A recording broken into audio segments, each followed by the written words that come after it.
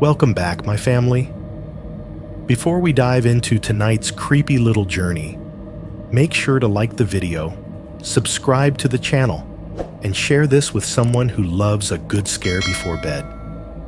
I would love to know where you are watching from and what time it is for you right now.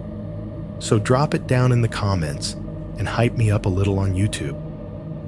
Now, get comfortable, dim the lights, and let us step into tonight's story. You know that happy little jingle ice cream trucks play? Now imagine hearing it at 2:17 a.m. in the rain with no kids outside and a rock hitting your 7-year-old niece's window from the dark. That's when I finally looked, and I wish to God I hadn't. I am not sending this to one of those creepy story channels because I think it will get me famous. I'm sending it because I need this memory to live somewhere that is not just my head. My name does not really matter.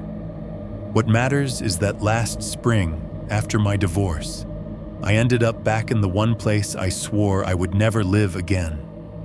A quiet cul-de-sac in Aurora, Colorado, sleeping on my sister's lumpy couch, pretending my life was not completely falling apart. If you have ever stayed with family after your life blew up, you know the routine. You wake up to the smell of someone else's coffee, the sound of someone else's shower, the local news murmuring from a TV you did not turn on. You step around little shoes that are not yours. You keep telling everyone, and yourself, it's just temporary. That was my life. Every morning at 6, the furnace would kick on with that hollow metal boom. The kitchen light would flick on, and I would stumble downstairs to help my sister get her daughter, Mia, ready for school. 7 years old. Pink backpack, unicorn rain boots, hair that never stayed in a ponytail for more than 10 minutes. I clung to that little routine more than I will probably ever admit in person. Walking her to the corner for the bus, watching her climb the steps, waving back at her through the fogged-up window. It was the only part of my day that felt stable. The rest was just job applications and awkward small talk and pretending I was not a 30-something man living in someone else's guest room. And then, right as the snow started to melt and the grass in the front yards turned from dead brown to patchy green, I noticed it. An ice cream truck. Not in June, when kids are out, and the air smells like barbecue and sunscreen. In March, in 40-degree weather, at 6:40 in the morning. The first time I saw it, it was parked way down on the main road, just close enough for me to read the faded Fun Time Frozen Treats logo peeling off the side. No music, no lights, no kids. Just a white van idling in the gray morning, exhaust curling into the cold air. I told myself it was nothing. A delivery truck. Some guy cutting through the neighborhood. Anything but what it looked like. But it kept showing up. Different spots. Different days. Always in that same window of time when Mia and I would be outside waiting for the bus. When my sister was distracted packing lunches and my brother-in-law was already on I-225 in his work truck. It was like the van was learning our schedule. I did not start to feel genuinely afraid until the night I heard that jingle. It was late. 2:17 a.m., according to the green numbers on the stove clock. The house was dark, except for the dim light over the sink. Rain tapped a steady, nervous rhythm against the siding. The TV was on mute, screensaver bouncing around. I was lying on the living room couch, half asleep, when the refrigerator compressor kicked off and the whole house dropped into this heavy, wet silence. And in that silence, from somewhere out on the street, I heard it. That happy little ice cream song. Not loud, not clear. Just a warped, off-key melody floating through the rain, so out of place at that hour that, for a second, my brain refused to identify it. Then something clicked softly against glass upstairs. One tiny tap, then another. Like someone tossing pebbles at a bedroom window. At my niece's bedroom window. I remember sitting up so fast my neck cracked. The remote slid off my chest and hit the floor. The house felt wrong. Too quiet, too still. Every hum of the appliances suddenly gone. Like the whole place was holding its breath with me. I wish I could tell you I stayed where I was and called the police right then. I wish I could tell you I did the smart thing, the safe thing. But that is not what this story is. This story starts the moment I got off that couch, crossed the living room in my socks, and decided to look. 1.1. Moving back to suburbia. If you are hearing this on some horror channel, you probably expect me to start with the night everything went wrong. The truth is, the night itself only makes sense if you know how low I already was when that van showed up. So this part is not about blood or screaming. It is about me, 29 years old, freshly divorced, unemployed, and dragging my life back to a quiet cul-de-sac in Aurora, Colorado like a trash bag I did not have the courage to throw away. I had sworn I would never move back to the suburbs. Not after I left for Denver, not after I married, certainly not after I got my first office job with a real salary and benefits. All the cliches. But when my ex-wife finally looked at me across our kitchen table and told me she was done, that we were done, and my boss regretted to inform me 2 weeks later, that same cul-de-sac became the only place I could land without sleeping in my car. South Piccadilly Street is not the kind of road anything dramatic happens on. It hangs off one of those big arteries like a forgotten branch, looping around into a neat little circle of beige houses, trimmed lawns, and plastic basketball hoops that never quite stand straight. My sister Rachel and her husband Tom bought a place there when the market was still reasonable. 3 bedrooms, 2.5 baths, attached garage, unfinished basement that smelled like concrete and laundry detergent. They called it modest. To me, dragging my suitcases in under their porch light that first night, it looked like a hotel I had booked for too long. Spring in Aurora does not arrive all at once. It peels off winter in layers. The first week I was there, the snow finally started to melt.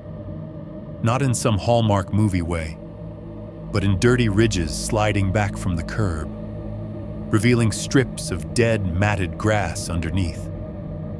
Ice clung stubbornly to the edges of mailboxes and the bottoms of the downspouts. At 6 in the morning, when Rachel's alarm went off, the sky was still that flat, heavy gray that makes you feel like the sun forgot your zip code. I got to know those mornings very well. The house would wake up in pieces. First, the furnace, a hollow metallic thump from the basement, followed by the low, dry sigh of hot air moving through old ducts. Then, the kitchen. The coffee maker Rachel had owned since college made this faint, burning smell every time it kicked on, like someone had left toast in too long 3 days ago, and the memory was still stuck in the plastic. The overhead light above the kitchen island was a harsh, humming strip that turned the countertop into a pale sheet of glare. Out in the living room, the TV would switch itself on to CNN at a preset volume, the ticker crawling along the bottom with disasters from other places. No one really watched it. It was just noise, something for the house to wear while everyone pretended they had somewhere important to be. Rachel moved fast in the mornings. She would stand in front of the mirror over the sink, half doing her makeup, half answering work emails on her phone. The hairdryer in the bathroom would roar to life and drown out the newscaster's voice for a few seconds at a time. Tom, already halfway into his work shirt, would stomp down the stairs, kiss Mia on the head, grab whatever breakfast bar was closest to the edge of the counter, and head for the garage.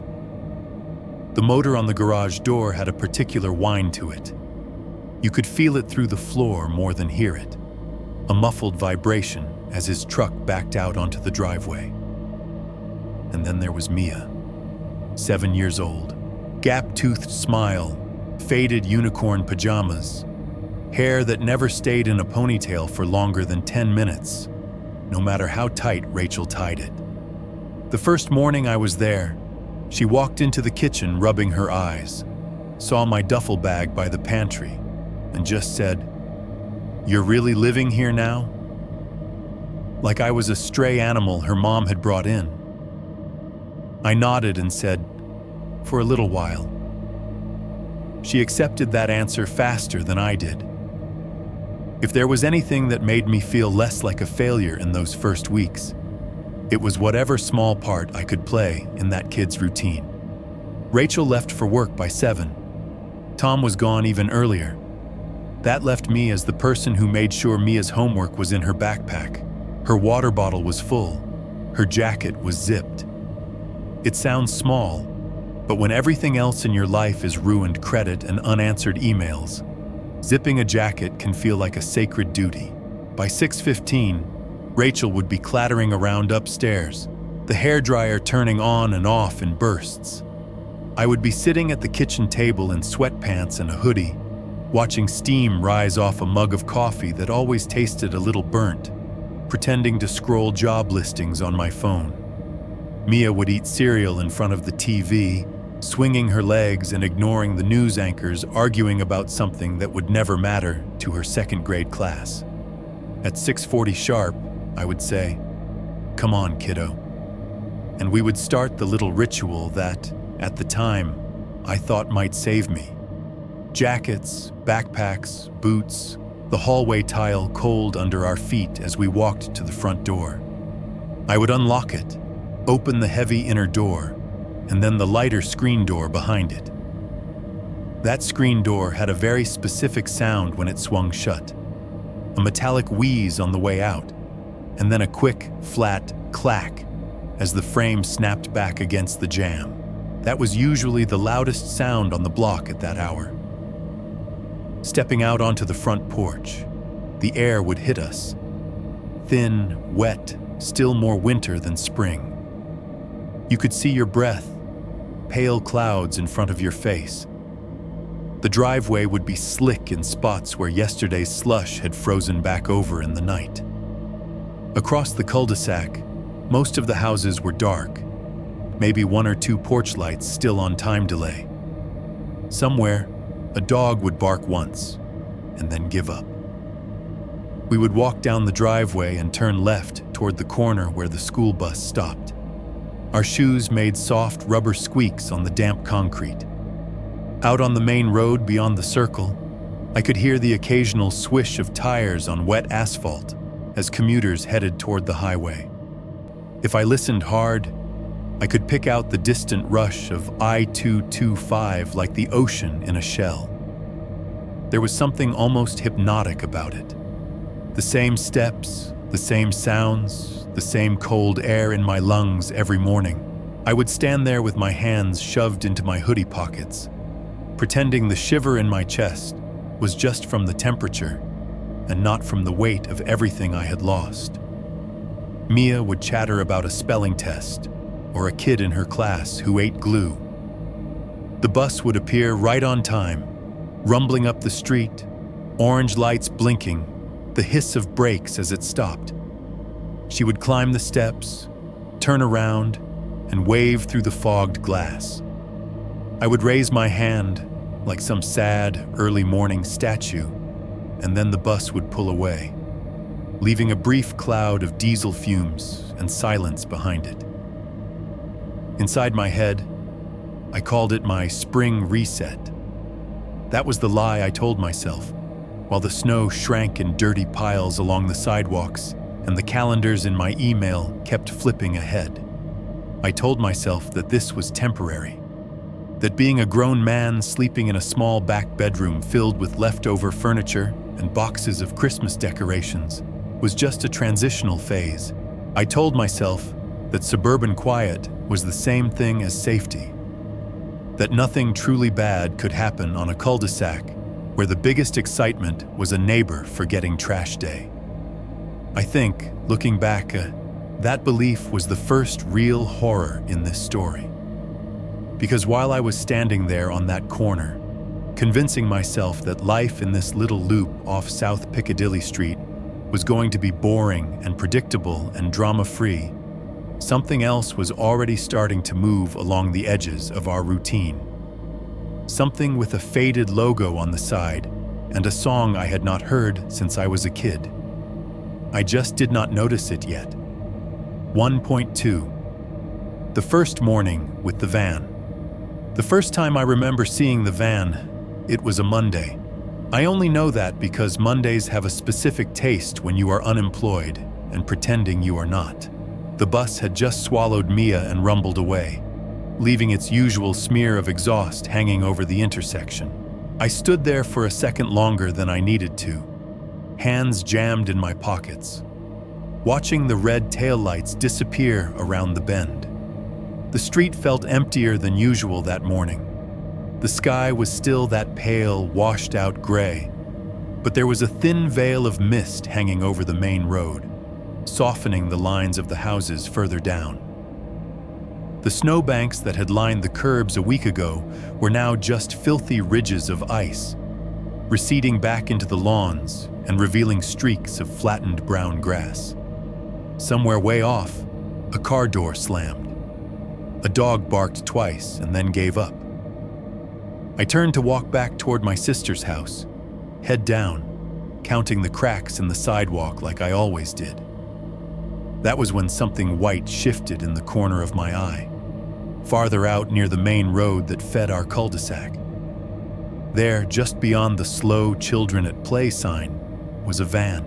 Not a brand new delivery truck, not one of the Amazon blue-gray things that had become part of the scenery, but an old, tired panel van sitting along the curb like it had been dropped there and forgotten. I slowed without really deciding to, my brain cataloging details before I even admitted I was curious. It was white originally, or meant to be, but there were streaks of rust blooming along the seams and around the wheel wells. Faded decals clung to the sides. Cartoon popsicles with little smiling faces, balloons, the outline of a cone. Over all of it, in letters that had once been bright red and yellow, was a name: Fun Time Frozen Treats. The letters were sun-bleached to the color of old ketchup and mustard peeling at the corners. One of the popsicles had lost half of its smile. If you have ever seen a real ice cream truck in the middle of a busy July afternoon, you know the vibe they give off. Loud music, bright colors, kids swarming around it. The whole thing buzzing with movement and sugar. This van had the same costume, but none of the life.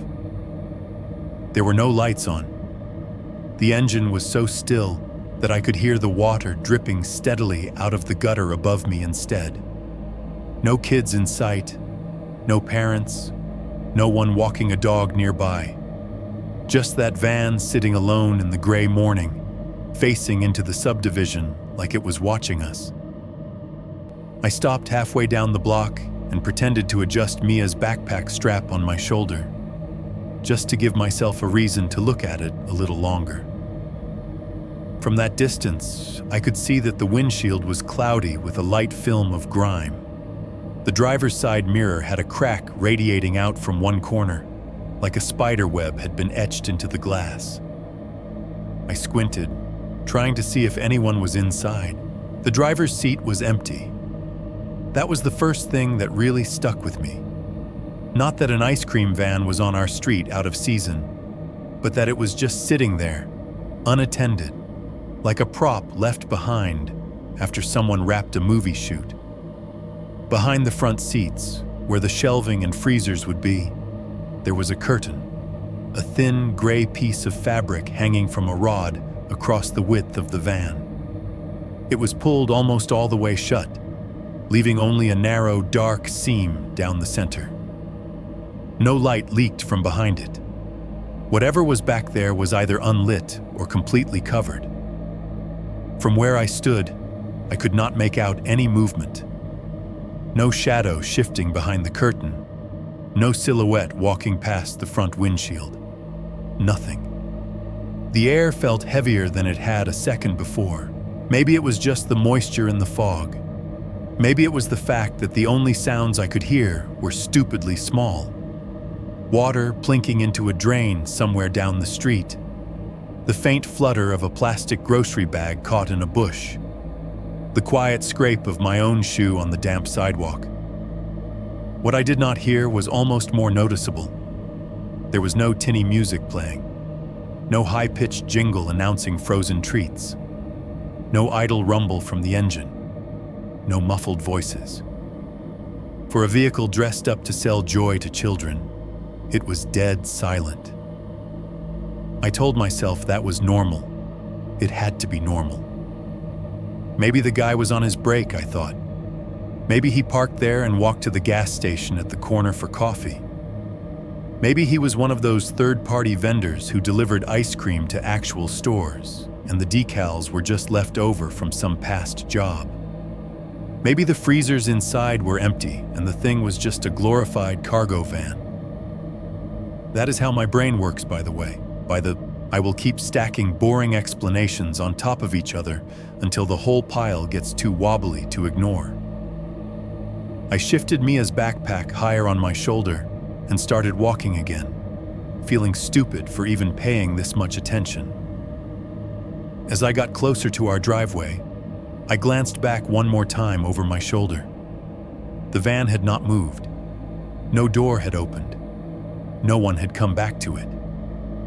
It sat there like a photograph taped into the morning. I remember telling myself this was the most boring explanation, so it had to be the true one. I would write later. Standing there, though, what I actually thought was something even lazier. It's probably nothing. You're just looking for weirdness because the rest of your life is so painfully normal right now. By the time I reached our front steps, my rational brain had already started scolding the anxious part of me. It is March, I told myself. Maybe this guy is getting a head start on scouting neighborhoods for summer. Maybe he lives around here and this is just where he parks before heading out. Maybe. I pulled open the screen door and let it snap shut behind me with that familiar metal clack. Inside, the house was warm and smelled like coffee and toast again, the TV still murmuring in the living room. Rachel was in the hallway mirror, fixing her eyeliner. She caught my eye in the reflection. "How was drop-off?" she asked, not really waiting for an answer. "Fine," I said, kicking my shoes onto the mat.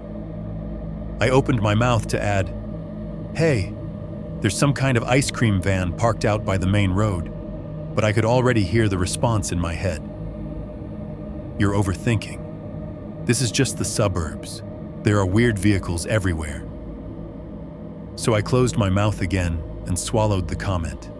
It did not feel important enough to mention, not compared to the other things I should have been worrying about. My resume, my dwindling savings, the fact that my ex had probably already rearranged our old apartment in a way that erased all trace of me. I went to the sink, rinsed out my mug, and pretended to read a job alert email on my phone.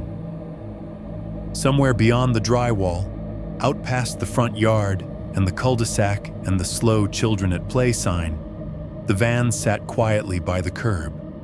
No jingle, no kids, no sound, but the wind brushing past the speed limit 25 sign, making it shiver just slightly on its metal post. If I had stepped back outside just then, maybe I would have noticed that the curtain behind the driver's seat wasn't just hanging still. Maybe I would have seen it shift, just once, like someone inside had leaned closer to the windshield to watch which house I went into. 1.3. Realizing it wasn't just one random van. For a couple of days after that Monday, I tried very hard not to think about the van. That is something I am good at, by the way. Ignoring the one thing that feels wrong and focusing on all the other little tasks that make you look functional. I filled out applications. I refreshed my email. I cleaned up the kitchen like I was auditioning for a commercial. But the mornings did not care about whatever lies I told myself. They just kept happening, one after another, pulling me back out to that same corner at the same time, with the same 7-year-old hand in mine.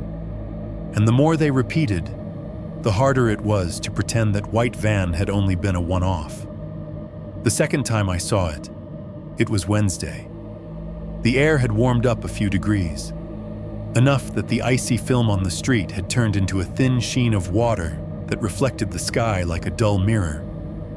When the bus took Mia and the last kid from the cul-de-sac, I gave my usual half wave and turned to head home. And there it was.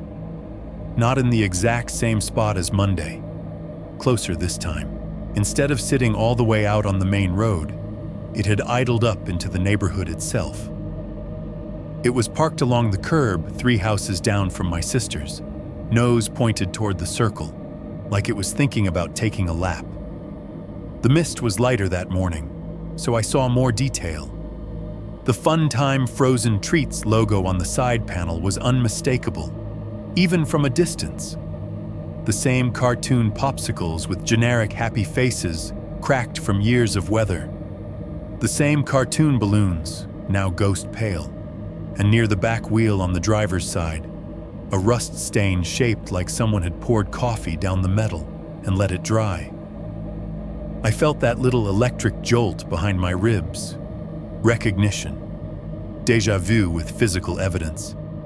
I slowed my walk and did that thing where you pretend to look at something else. My eyes flicked over a recycling bin, a patch of dead shrubs, a mailbox leaning a little too far to one side. And then they slid back to the van. Same crack in the side mirror, same little dent halfway down the sliding door, a fist-sized dimple in the metal, as if someone had hit it once, hard, and never bothered to fix it. None of those were factory features. Those were scars, and this was the same body. The driver's seat looked empty again. From where I stood, the windshield just showed a gray wash of smudged glass and the vague outline of a steering wheel. The curtain behind it was pulled almost completely closed this time. No gap down the middle. Just a rectangle of dingy fabric cutting off the back of the van from view. I waited for some external explanation to arrive. Another car pulling up. A neighbor walking out to talk to a guy they obviously knew. A delivery worker emerging with a clipboard. Anything. Nobody came. No door opened. No sound came from the van at all. The only thing I heard was a light breeze pushing through the bare branches of the one tree in our front yard, and the soft hiss of a car way out on the arterial road beyond the subdivision. It's nothing, I told myself, turning up our driveway. Same guy, same route. Maybe this is just where he likes to stop for a break. The third time I saw it, my brain stopped cooperating with that theory. That was Friday. By then, our little ritual had become muscle memory. Jacket, backpack, screen door, cold air, sidewalk. We walked to the corner. I made eye contact with the same bus driver, gave the same tired nod, watched the same door fold shut behind the same small body. As the bus slipped out of sight, I did something I had not done the first week. I turned slowly in a half circle, scanning the streets, like I was looking for someone I knew. The van was not in front of the house 3 doors down. It was not on the main road where I had first seen it. For a moment, I felt that embarrassing mix of relief and confusion. Maybe he had moved on. Maybe the guy had finally found a better neighborhood with richer kids and fewer suspicious adults. Then my eyes drifted past the entrance to our circle, where a narrow strip of asphalt ran along a line of scrubby pines and a drainage ditch. You do not normally look there. It is not part of the mental map. It is the place dogs pee during walks and kids cut through when they are in a hurry. All I could see of the van from that angle was its rear end. The same boxy silhouette, the same rust spots freckling the bumper, the same faded clamshell of the back doors, one of them slightly misaligned, leaving a thin black seam of shadow down the middle. It was tucked just far enough behind the stand of trees that, if you were not already thinking about it, you would have written it off as some random contractor's vehicle parked for the day. I stood there on the corner with my hands in my pockets, feeling like I had been here before and will be here again, stuck in a loop with this thing. Same van, different spot, same hour. The word pattern floated up in my mind. I did not like that word. Patterns demand explanations. They make you either trace them to a cause or admit you are in over your head. That afternoon, later than usual, Rachel brought it up first. We were both in the kitchen. She was rinsing out Mia's lunchbox under the tap, and I was standing there pretending to read emails on my phone. The TV in the living room was showing footage of some storm in another state. The weather guy tracing its path with a bright green finger. "You saw that creepy ice cream van too, right?" she asked, casually, like she was asking if I'd noticed the recycling truck was late. "It's way too early in the year for that." The water in the sink hissed louder as she turned the tap up. I looked at her over the rim of my phone. "Yeah," I said, trying to sound unconcerned. "I've seen it around." She laughed once, short and sharp. "It pulled down past the cul-de-sac yesterday when I was backing out. Guy was just sitting there. No music, no nothing." She shook her head and snapped the lunchbox shut. "I swear, this neighborhood gets weirder every year." We both chuckled the way people do when something makes them uncomfortable, but not enough to do anything about it. Then we moved on. She asked about job applications. I lied and said there were a few promising ones. Neither of us mentioned the curtain or the lack of kids or the way the van seemed to orbit our corner of Aurora like it had been given specific coordinates. But I wrote the moment down in my head. Her exact words, her tone, the fact that she had noticed it too. It is one thing to tell yourself you are paranoid. It is another to know someone else's brain caught the same glitch in the environment. That night, after Mia was in bed and Rachel had retreated upstairs with a glass of wine, Tom called me out to the garage. He was standing on a step stool, fiddling with something above the garage door. "Check this out," he said, grinning. "Finally got around to putting a ring cam in. Porch pirates are not stealing my Amazon crap this spring." A small black camera was now mounted in the upper corner of the garage exterior, angled down toward the driveway and the street beyond.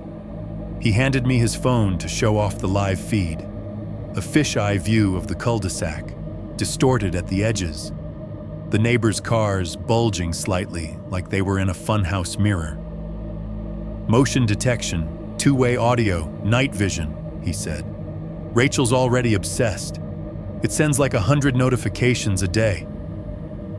He went back to adjusting the angle while I tapped through the app. It was intuitive enough that even someone in my foggy state could figure it out. Live view, event history, settings. Under history, there was a scrollable list of little thumbnails with timestamps labeled motion front yard or motion driveway.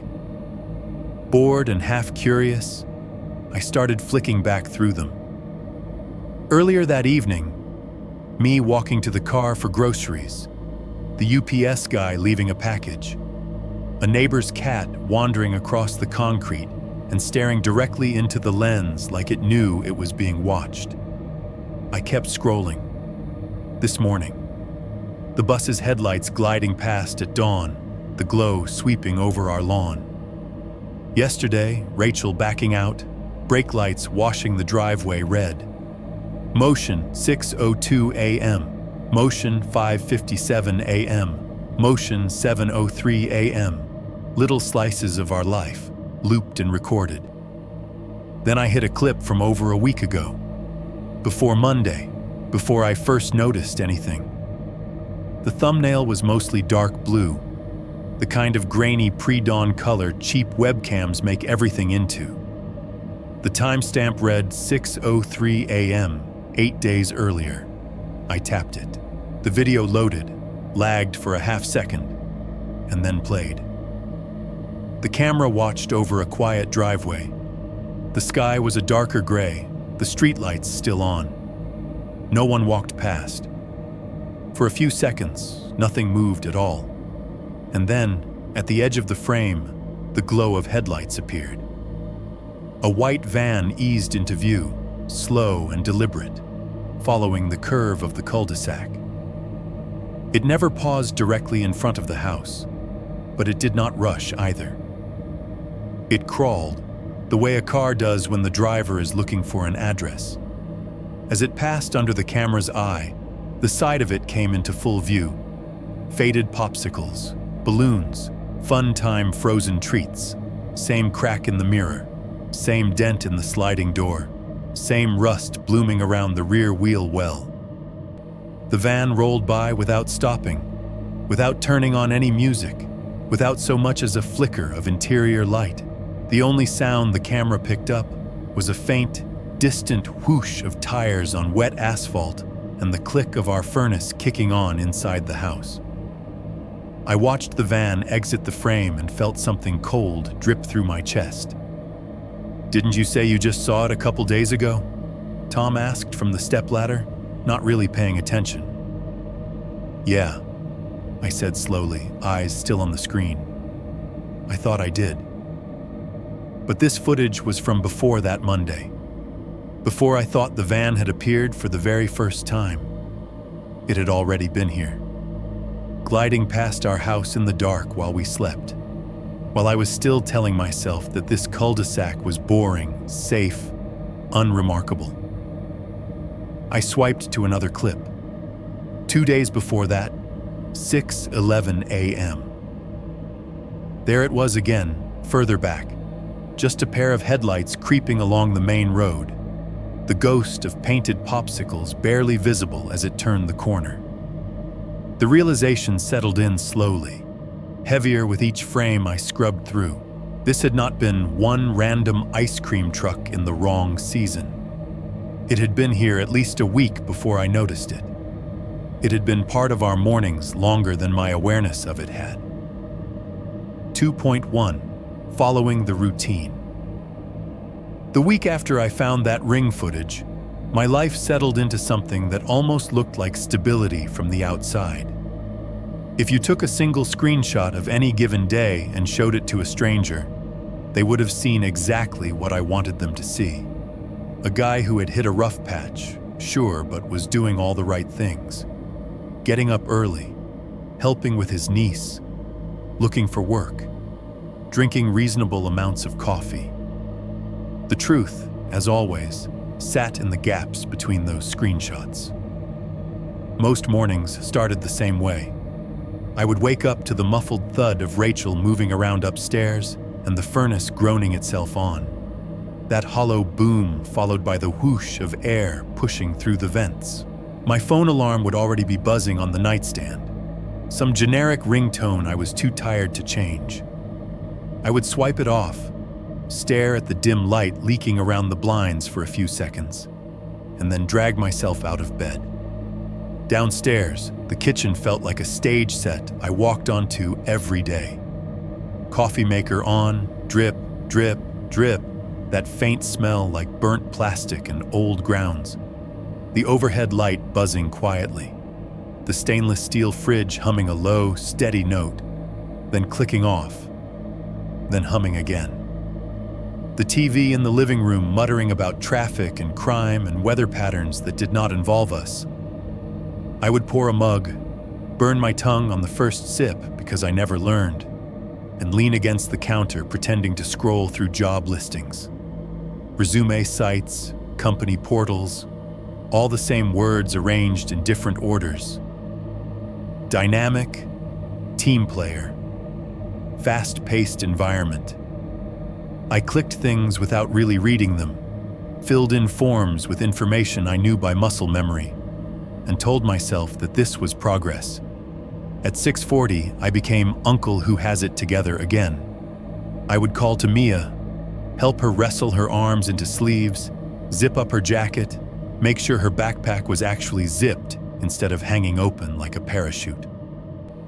We would step out the front door, the screen door giving that familiar clack, and walk to the corner. The bus would arrive. The bus would leave. I would stand there a moment longer than necessary, eyes scanning automatically for a white shape along the main road. Most days that week, it was there.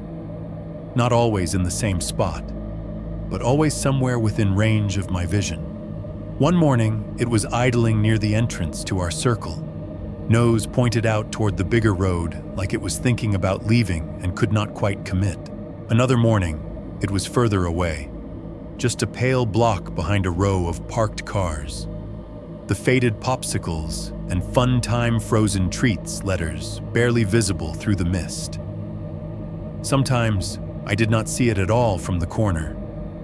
But when I went back inside and past the kitchen window, there it would be, gliding along the main road at an impossible crawl, like the driver had forgotten which pedal was which.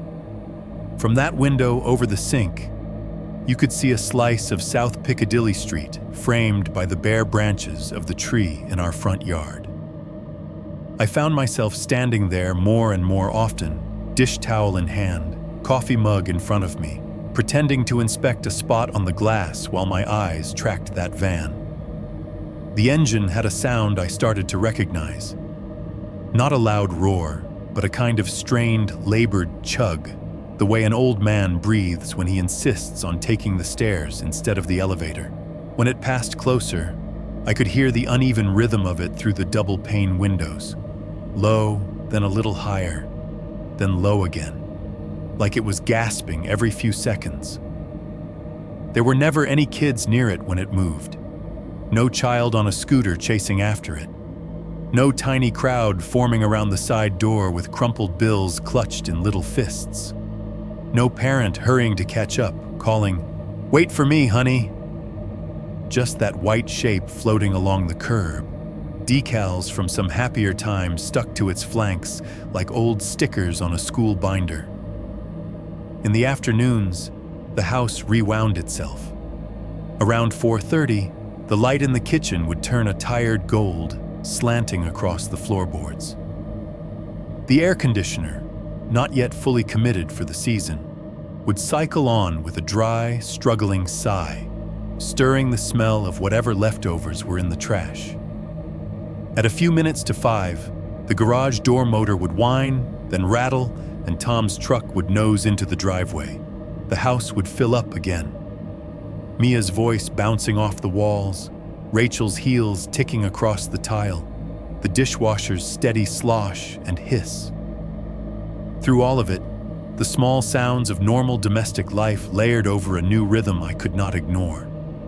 Every day or two, somewhere between 6:40 and 7:10 in the morning, and again randomly in the late afternoon, that van would be in the picture. Sometimes close, sometimes just a suggestion of movement behind the trees, but always there. I started to time it without meaning to. I would be at the table, laptop open to a job site, fingers tapping keys more for the noise than the content, when a faint thrum would press in at the edge of hearing. The fridge would be humming, the AC unit would be rattling, CNN would be listing off the stock market. And under all that, like a bass line no one had invited, there would be the drag of an engine working harder than it should. On Wednesday of that second week, the paranoia and the boredom teamed up and convinced me that going for a walk counted as exercise. After the bus pulled away and Mia's pink backpack disappeared into the morning, I did not head straight back to the house.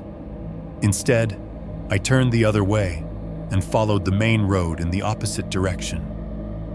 The air bit at my cheeks, but the sun was finally bothering to show up, pale and tired as it was. My shoes made soft, sticky sounds on the damp pavement.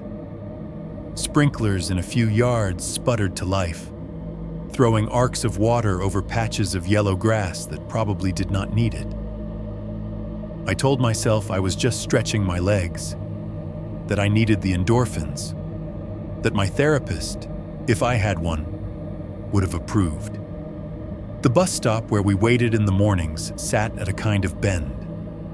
Just past it, the sidewalk widened slightly, creating a little pull-off where kids could sit on their scooters and parents could huddle with coffee mugs on colder days. Beyond that was a run of houses that all looked just different enough to keep the HOA from complaining. As I neared that wider section of sidewalk, I heard it.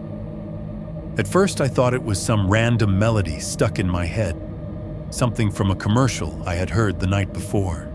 A few high, tinkling notes stitched together in a tune that felt embarrassingly familiar. It took my brain a few seconds to realize the music was not inside my skull. It was coming from the street. The jingle of the ice cream truck is one of those sounds that burrows into your memory when you are small and never fully leaves. Even slowed down, even warped by cheap speakers, it hits the same part of your brain that remembers the smell of cut grass and hot asphalt on bare knees. This version was wrong. The notes were there, but they were slightly off-key, as if someone had recorded the original on a cassette player and then let it sit in a hot car all summer. The melody would climb and then stutter, a tiny skip like a scratched CD. The volume kept dipping up and down, not in a natural fade, but in jerks, as if whoever controlled it was flicking a dial back and forth with their fingers. I felt the hair rise along the back of my neck before I even looked up. The van was creeping toward me from further down the road, taking its time. The Fun Time Frozen Treats letters smiled their faded fake smiles. The sun hit the windshield at an angle that made it a sheet of glare, hiding whatever was behind it. I stopped at the widened part of the sidewalk and pretended to check my phone.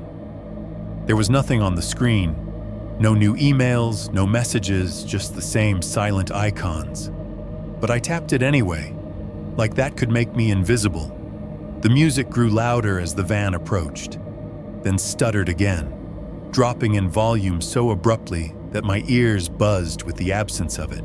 For a second, all I could hear was the grind of the engine and the faint hiss of the tires on the damp pavement. When the van drew level with me, the jingle cut out entirely.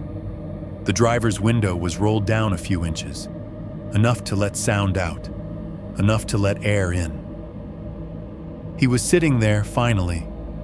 He looked like someone you might overlook in a grocery store aisle if you were in a hurry.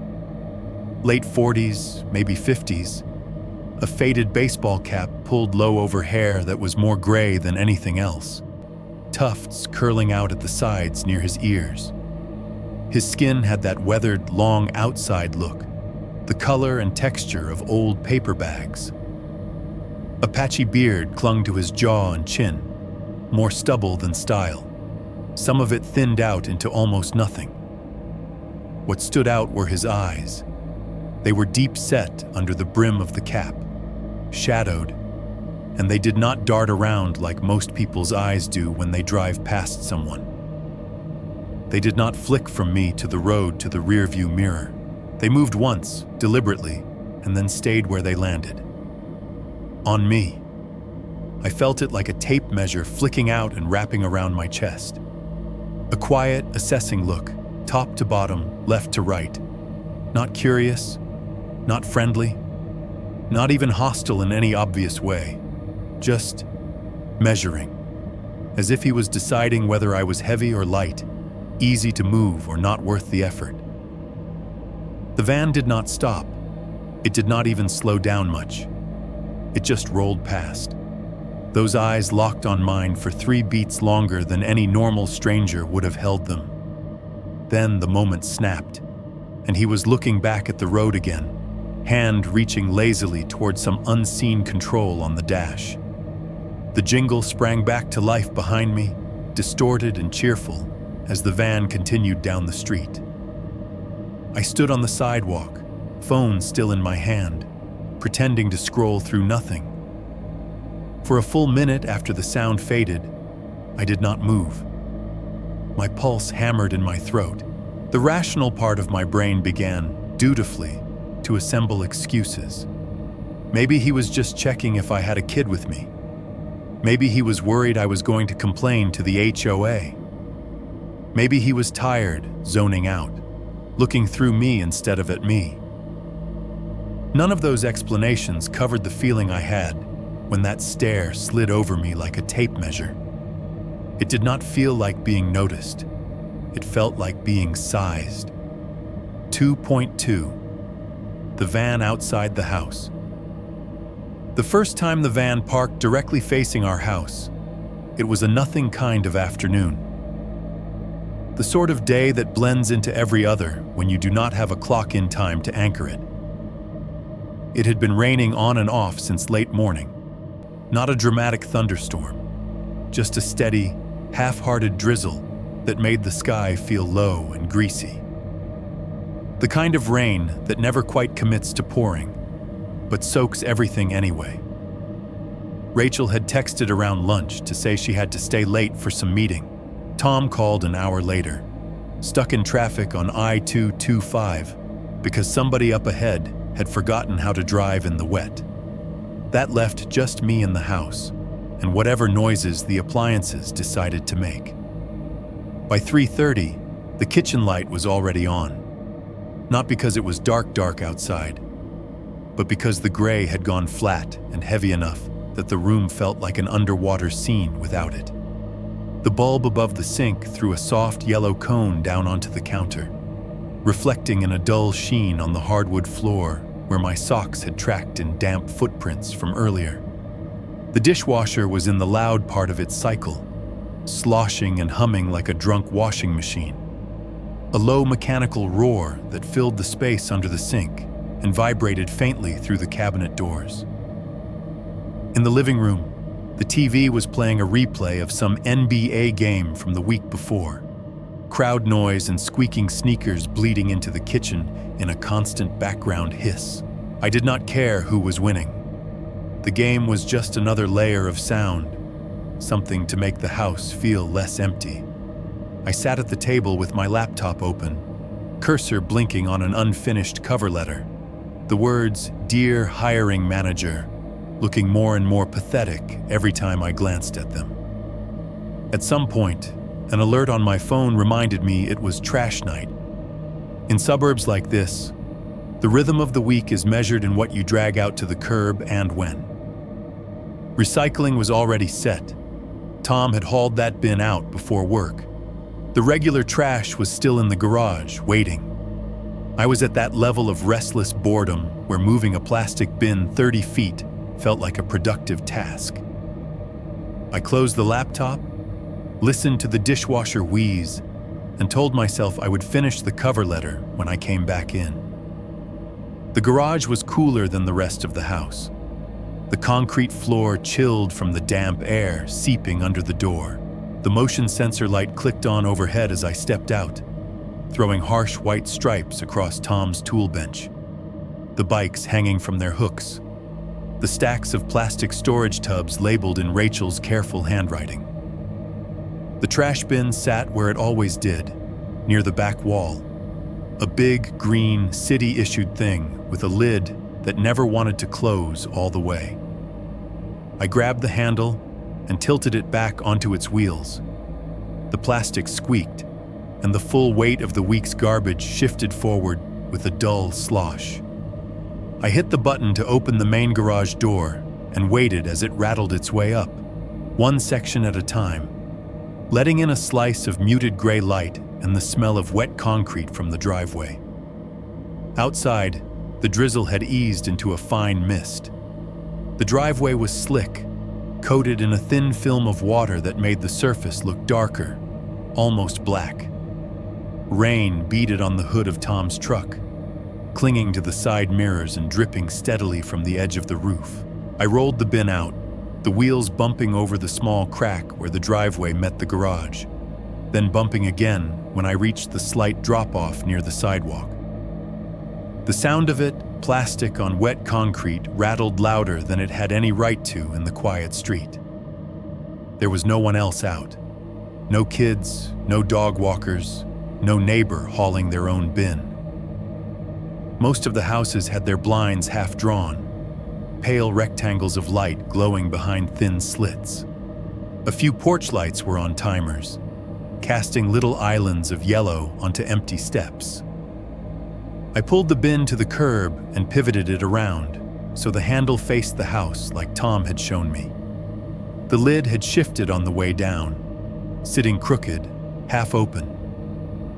I reached up to straighten it. That was when I heard it, the sound that had started to etch itself into my nerves over the last week. Not the jingle this time, the engine. It was faint at first, just a low vibration under the general hum of rain and distant highway, but it felt familiar. There is a certain quality to some engines when they are old and tired and too big for their own good. A kind of uneven breath, a cough held just under the surface. I froze with my hand on the lid and listened. The dishwasher hummed on the other side of the wall behind me. The game on the TV let out a burst of crowd noise as someone scored. Above all that, from somewhere just beyond the mouth of the cul-de-sac, came that strained, chugging rhythm, like a diesel that needed a tune-up, but was being asked to make one more run. I turned my head toward the main road. The Fun Time Frozen Treats van was there. It had taken up a position on the straight stretch of pavement directly opposite the entrance to our circle. Not moving, just parked, nose pointed squarely at our little cluster of houses, like it was at the edge of a driveway that did not quite exist. From where I stood at the curb, I could see almost the entire profile of it. Same washed-out white sides, same faded stickers. The words on the panel looked even more tired in the weak afternoon light, the cartoon popsicles flaking down to bare metal in spots. The rear wheel well was ringed with rust like a disease. The engine was still running when I first looked up, a soft, low shudder making the hood tremble slightly. As I watched, the sound tapered off, coughing once, then dying into silence. The van gave a tiny shake, as if exhaling, and then stilled completely. No music played, no jingle, no cheery melody to excuse its presence. Just the smell of exhaust slowly thinning in the damp air. I kept my hand on the trash lid longer than necessary, fingers pressing into the damp plastic. It gave me a reason to stand there, a prop, something that made it look from a distance like I had something to do besides stare. The windshield was darker from this angle, a gray mirror reflecting back the pale sky and the faint outline of the houses behind me. Where the driver sat, all I could see at first was my own ghost image distorted across the glass. Then my eyes adjusted. The inside of the cabin was cluttered in a way that was hard to parse at a distance. Sun visors down, something dangling from the rearview mirror. Stickers, maybe, or flyers, pasted along the top of the windshield from the inside. One in particular, a faded rectangle of red and blue, sat right at eye level, making it impossible to see the driver's face clearly. I did not need to see his face to know he was there. Beneath that strip of stickers, in the gap between the edge of the paper and the dashboard, there was a shape, a darker oval where a head would be. The slightest suggestion of shoulders shifting once, then settling. Not big movements, not enough to be obvious. Just the kind of minimal motion a person makes when they adjust their weight in a seat and then decide to sit very, very still. The curtain separating the cab from the back was closed all the way now. A flat plane of gray fabric, no visible gap. If there were freezers behind it or shelves of ice cream, or anything at all, I could not tell. I stared longer than I should have, trying to decide if I was being dramatic. Maybe he had just pulled over to check his phone. Maybe he was waiting out the rain. Maybe he had no idea this happened to be in line with our driveway, and it was just the most convenient spot. Except, I knew what the view from that windshield looked like. A week of Ring footage had shown me. From where he was parked, the van had a perfect angle on our cul-de-sac, on our front door.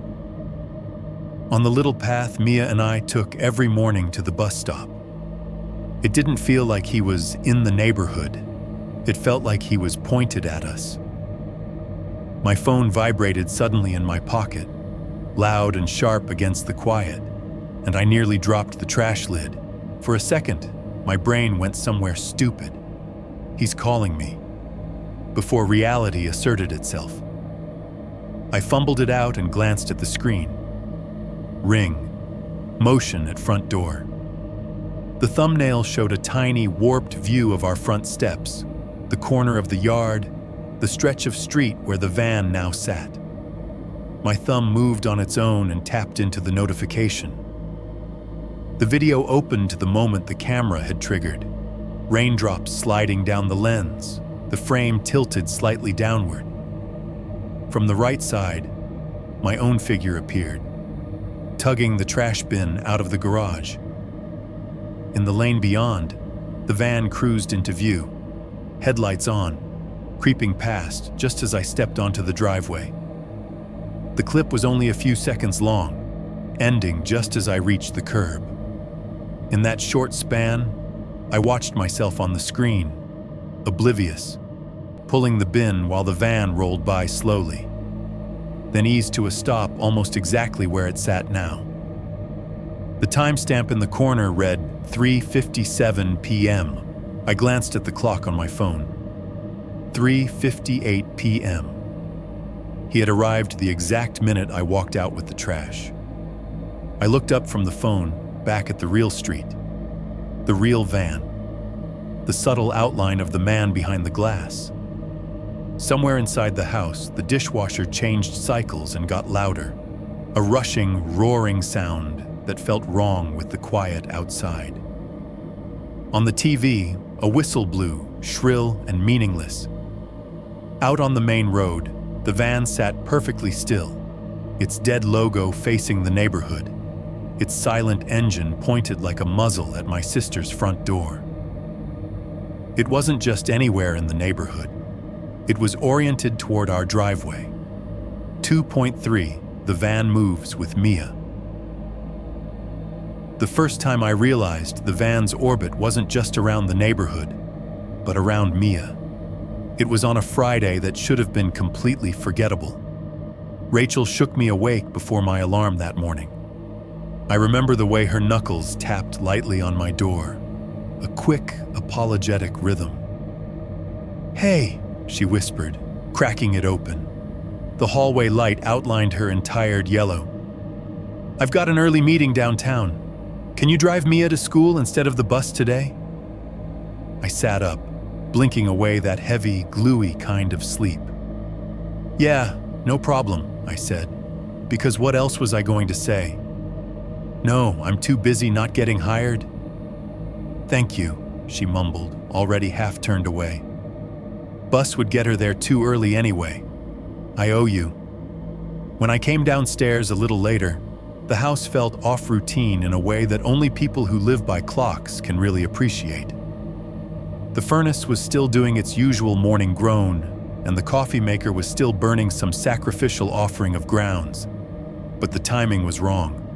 Rachel was already in her blazer, keys in hand, mascara half done, pacing between the kitchen island and the front door. Mia sat at the table in her school clothes, swinging her legs, hands wrapped around a travel mug Rachel had filled with hot cocoa instead of the usual juice. The smell of chocolate and marshmallow powder drifted up, sweeter and heavier than anything I normally woke up to. "You get to be fancy today," I told her, tapping the lid. "Chauffeur service instead of the bus." She grinned. "Can we listen to my songs in the car?" "Your songs," I said. "Got it." I tried to make my voice light, but there was that familiar knot in my chest again.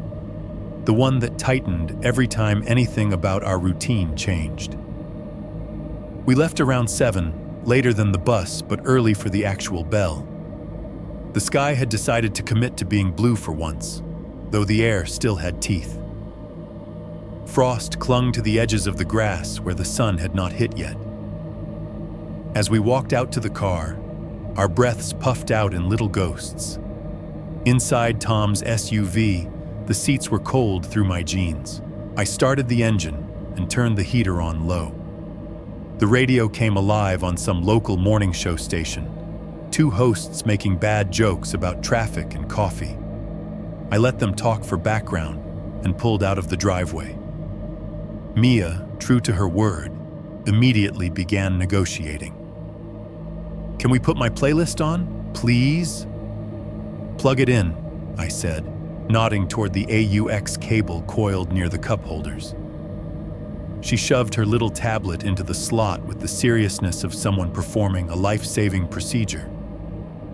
A second later, some bright, overproduced pop song replaced the radio banter, all claps and synth and a singer who sounded too awake for that hour. The smell of her cocoa filled the car. Sweet, slightly artificial chocolate. Warm against the colder smell of vinyl and old fast food wrappers I kept promising Rachel I would throw away. Mia fidgeted with her seatbelt, threading her fingers in and out of the strap, humming along to lyrics I did not know. The route to her school did not pass the corner where we usually saw the van. That was part of why I felt a little looser as we drove. We turned the opposite direction at the end of the cul-de-sac, taking a side street that wound past a small park and a cluster of townhomes with identical porches and differently desperate decorations. We rolled through the first stop sign, then the second. At the third, near a row of attached garages with chipped paint, I hit the brakes and glanced both ways. That was when something at the edge of my vision tugged hard enough to pull my gaze. Down the intersecting street, maybe 4 or 5 driveways away, a white shape slipped past the gap between 2 townhomes and disappeared nose first into a private driveway. Just the tail end of it, just a few seconds. But it was enough. Even with only half the vehicle visible, my brain snapped the pieces together. The tired white paint, the flaking sticker of a popsicle with its little face half peeled off, the blocky shape of the rear bumper with a strip of rust along the bottom edge. The Fun Time van. It did not have its music on. There was no jingle riding the air toward us. No sound except my own turn signal clicking impatiently and Mia's song thumping through the car speakers. There was no banner proclaiming a school event. No sign on the side saying Field Day Treats or PTA fundraiser. It was just there, turning into a spot among other anonymous vehicles as if it belonged. I must have stared a second too long. "Uncle?" Mia said. "It's green." I looked up at the light, realized I had sat through the end of the red without moving, and pressed on the gas. The car rolled forward, leaving that glimpse behind, but my fingers tightened on the steering wheel. Maybe it was just coincidence, I told myself. School zones and ice cream trucks go together. Everybody knows that. Maybe he had a permit. Maybe he was dropping off stock for the cafeteria. Maybe. By the time we reached the school, I had forced my shoulders to relax. I maneuvered into the drop-off lane with the other cars, inching toward the curb while kids with backpacks too big for their bodies piled out onto the sidewalk. Teachers in reflective vests stood in the cold, directing traffic with bright orange wands like underpaid air traffic controllers. "I'll walk you up," I said, parking as close as I could. Mia unbuckled and grabbed her backpack, cocoa mug half empty in her hand. We stepped out into the thin sunlight and the smell of exhaust. The school loomed in front of us, a block of brick and glass with bluish reflections on the windows. I scanned the lot as we walked. Minivans, SUVs, a delivery truck with a grocery store logo on the side. No faded popsicles, no fun-time frozen treats. No suspicious white box lurking at the edge. For a few seconds, I let myself believe I had imagined that turn back at the townhomes, that my brain had seen white van and filled in the rest. I hugged Mia goodbye at the curb, watched her run to the entrance, her pink backpack bouncing. She turned once to wave before disappearing through the double doors. On the way back, I chose a different route, partly because traffic back toward the main road was terrible, partly because some stubborn corner of me wanted to prove something to myself. I turned left where I normally would have gone straight, taking a side street that wrapped behind the school. This part of the neighborhood was quieter.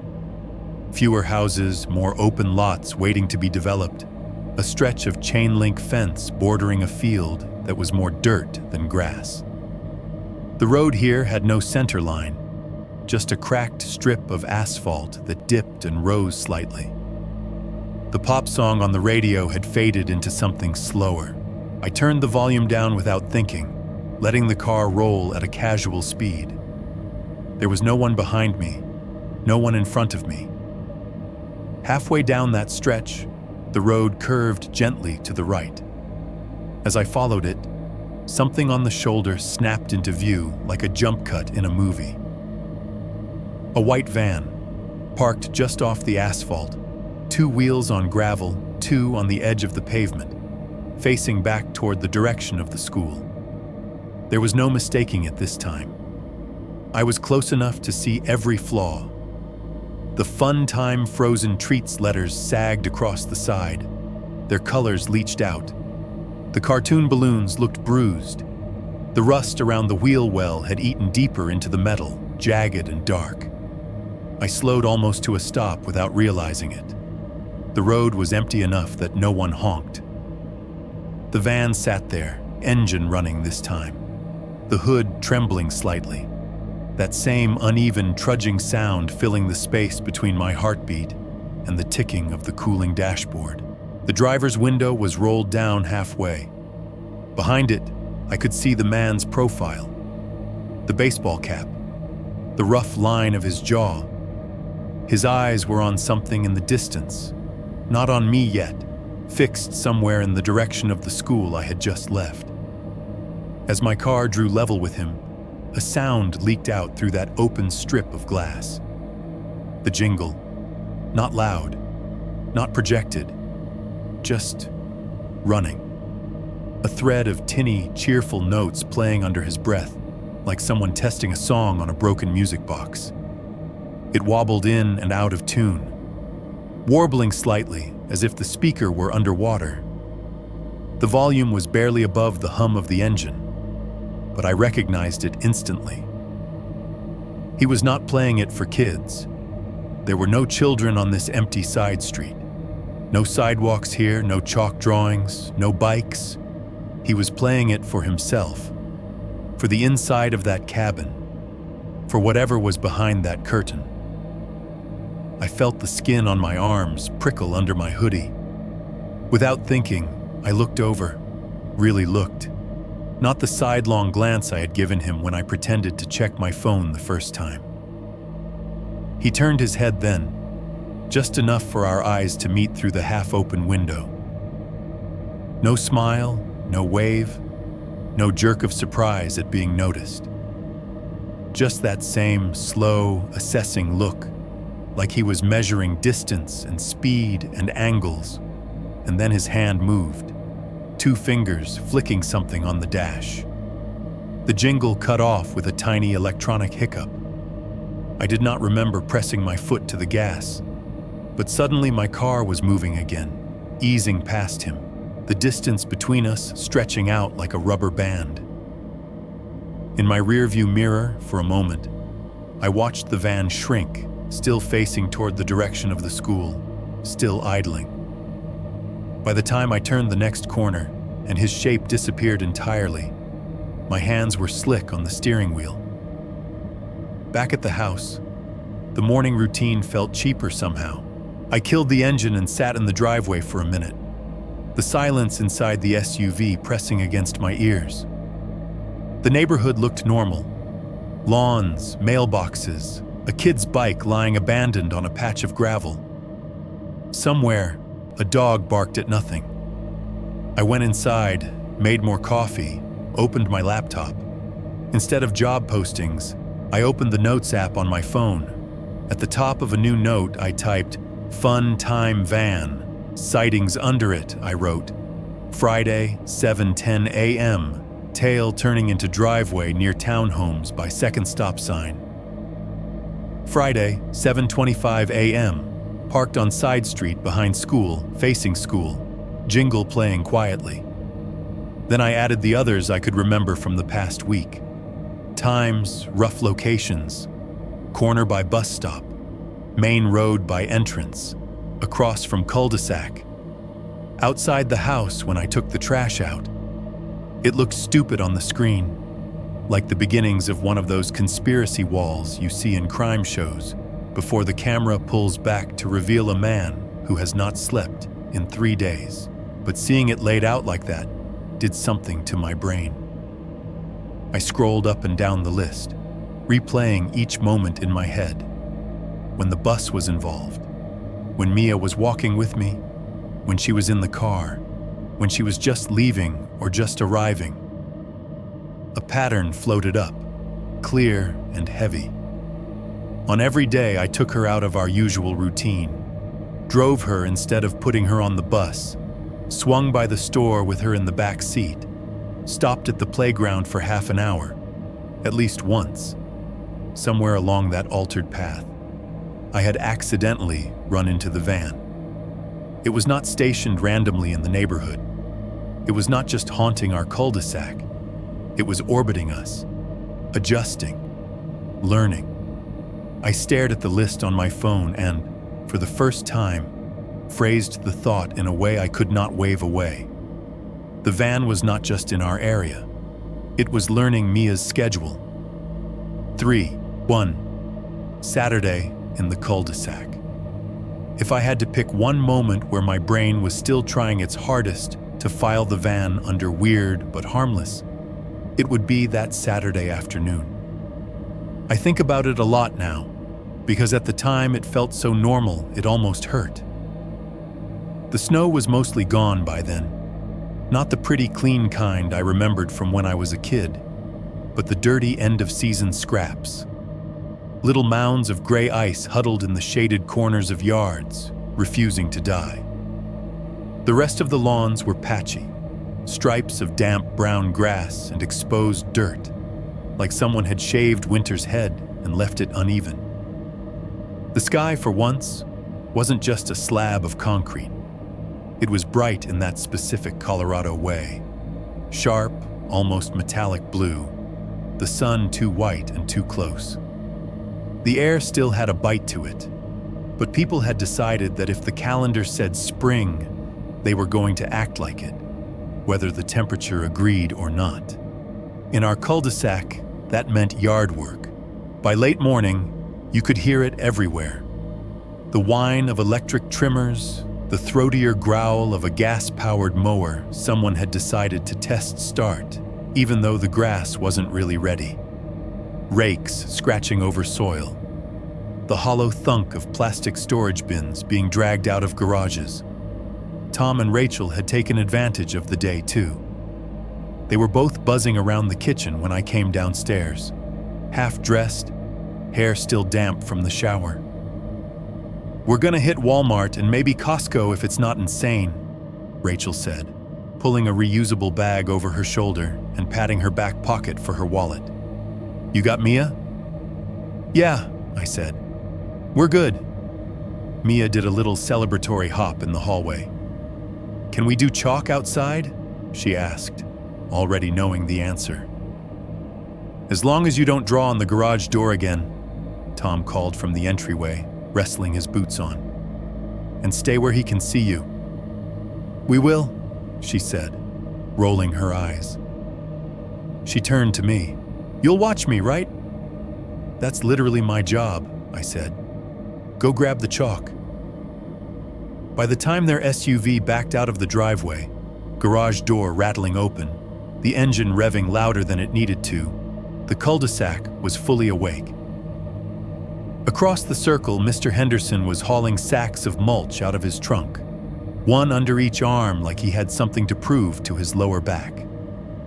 Next door, a teenager hosed winter grime off a Civic, the water arcing in the sunlight and splattering onto the street. Mia dumped her bucket of sidewalk chalk onto the driveway with the seriousness of an artist setting up supplies. Sticks of color spilled out in a messy little pile. Neon pinks, chalky blues, a few nubs of yellow worn down almost to nothing. "I'm gonna make a hopscotch," she announced, already dragging a pink stick to outline the first square. I stood near the mouth of the garage, one shoulder leaning against the frame, both hands wrapped around a huge plastic cup I'd been reusing all week. A beat-up Big Gulp with the logo half scratched off. It was full of cheap coffee I'd reheated in the microwave, but somehow drinking it out of that enormous gas station cup made me feel less like a guy crashing in his sister's spare room and more like someone who had chosen this. From somewhere down the street, the buzz of a circular saw kicked on. One of the neighbors was cutting lumber for a project I knew he would only half finish before football season. The sound came in steady bursts, high, whining, teeth on metal, then a drop into silence, then back again. In the house to our right, someone had dragged their old radio into the garage and cranked it. Classic rock poured out into the cul-de-sac, all guitar riffs and gravelly voices singing about highways and freedom and other places we were not. The sound bounced off the vinyl siding, mixing with the saw, the hose, the distant bark of a dog who always seemed offended by everything. It was one of those moments where, if you squinted, the scene could have been pulled straight out of a brochure for normal American life. Kids on bikes traced circles around the island in the middle of the cul-de-sac. One little boy in a too big helmet pedaled furiously on training wheels, his dad jogging behind him with one hand hovering over the seat. A girl with pigtails wobbled by on a scooter, one knee scraped and scabbed from some earlier adventure. The air smelled like wet concrete, mulch, and gasoline. Every now and then, a breeze would pick up and carry a faint hint of someone's charcoal grill, even though it was way too early for anyone to be cooking. Mia crouched on the driveway, tongue poking out of the corner of her mouth as she drew a series of squares and numbers. The chalk rasped over the slightly rough surface, leaving powdery marks that smeared on her fingers. She added crooked smiley faces in the corner of each box, then a sun with lines for rays at the top. "You have to jump all the way to the sun to win," she said, standing up and wiping her hands on her leggings. "High stakes," I said, taking a sip of lukewarm coffee. "What do I win if I make it?" She thought for a second. "You get to not go to Walmart with Mom next time." "Best prize I've heard all week," I said. She laughed and started hopping, the chalk squares thudding under her sneakers in a rhythm that somehow cut clearly through all the other noise. From where I stood, I could see almost the entire cul-de-sac. Our house, the Hendersons, the Johnsons across the way, the empty patch of grass near the entrance that the HOA kept saying would be a flower bed soon. The entrance road curved gently out to the main street, lined with bare-branched trees that looked like they were still deciding whether this spring thing was worth the effort. I mention all of this because I want you to understand how open it felt, how exposed and safe at the same time. You could stand where I was and see every house, every mailbox, every crack in the pavement where kids had once shoved bottle rockets. It felt like the kind of place where secrets would have nowhere to hide. Looking back, that feels almost funny. I shifted my weight and let my back press into the cool frame of the garage opening. The classic rock station switched songs, the DJ's voice cutting in for a second to make some stupid joke about the weather before another guitar riff took over. The saw across the way paused. Somewhere behind us, a car door slammed and a trunk popped open. This, I remember thinking, is what it's supposed to be like. No late-night arguments, no slammed apartment doors, no emails from HR with the words "unfortunately" and "restructuring" in the same paragraph. Just a kid with chalk, a cup of coffee, a cul-de-sac, and the low hum of other people's weekends. I am telling you all this from the other side of it now, from a different place, a different year. I know exactly what was coming. I know exactly how stupidly fragile that calm really was. And I know this, that Saturday was the last afternoon I remember thinking the van was just a weird coincidence. At the time, though, it was background noise in my head. The memory of white paint and faded popsicles lived behind my eyes like a screensaver that only popped up when the real world went idle. I caught myself glancing toward the opening of the circle every now and then, eyes flicking past the mailboxes and parked cars, looking for a shape that did not belong. Every time I did, I told myself I was being dramatic. Mia finished her first run of hopscotch and demanded I try, so I set the big gulp down on the driveway and made a show of stretching my legs like I was about to run a marathon. "Uncle," she said, impatient, "you just have to jump. It's not that serious." "You say that now," I replied. "You've never seen me try athletically challenging things like this." She rolled her eyes so hard I thought they might get stuck. I hopped the first square, then the second, my joints complaining more than they should have at my age. Chalk dust scuffed under my shoes. I felt ridiculous, but in a good way. Light for a second. Unburdened. Somewhere out beyond the circle, past the slow children at play sign, a low engine rumbled. Just for a moment. Just enough that, if the saw across the street had been on, or if the radio had been louder, I might not have heard it at all. I landed in the square with the sun drawn in it, arms flailing a little to keep my balance. Mia clapped like I'd just won a medal. From where I was standing now, at the far edge of the driveway, the angle out to the main road had shifted. I could see a little bit more of the street beyond the entrance. Just the suggestion of movement past the trees. A white shape slid through that gap, slow and steady. The saw buzzed to life again. The radio volume spiked as the neighbor turned it up. Mia tugged on my sleeve, begging me to play another round. I told myself I had imagined it. That a delivery van and an ice cream truck and 1,000 other anonymous white vehicles all looked the same from certain distances. I picked up my cup, forced myself not to stare at the road, and stepped back into my role for the day. The uncle in the driveway, babysitting, laughing, pretending. If I had walked 10 steps closer to the mouth of the cul-de-sac and actually looked that afternoon, I think I would have seen the Fun Time Frozen Treats logo on the side panel. I think I would have seen that the van did not pass us. It slowed. 3.2. Ice cream music in cold air. It started as a thin line of sound threading through all the other noise. At first, I thought it was leaking out of someone's garage radio, some commercial jingle sneaking between guitar solos and beer ads. It was high and bright, the kind of melody designed to pierce through the chaos of kids screaming and dogs barking and lawn equipment whining. Then my brain recognized the pattern.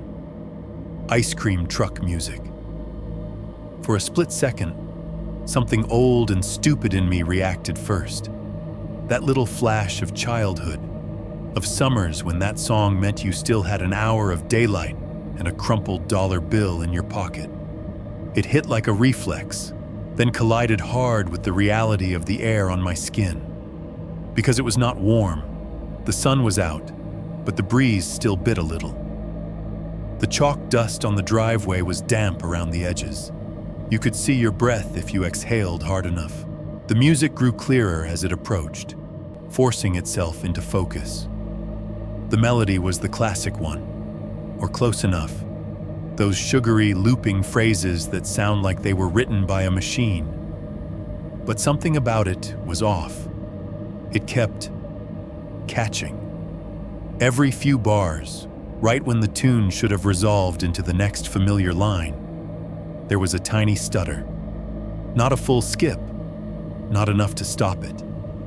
Just a hiccup, like the audio file had been corrupted and the system was doing its best to fake the missing milliseconds. The notes would smear together for a beat, then snap back into shape. The volume was wrong, too. It didn't swell smoothly as the source got closer. Instead, it pulsed, loud, then softer. A notch up, then a notch down. Like someone inside was rolling the volume wheel up and down with their thumb, testing it, never quite satisfied. I was standing halfway between the garage and the sidewalk, chalk on my palms, coffee cooling in my other hand, when the Fun Time Frozen Treats van turned into our cul-de-sac. It came in slow, like it always did.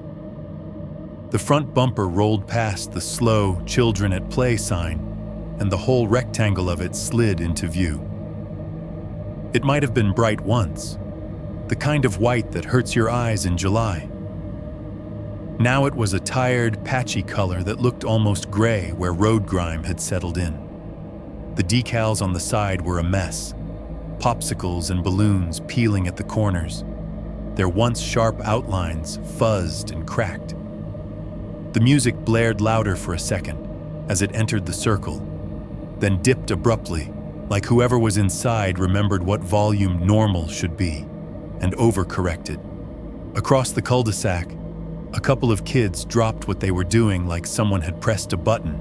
The boy with the training wheels let his bike topple onto the grass, helmet still crooked on his head, and sprinted toward the curb. The girl with the scooter launched herself off, letting it clatter onto its side as she ran. Their movements were automatic, fueled by something older than caution. Mia's reaction was instant. "Ice cream!" she yelled, as if I might not have heard the song or seen the large food-adjacent vehicle entering our field of vision. She took 2 quick steps toward the street before my hand closed around her wrist. "Hey," I said, more sharply than I intended. "Slow down." She looked back at me, confusion pinching her eyebrows together. "But ice cream," she repeated, like it was the most obvious argument in the world. My first instinct was to say no, to tell her we'd get something from the grocery store later, to say it was too cold, too early in the year, too expensive, too whatever. I could feel the no building in my throat. Then I pictured her coming to school on Monday, listening to those other kids talk about how they'd gotten ice cream on the first sunny Saturday of spring, and how her weird uncle wouldn't let her. I pictured Rachel's face when Mia told that version. The look that said, "You're being paranoid again." The look that said, "It's just a truck." "Okay," I said, forcing my voice to level out. "Fine, but I'm coming with you." Her hand relaxed in my grip. "Duh," she said, like this had always been the deal. We walked toward the curb together, my fingers still wrapped around her wrist. Not tight enough to hurt, but tighter than they needed to be. The van had made its way around to the far side of the circle and was coasting to a stop. The jingle sputtered once more and cut off in mid-phrase, like someone had yanked the plug. The sudden absence of it made the other noises rush back in. The saw across the street, the radio, the murmur of neighbors calling to each other over hedges. As the van pulled up to the cluster of kids, something happened that set my teeth on edge. The side door began to slide open before the vehicle had fully stopped. It was subtle, a slow, deliberate movement, but the timing was wrong. The van's wheels were still turning, just barely, when the door on the passenger side shuddered and began to move backward along its track with a grinding sound. It clunked open about halfway and stayed there, an exposed gap into the dim interior. The kids waiting on the curb did not seem to notice or care. They were bouncing in place, digging into pockets, yelling options at each other in that way kids have of turning everything into a competition. One of them shouted, "Bomb pop!" Another yelled, "SpongeBob won!" Even though I doubted their parents gave them enough cash for the licensed stuff. As we drew closer, details sharpened. The paint around the door handle was worn down to the metal where countless hands had grabbed it. Rust crept along the track, dark and rough. A strip of thin, cold-looking LED lights ran along the ceiling inside, giving off a harsh, white glow that made everything under it look a little sick. I wanted a blast of cold air and sugar when we got near. That specific mixture of freezer chill and artificial flavors that clings to every real ice cream truck. That is not what hit me. The smell that leaked out of the open side door was wrong. Not overpowering, not rotten, just off. Underneath the faint suggestion of vanilla extract, there was the stale stink of old plastic and cheap vinyl, the sourness of fabric that had stayed damp for too long, the kind of human breath heat that accumulates in a closed-up car on a cold day when the windows are never opened all the way. There was also, under everything, a faint chemical tang that reminded me of gas stations and lawnmowers, unburned fuel clinging to the back of my throat. It did not smell like treats. It smelled like something that had worn the mask of treats for too long. Inside, the layout was simple. 2 old chest freezers, their white enamel chipped and streaked, lined the floor on either side. Stickers of various popsicles and bars were slapped haphazardly on their lids. Images faded and curling, some so worn you could not tell what they had once advertised. Handwritten prices, $2, $3.50, were scrawled in marker over the top of older printed labels, the ink bleeding slightly where condensation had gotten to it. The LED strip lights bathed everything in a harsh, almost surgical glow. It revealed every scratch, every dent, every smudge of something that had been wiped, but not truly cleaned.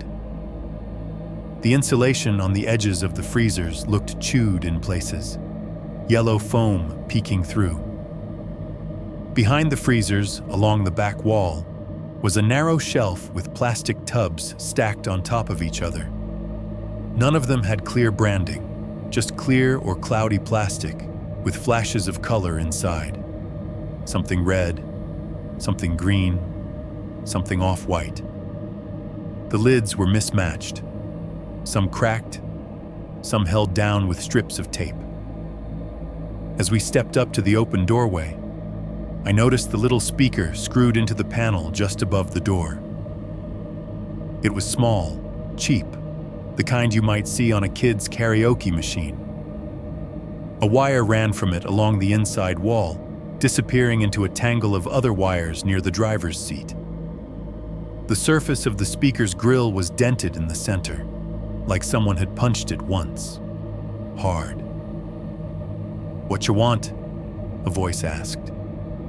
The driver leaned forward from his seat, one arm braced casually on the back of it.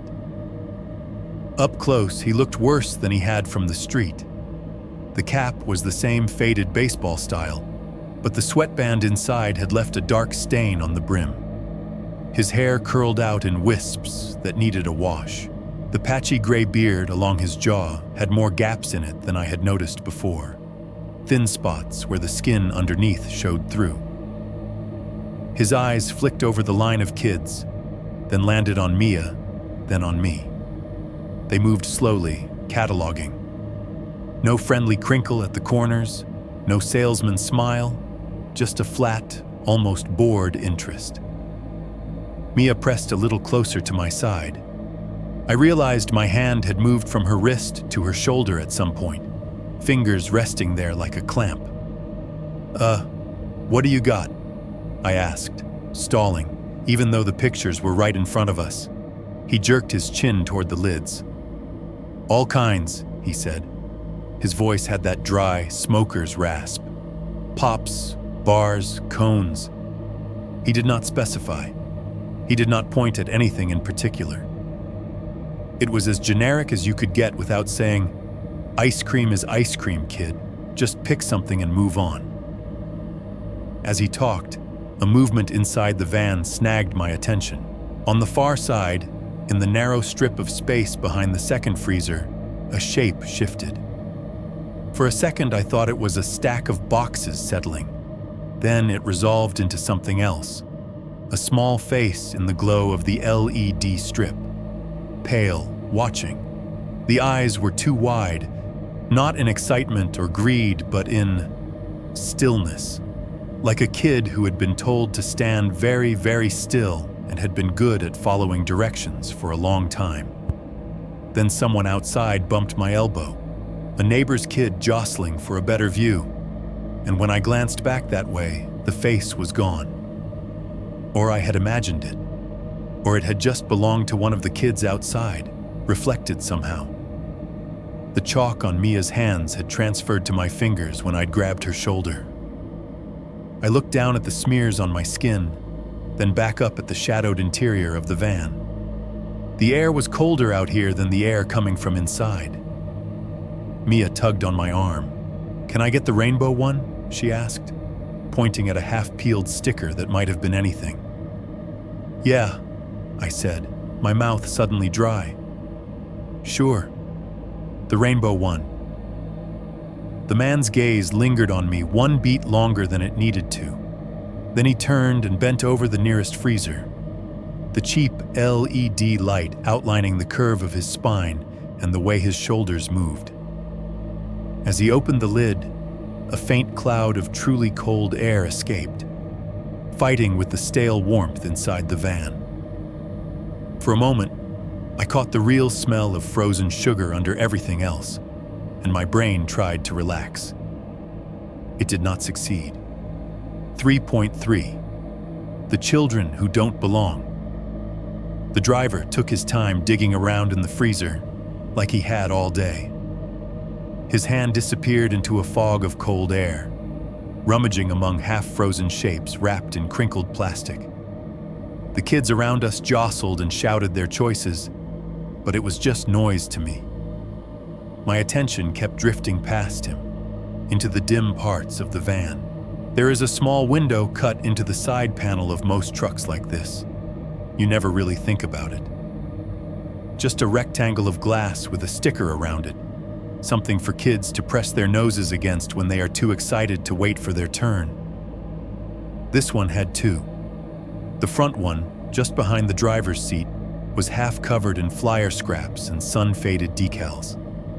The back one, higher up, near where the roof curved, was narrower.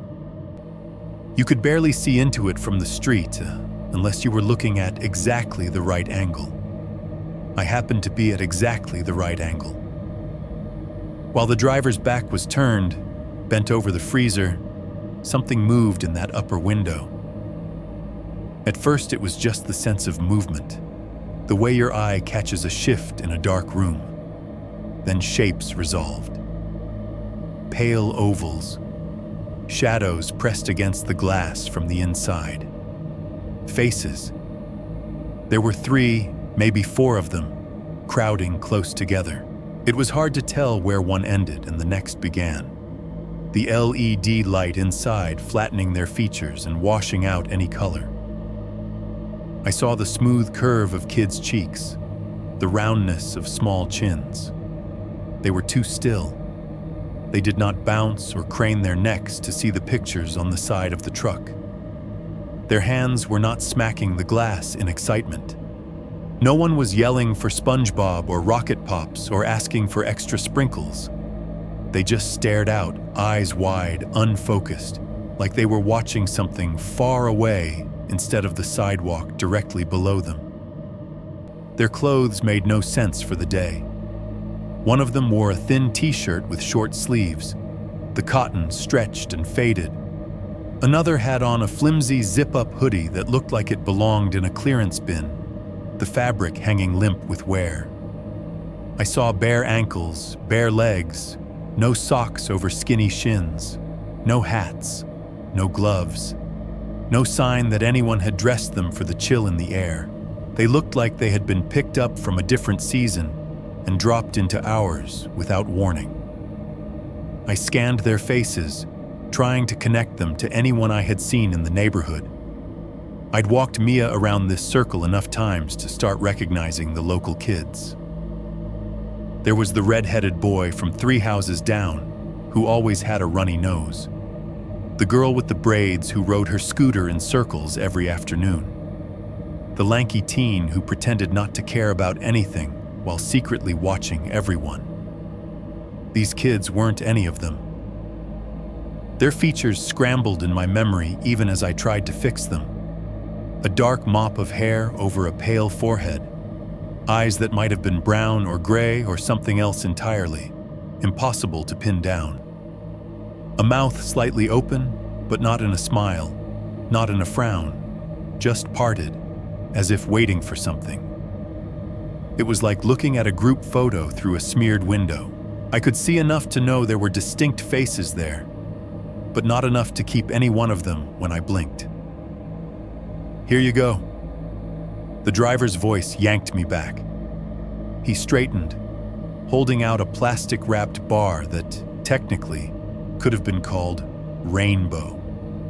The colors inside had bled into each other, turning the stripes into a cloudy swirl. The wrapper showed a cartoon version that looked nothing like the thing in his hand. I realized my grip had tightened on Mia's shoulder. She shifted under my fingers, not quite a flinch, but close. "How much?" I asked, my voice sounding dull in my own ears. "3," he said. No hesitation, no checking a list, just a flat number. I dug my wallet out with one hand, the other still resting on Mia. I handed him a 5. As he made change, his eyes did that slow sweep again, from my face down to Mia's, back to mine. "How old is she?" he asked. There are ways adults ask that question that feel normal. Teachers do it, doctors, cashiers guessing if a kid qualifies for a discount. They usually sound distracted or amused, their attention split. He sounded invested. 7, I said before I could stop myself. He nodded once, like he was placing a piece on a board. "She in school around here?" "Yeah," I said, then immediately wished I hadn't confirmed that. "2nd grade." "Which school?" he asked, the words sliding out casual, like small talk. His eyes didn't match his tone. They stayed locked on Mia's face, taking her in like he was memorizing her for later. I felt something bristle inside me, a primitive heat pushing up through the anxiety. "Why?" I said. It came out sharper than I intended. He smiled then, or did something close to it. It showed teeth, but they didn't brighten his eyes. "Just making conversation, man," he said, voice rasping. "People around here get real jumpy, you know?" He let the question hang, like an open hand. I did not take it. "We're just visiting," I lied. "Don't actually live on this street." His gaze flicked briefly past my shoulder to the houses behind me. It was the smallest movement, but I felt it like a cold draft on the back of my neck. "Yeah?" he said, turning the word over slowly. "Could have sworn I seen you two out here a lot." Mia shifted again, the wrapper crinkling in her hands as she tried to unpeel the plastic. I stepped a half-inch closer to her, enough to put the bulk of my body between her and the open doorway. "You got change?" I asked, ignoring everything else. He held my stare for one more heartbeat, then slowly pulled a couple of crumpled bills from a plastic tray wedged between the seats. His fingers lingered on the money a second longer than necessary before dropping it into my palm. "Enjoy," he rasped. "Thanks," I said, the word automatic and empty. As we turned away, Mia finally wrestled the wrapper open and took a bite. The colored ice crunched between her teeth. "Tastes weird," she mumbled around the mouthful. "Then don't eat it," I said, maybe a little too quickly. "We'll get something else later." She frowned up at me, but I was already half guiding, half pulling her back toward our driveway. My mind was buzzing, stacking images on top of each other. Bare legs behind glass, thin t-shirts, eyes that didn't line up with the noise of kids outside. Behind us, the jingle did not start back up. There were still other kids at the window, small hands clutching crumpled bills. But I didn't hear the driver's voice doing the usual song and dance of a vendor. "No, what can I get you, buddy? No, you sure you don't want sprinkles?" Something made me glance back. The van was still where we left it, idling in the same spot. A couple of the neighborhood kids lingered near the door, but no one seemed to be getting served. The side door was 3/4 closed now, the gap narrower, the interior darker. I couldn't see the driver through the side window anymore. But in the broad, flat rectangle of his rearview mirror, angled just so, I caught a flash of him. He was looking straight down our driveway, not at the kids waving money, not at the houses across the circle, at us. His hand rested lightly on the steering wheel, fingers relaxed, as if he were perfectly comfortable just sitting there and watching us walk away. The moment stretched, brittle and thin.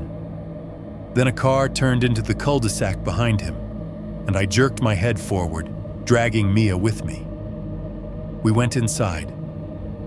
I told her to wash the chalk and melted rainbow off her hands. I tossed what was left of the ice cream into the kitchen trash under a layer of paper towels, as if that could hide the guilt. When Tom and Rachel came home later, arms full of grocery bags, I did not mention the van beyond a vague, "Kids got ice cream." That should have been the end of it. But that night, after everyone was asleep and the house had settled into its familiar rhythm, the fridge humming, the heater clicking on and off, the distant murmur of a late-night show from Rachel and Tom's room, I found myself on the couch with my phone, thumb hovering over the Ring app. Our own camera mostly covered the front steps and driveway. I'd already watched the clip of the van pulling in once, its distorted body warping across our fisheye view. It didn't tell me anything new, just confirmed what I already knew. It had been there. It had parked. Kids had run to it like kids always do. What I really wanted was a different angle. Our neighbor across the circle was one of those people who took home security very seriously. Multiple cameras, overlapping views. When he found out we'd installed Ring 2, he and Tom geeked out over settings for half an hour and ended up sharing access for safety. I still had his system as a device in my app. I tapped his feed, then scrolled back through the event history to that afternoon. There it was. Motion. 2:14 p.m. Thumbnail. The blurred front of the Fun Time van, caught as it rolled past his house into the cul-de-sac. I opened the clip. From his vantage point, the van was closer, larger. I watched it glide into the circle and pull to a stop, angled in such a way that the open side door faced our end of the street. Mia and I moved into frame a few seconds later, smaller figures approaching it. I muted the sound. No need to hear that music again. and slid my finger along the timeline, scrubbing slowly. The van sat there while the kids clustered around. I watched the driver lean, the door open wider, the whole scene playing out from above like a diorama. I paused when we turned to leave. On the tiny screen, I saw the moment I'd just lived. My hand on Mia's shoulder, her head tilted up at me, our backs retreating toward our driveway. The van did not move. The driver did not lean out or reach for money from the next kid. The others just milled around, oddly aimless, as if waiting for a cue they never got. The side door, half closed now, was dark, except not entirely. Just behind the edge of the panel, in that wedge of shadow near the back, there were shapes. Small ones. The faint suggestion of heads and shoulders lined up just inside the opening. A lighter oval here, a darker outline there. I squinted and double-tapped the screen to zoom in. The quality wasn't great. Pixels broke up the image into blocks, and every slight motion blurred the picture further. But even through that, I could see it. The glint of something like eyes, clustered low, watching. The more I stared, the more those shapes seemed to pull into focus. Kids. 3, 4. Their faces were turned toward the daylight, but there was something off about the way they were arranged. Too close together. No space between them. No jostling. Just a row of pale ovals stacked behind that break in the door. I played the few seconds again, slower. They didn't move. Just the camera adjusting exposure, the shadows shifting. The kids outside hopping from foot to foot. The van sitting there like a held breath. I dragged the timeline forward to the next motion event. The camera at the entrance of the neighborhood picked it up, the van rolling past the gate a few minutes later, heading out toward the main road. From that angle, the side of the truck was fully visible, clear of any obstructions. The same Fun Time Frozen Treats logo, the same peeling stickers. But behind the windows, behind the open half of the door, there were no faces. Not blurred, not hidden. Just nothing. I rewound, watched it again. Checked the timestamp. Only a handful of seconds separated the clip of it sitting in our circle and the one of it heading out the exit. There was no time for the driver to pull over, let several kids out, close the door, and then approach the gate. Nowhere he could have done it without a camera seeing. My thumb hovered over the pause button as I froze the frame where I thought I could see the most. I zoomed in until the pixels turned into blocks of gray and white. The shapes became abstractions. Nothing I could take to anyone. Nothing I could point at and say, "Look, this is wrong." Out loud, in the dark of the living room, I heard myself whisper, "Come on, show me." But the faces stayed just beyond the edge of proof. There and not there. Present enough to stick in my brain. Absent enough to be dismissed. I sat back, the phone heavy and hot in my hand, the LED glow fading as the screen dimmed. Upstairs, a floorboard creaked as someone rolled over in bed. The heater clicked on again, pushing warm air up through the vents. The dishwasher in the kitchen, long since finished, made a tiny settling noise as it cooled. On the screen, the last image remained burned into my mind. The back of a white van, taillights fading at the edge of the frame, empty windows staring back toward a cul-de-sac where the kids all belonged to houses you could actually see. The ones in the van, if they were ever really there, didn't seem to belong to anywhere at all. 4.1. Raising the alarm.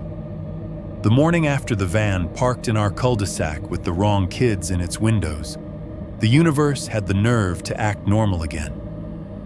The sky went back to being that washed-out Colorado blue. The snow piles shrank another inch, and the furnace did its usual metallic thump. Rachel stood in front of the bathroom mirror with her hair half straightened, phone on the counter, CNN murmuring in the background. Mia ate cereal and hummed to herself, legs swinging off the chair. I moved through it all like a ghost, replaying yesterday on a loop, the smell inside the van, the faces behind the glass, the way the driver's eyes had weighed Mia like an object he could lift. "Guess who loved the ice cream yesterday?" Rachel said, loud enough to cut through my fog. I was rinsing out a coffee mug. "Who?" I said, because my mouth reacted before my brain caught up. "Mia," she said. "Could not shut up about it last night." "The ice cream man was funny, Mom." Rachel mimicked her daughter's voice with this half smile that didn't quite land. "I didn't even know we had an ice cream truck this early in the season. He been around a lot?" I hesitated. It was a fraction of a second, but it was enough for her to notice. "Yeah," I said finally. "Been seeing him in the mornings. Kind of weird times." Rachel's eyes narrowed just a little. "Weird how?" "Just early," I said, avoiding her face. "No music most of the time, mostly just cruising." Mia piped up from the table, milk on her chin. "He played music yesterday," she said. "He said my name." Rachel's head snapped in her direction. "He said your name?" "Yeah," Mia said. "He was like, 'Mia, you like rainbow?'" My stomach turned. "You told him your name?" I asked, sharper than I meant to. Mia's eyes got wide. "No," she said quickly. I guess he heard Mom say it before." Rachel and I exchanged a look over her head. It wasn't a long look, but it was enough. All the little off feelings I'd been trying to swallow suddenly had somewhere to go. "I don't like that," Rachel said quietly, more to herself than to anyone else. She wiped her hands on a dish towel, grabbed her phone off the counter, and walked into the living room with that tight, focused energy she used when bills were wrong or someone cut her off in traffic. I got Mia's backpack ready and walked her to the bus like always. When we got back, Rachel was on the couch, thumb flying over her screen, jaw set. "What are you doing?" I asked. "Facebook group," she said.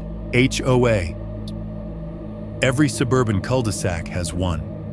Some digital version of the town square where neighbors complain about trash cans and teenagers and lost cats. Theirs had been a mild background irritant since I moved in. Lawn drama, parking arguments, bake sale announcements. Rachel flipped the phone around briefly so I could see her draft. "Anyone else noticed an older white ice cream truck in the neighborhood lately? Fun time frozen treats on the side, faded decals, guy in a ball cap. Been around early mornings and afternoons. My daughter keeps talking about him, and something about it feels off. Is he even licensed to be here?" She hit post before I could say anything. "What's off?" I asked, more to see if her list matched mine than because I needed the answer. She shrugged, angry and unsure at the same time. "I don't know. The way Mia talked about him. How early it is. How I've never seen a single kid with one of those stupid cartoon SpongeBob bars they always get. If he's legit, fine. But I want someone on record saying so." By midday, I was in a different building entirely, pretending to care about entirely different things. The only place that had called me back about work was a grocery store off East Quincy. It wasn't glamorous. It wasn't full-time. It was a row of metal shelves and a name tag with the wrong level of responsibility attached. Team member, as if my performance stocking freezer pizzas would make or break the company. Still, it was money. And while the van circled one part of my life, the bills had quietly circled another. On my second day, They stuck me in the small break room for video training. Translation: watch out-of-date corporate slideshows about ladder safety and sexual harassment, while the store's real life went on without me. The break room was a windowless box off the back hallway, past the stockroom. Beige walls, a table scarred with knife marks, 4 mismatched chairs, a dented microwave that hummed way too loud.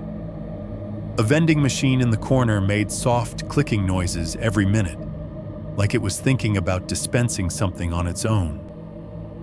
The air smelled like 3 separate things at once. Burned coffee from a pot that had been left on the warmer too long. The heavy salt and cheese funk of frozen pizzas cooking in the demo oven out on the floor.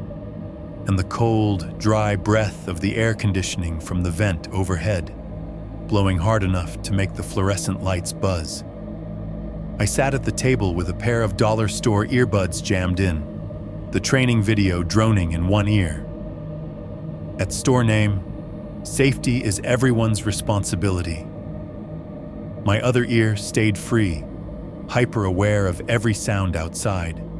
The beep of registers, the squeak of cartwheels, the muffled announcements over the PA system about cleanups and price checks. I kept my phone in my lap, just out of the camera's view. The HOA thread had blown up. I scrolled with my thumb, reading comment after comment under Rachel's post. Yeah, I've seen it. Parked down by the playground on Willow Bend twice this week. No kids around either time.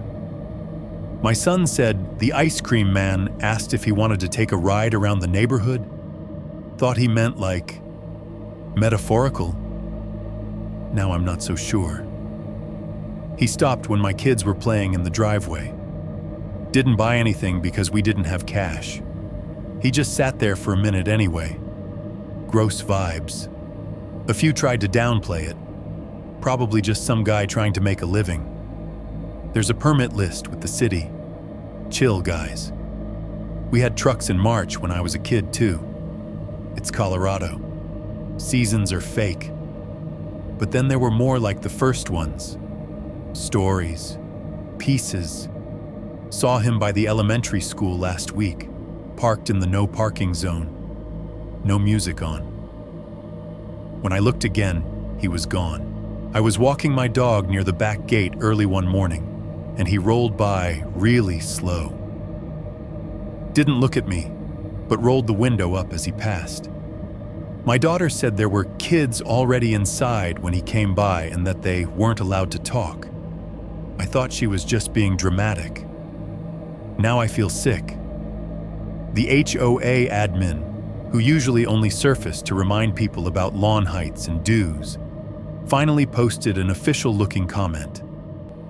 We are aware of concerns regarding a white ice cream truck in the neighborhood. We'll review footage at the gate and contact Aurora PD if needed. In the meantime, please remind your children never to approach or enter any vehicle without a parent present. A couple people responded with thumbs-up emojis and thank you, like that settled it. It didn't settle anything for me. I stared at the words review footage at the gate and could almost picture the process. Some bored property manager scrubbing through low-resolution clips from the neighborhood entrance camera, watching the same van creep past again and again at different times of day. Maybe making a note, maybe making a call, maybe shrugging and moving on to the next email. My training video switched to a segment about keeping aisles clear of trip hazards. A supervisor's voice echoed faintly down the hall. Someone laughed too loudly in the stockroom. On my screen, another comment popped up in the thread. This is why we pay HOA fees. If this guy doesn't have a permit, he shouldn't be allowed in here. Period. Someone else replied, even if he does have a permit, maybe tell him not to ask kids what house they live in. That seems basic. The break room door opened, letting in a quick gust of colder air from the back hallway and the stronger smell of frozen food. One of the other new hires poked his head in. "You on Module 3 yet?" he asked. "Almost," I lied, thumb hovering over my phone's lock button. "Just finishing this one." He nodded and left. The door swung shut behind him with a hollow plastic thud. I looked back down at my lap. A new notification had appeared over the thread. Rachel had sent me a private message. "He's not just funny, right?" Mia said he asked which house is ours. "I'm calling the non-emergency line after work." For a moment, I felt something like relief. Not because calling the police would magically fix anything. I wasn't that naive, but because saying it out loud meant I wasn't carrying the whole thing in my head by myself anymore. Then the other feeling crept in. The one that had been keeping me up at night, making me listen for engines through the walls. What was I supposed to tell them if Aurora PD actually took this seriously? That I'd seen kids who didn't belong behind a dirty window, in glitchy camera footage that could barely show a license plate?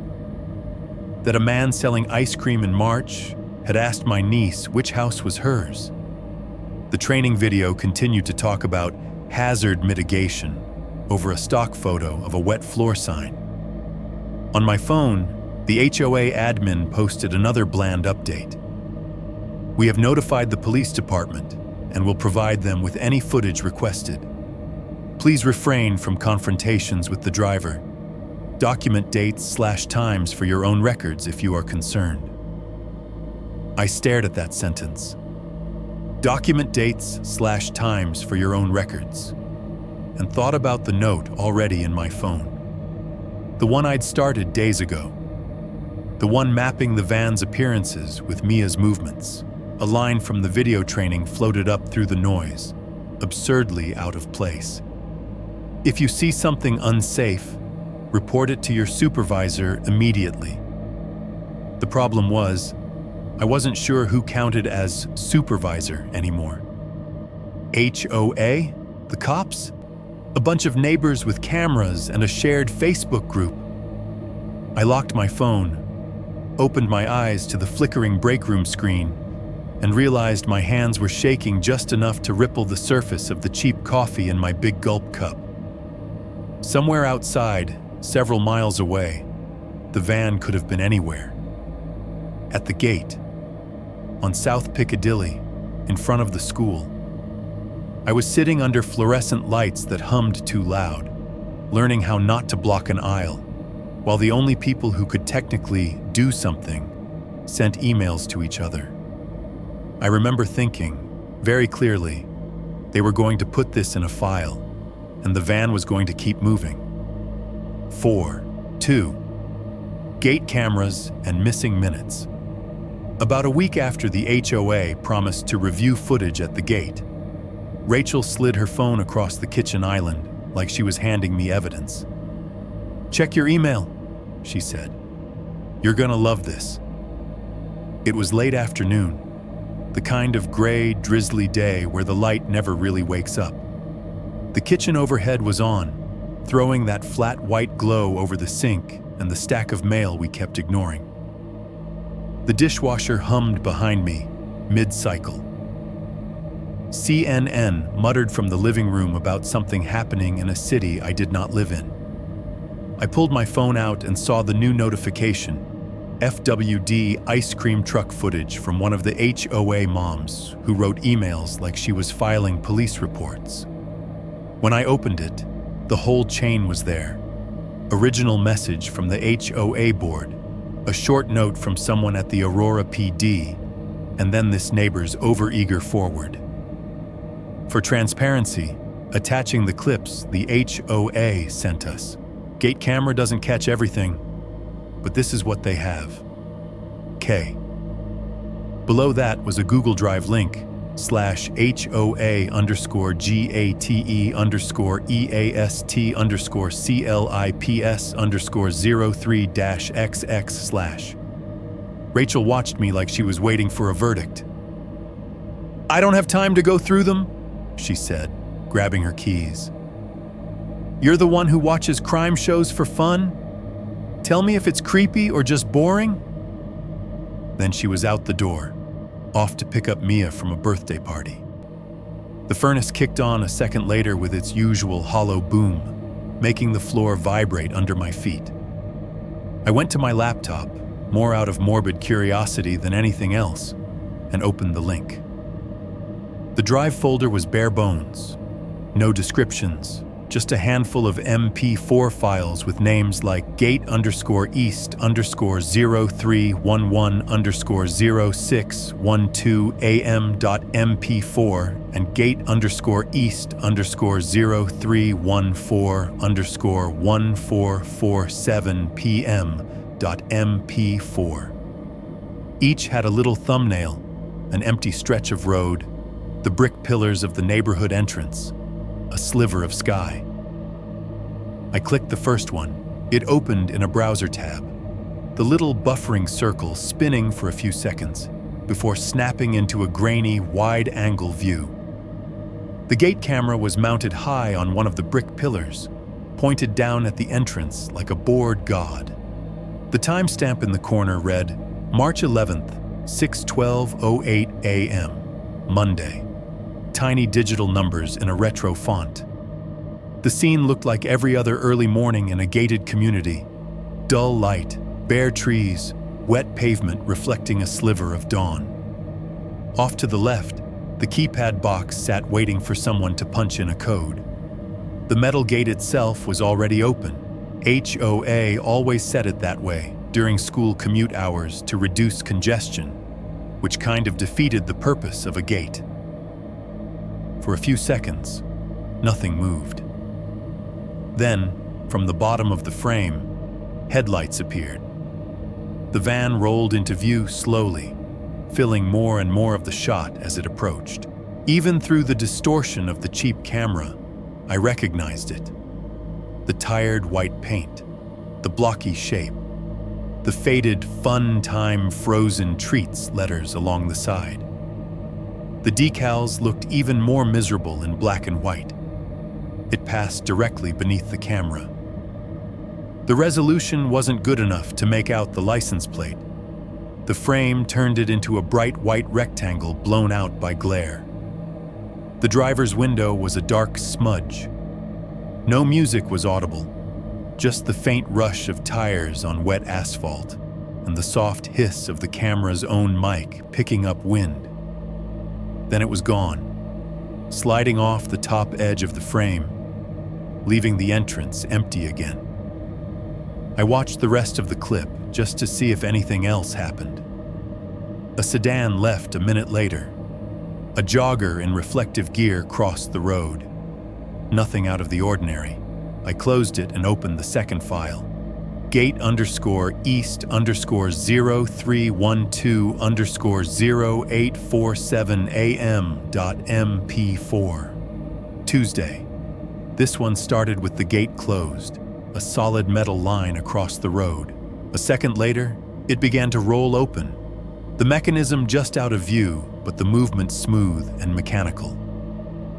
The timestamp ticked, 8:47:33.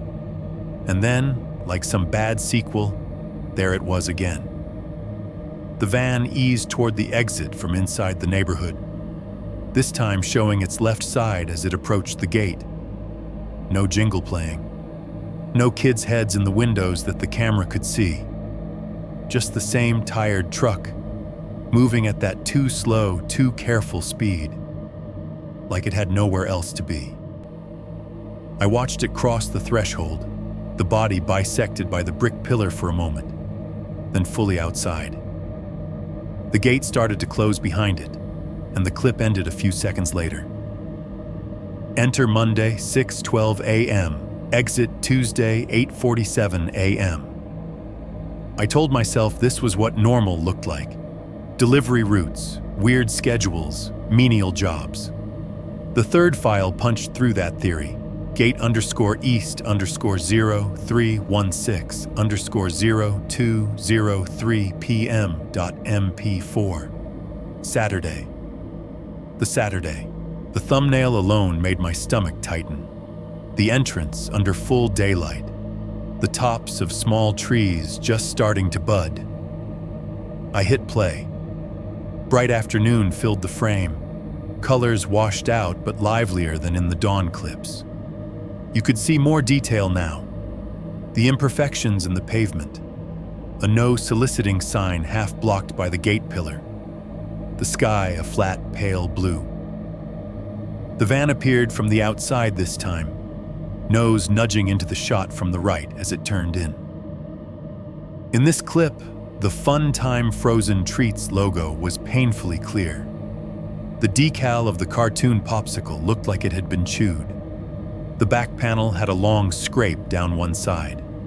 The timestamp in the corner said 14:03:17, right around when I remembered being in the driveway with Mia and the chalk. I watched it crawl past the camera, crossing into the neighborhood like a shark slipping under the surface of a pool full of unsuspecting swimmers. No music again, just the grind of the engine carried faintly by the mic, along with the distant whoosh of traffic on the main road beyond. Then it was gone, swallowed by the subdivision. I flicked my eyes to the list of files again, expecting to see an obvious pair, entry and exit for Saturday, like on Tuesday. There were other clips around that time.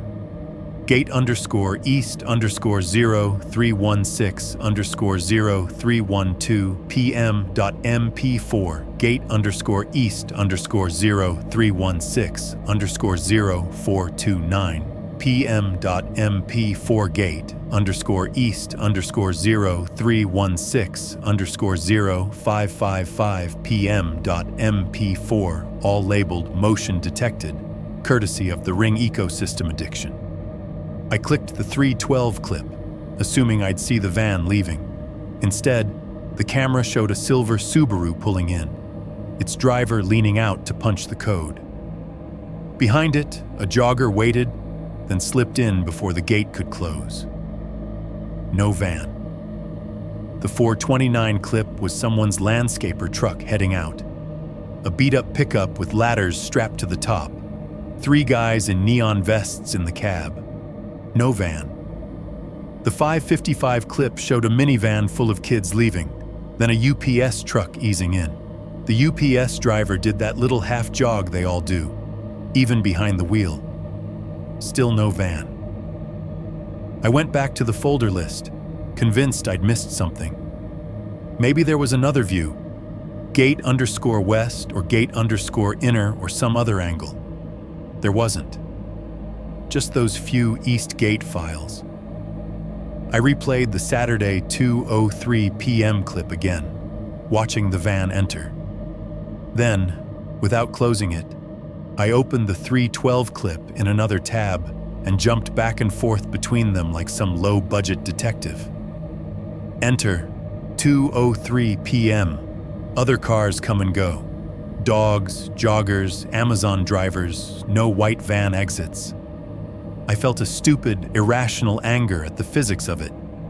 Gated neighborhoods are simple systems. Things go in, things come out. That's the entire point. Unless they don't. Something else started to bug me about the footage. I muted and unmuted the audio on the 312 and 429 clips a few times, really listening. Most of what the mic picked up was useless. Wind hitting the casing, the distant rumble of the main road, the occasional car passing just out of frame.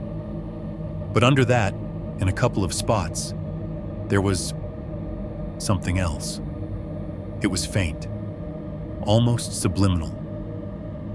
The first time I heard it, I thought it was my brain filling in blanks. A few high, tinny notes bleeding through the static. Barely there. I scrubbed back 4 seconds. Hit play. There it was again. Barely audible, twisted by distance and cheap hardware, but unmistakable. The jingle. Not the full melody, not front and center like when the van rolled through our cul-de-sac, but snatches of it. A bar and a half, maybe 2, rising and falling in that same uneven way. It sounded warped, like it had been recorded underwater and played back through a pillow. The camera's mic kept clipping it, smearing the notes into a weird, chiming noise. In the frame, there was no van, just an empty entrance, the gate standing open, a lonely speed limit 25 sign in the distance. I checked the timestamp on that section, 15:12:09. I clicked back to the 2:03 clip. The van rolled in. The timestamp started its steady march forward. No clip showed it exiting. It didn't feel supernatural. It felt bureaucratically wrong, like someone had misfiled reality. The rational part of me kicked in and started throwing out possibilities. Motion detection sometimes missed vehicles if they hugged a blind spot. Maybe the van followed another car too closely, tailgating past the gate in a way that didn't trip the sensor. Maybe one of the cameras had glitched and not recorded that 10-second window. Maybe the files existed, but whoever pulled them for the HOA screwed up. I knew how easy it was to mislabel something in a digital folder. I also knew how hard it was to get a suburban board to admit they'd made a mistake. Still, that faint jingle bleeding into the audio on a clip where the van never appeared felt like a splinter under my skin. I sat there at the kitchen table, laptop humming, fridge clicking on behind me, while the gate replayed its loop.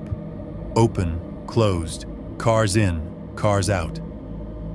Somewhere in those hours, the van had entered our little world, parked in front of our house with kids who didn't belong, and then slipped back out. The cameras had caught everything around it, but when it came to the part where it left, there was nothing. Just missing minutes and a song playing from somewhere you could not see. 4.3. A stranger knows my schedule. The day the email came, the weather had that exhausted kind of rain that makes everything feel slower than it really is. Tom was out of town for some training thing. Rachel had texted that she was stuck late at the office, and the house felt bigger than usual because of it.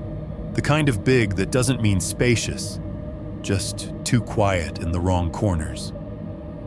Outside, the sky had gone from dull gray to almost black without really passing through evening. Rain tapped in uneven bursts against the vinyl siding. Sometimes a soft patter, sometimes a harder drumming gust when the wind angled it just right. It hit the windows in streaks, slid down, then started again. The gutters made this low, constant glugging sound as they tried to keep up. Inside, everything was yellow. The kitchen light above the sink was on, a weak, slightly buzzing bulb that turned the white cabinets a tired cream and made the laminate countertops look a little sticky even when they were clean. The oven clock glowed a soft green 7:32 p.m., steady and unbothered by the weather. It was one of the few things in the house that didn't hum, click, or rattle. The washing machine in the hallway closet was in its spin cycle, the drum whirling fast enough to make the floor vibrate. Every few seconds, there was a thump as the load shifted, followed by that watery swoosh as it flung the last of the soap down the drain. Mia was on the living room floor in front of the TV, a blanket around her shoulders, half watching some animated movie and half coloring in a book. The flicker from the screen washed her face in blues and greens every time the scene changed. From the kitchen doorway, I could see the crown of her head, the way her hair fell over her ear. The sound of the cartoon blended with rain, spin cycle, and the soft hum of the refrigerator. It should have been the kind of cozy domestic noise that makes you relax without realizing it. Instead, it made me feel like everything was too loud and too far away at the same time. I was at the table with my laptop open, a half-drunk mug of coffee cooling next to it. The ceramic ring it had left on the wood starting to halo out.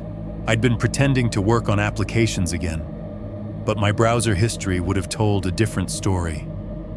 Aurora PD crime reports, unlicensed vendors Colorado, threads about creepy ice cream trucks in other states that made me feel better and worse in equal measure. My phone buzzed on the table, screen lighting up. One new email, primary. Most of the time, that would have been some spam about credit scores or a job board reminder. The fact that I noticed this one says something about how tightly I was strung. I tapped the notification, and my Gmail app slid up. No subject line, just the sender's address, sitting alone in the list like a bad joke. Fun time frozen at freeprovider.com, no name attached. No little profile picture. Just that handle, the first part in lowercase, run together in a way that was almost childlike, or lazy, or deliberately bare. For a moment, my brain tried to slot it somewhere harmless. Some automated promo from a novelty dessert company, a mistyped newsletter sign-up, a neighbor with an ill-advised sense of humor.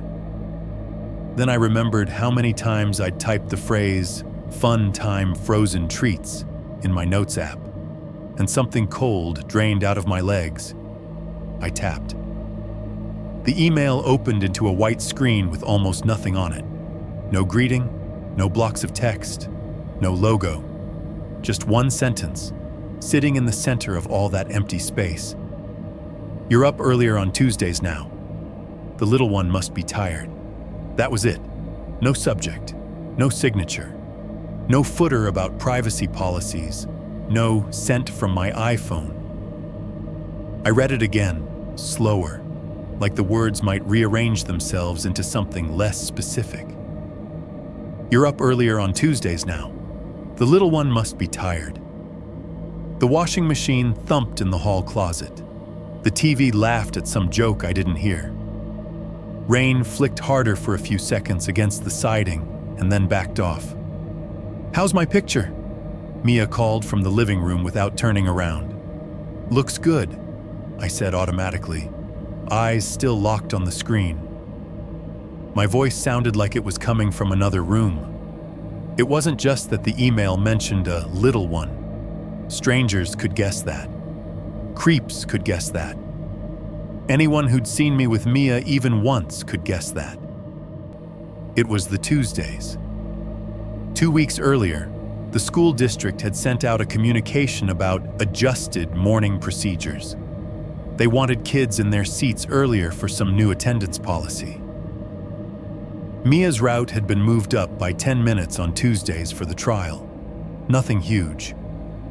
Rachel had complained about it once over dinner, and then folded it into our routine. On Tuesdays now, we left the house a little earlier. Mia a little sleepier, me a little more aware of engines and vans and the way the sky looked when the sun hadn't fully committed to the day yet. It was the kind of minor change you feel in your bones more than your schedule. A 10-minute shift that only really mattered to the people actually doing the walking. I had not posted about it anywhere. I hadn't even told the HOA thread. I just set my alarm a little earlier and started making coffee before my brain was ready most Tuesday mornings. I stared at the sentence until the screen dimmed. Then I woke it back up and stared some more. My first stupid, hopeful thought was that it was some kind of glitch. A misdirected email meant for someone else. A mailing list test. Anything. Then I saw the address again at the top. Fun time frozen. Deliberate. Not a coincidence. Not a random string of letters. I clicked the 3 dots in the corner and opened the View Original option, pulling up the raw header. Lines and lines of technical junk scrolled past. Received SPF, DKIM signatures, routing through servers I didn't recognize. I'd watched enough true crime and cybersecurity videos to know just enough to be dangerous to my own peace of mind. The originating IP resolved to some generic block owned by a webmail provider. Not a home router, not a distinct business. A digital cul-de-sac full of millions of other users. No neat location pin on a map. No sent from within 2 miles of your house. no satisfaction. "Who are you?" I whispered, not sure if I meant the sender or myself. I backed out of the header, staring again at the clean, taunting body of the message. I checked the timestamp. 7:28 p.m., 4 minutes earlier. Sent while I was rinsing dishes in the sink, listening to the rain and telling myself that we were inside and therefore safe. I don't know how long I sat like that, hunched over the table, the glow of the screen lighting my hands. Long enough for the washing machine to finish its cycle and wind down, the drums slowing, the last water gurgling away. Long enough that the silence it left behind made my ears ring. That was when it happened. Soft and far away, barely louder than the rain, a line of notes drifted in through the double-pane windows. The jingle. Not the full-on blaring version that had rolled down our street that Saturday. Just a tiny piece of it, like someone had turned on the system for a second to see if it still worked. 4 or 5 high, chiming notes. The melody recognized them before my conscious mind did. My back went rigid. Every muscle in my shoulders turned to stone. Then silence again. Just rain on siding, wind in the downspouts, the faint buzz of the refrigerator. "Did you hear that?" I called out, voice too sharp. "Hear what?" Mia asked. Cartoon voices still bounced off the living room walls. She sounded fine, untouched. "Nothing," I lied, staring at the oven clock. 7:34 p.m. I lowered the brightness on my phone and read the sentence again, feeling it scrape against the inside of my skull. "You're up earlier on Tuesdays now. The little one must be tired." It wasn't phrased like a guess. Not, "I bet you're up early." Not, "Kids must be tired when you change routines." It was written like a statement of fact, someone reporting an observation. There are only so many ways a person can know what time you open your front door on a specific day of the week. Being your neighbor is one. Sitting in a car on your street is another. Watching your house through a lens is a third. I thought about the van at the gate, at the corner, in front of our driveway, behind the school. I thought about how often I'd seen it sitting motionless, engine off, no music playing. Just parked, waiting. Maybe it wasn't waiting to be seen. Maybe it was waiting to see. I thought about our front door camera, about how Tom had geeked out over the motion alerts, about how we'd laughed at seeing ourselves in those clips, fast-forwarded into jerky caricatures. Somewhere I realized the footage could work the other way around. It did not feel like we'd stumbled across a random creep anymore. Not some opportunistic stranger who'd seen a kid once and decided to push his luck. Whoever had sent that email knew our mornings well enough to notice a 10-minute shift on one weekday. Knew there was a little one in the first place. Knew that the "you" in the sentence would understand exactly which change they were referring to. The washing machine clicked as its cycle finally ended, metal relaxing with that tick-tick sound. The rain eased into a softer pattern, tapping gentler against the siding. From the living room, Mia laughed at some slapstick moment on TV. I sat at the kitchen table with my phone in my hand and realized, with a level of clarity that made me feel slightly sick, that this wasn't about a truck randomly wandering through our subdivision anymore. Someone had been watching this house long enough to develop opinions about our schedule, and for the first time, I stopped thinking of the van as a vehicle and started thinking of it as a person. 5.1. Sleepless in the living room. That night, sleep never really tried. I went through the motions, sure. I brushed my teeth, scrolled my phone until my eyes blurred, turned off the lamp in the guest room, lay down in the too-soft bed that still smelled faintly like the detergent Rachel used and whoever had stayed there before me. I stared at the ceiling long enough to trace the hairline cracks in the paint and memorize where the shadows pooled. But there's a difference between lying in the dark and actually being able to drift off. My brain was doing that thing where it kept replaying the same handful of images over and over, like a cheap slideshow stuck on a loop. The kids behind the van's window, the missing gate footage, the sentence in that email. "You're up earlier on Tuesdays now." The little one must be tired.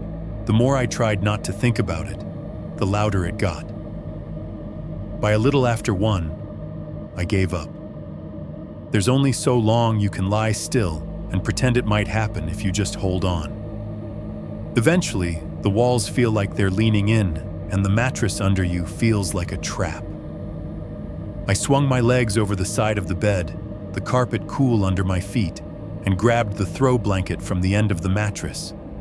I told myself I was going downstairs, so I wouldn't wake anyone up with my restlessness.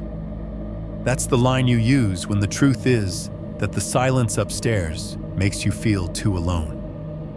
The hallway was dim, lit only by the tiny blue eye of the smoke detector and the faint glow from under Rachel and Tom's door at the far end. Their TV murmured something indistinct. Dialogue, laughter, the monotonous rhythm of a show they were half asleep to. I moved past as quietly as I could, stairs creaking once under my weight. Downstairs, the house felt different. Colder, not in temperature. Tom kept the thermostat at the same stubborn number year-round, but in mood. The shapes of the furniture looked wrong, taller and narrower in the low light. The kitchen light over the sink was off, but the dimmer on the one over the island had been left halfway up. It cast a soft, diluted yellow over the counters and the stainless steel appliances, turning the fridge and oven into dull, hazy slabs. The microwave clock was dark. The oven clock was the only thing fully awake. 2:14 a.m. in small green digits. The living room TV was still on from earlier, volume low, playing one of those channels that turns into an endless parade of prescription drug commercials after midnight. A woman was walking slowly through a field of suspiciously perfect wildflowers, smiling up at a sky that had clearly been color-corrected, while a gentle voiceover listed a series of side effects that sounded like a curse. I dropped the blanket onto the couch and sank down onto it. The cushions had that lived-in smell. Fabric softener, old popcorn, faint dog from the people who owned the couch before my sister bought it for cheap on Marketplace. The cushions exhaled air and dust when I shifted, a tired sigh. I pulled the blanket over my legs and let my head fall back against the armrest.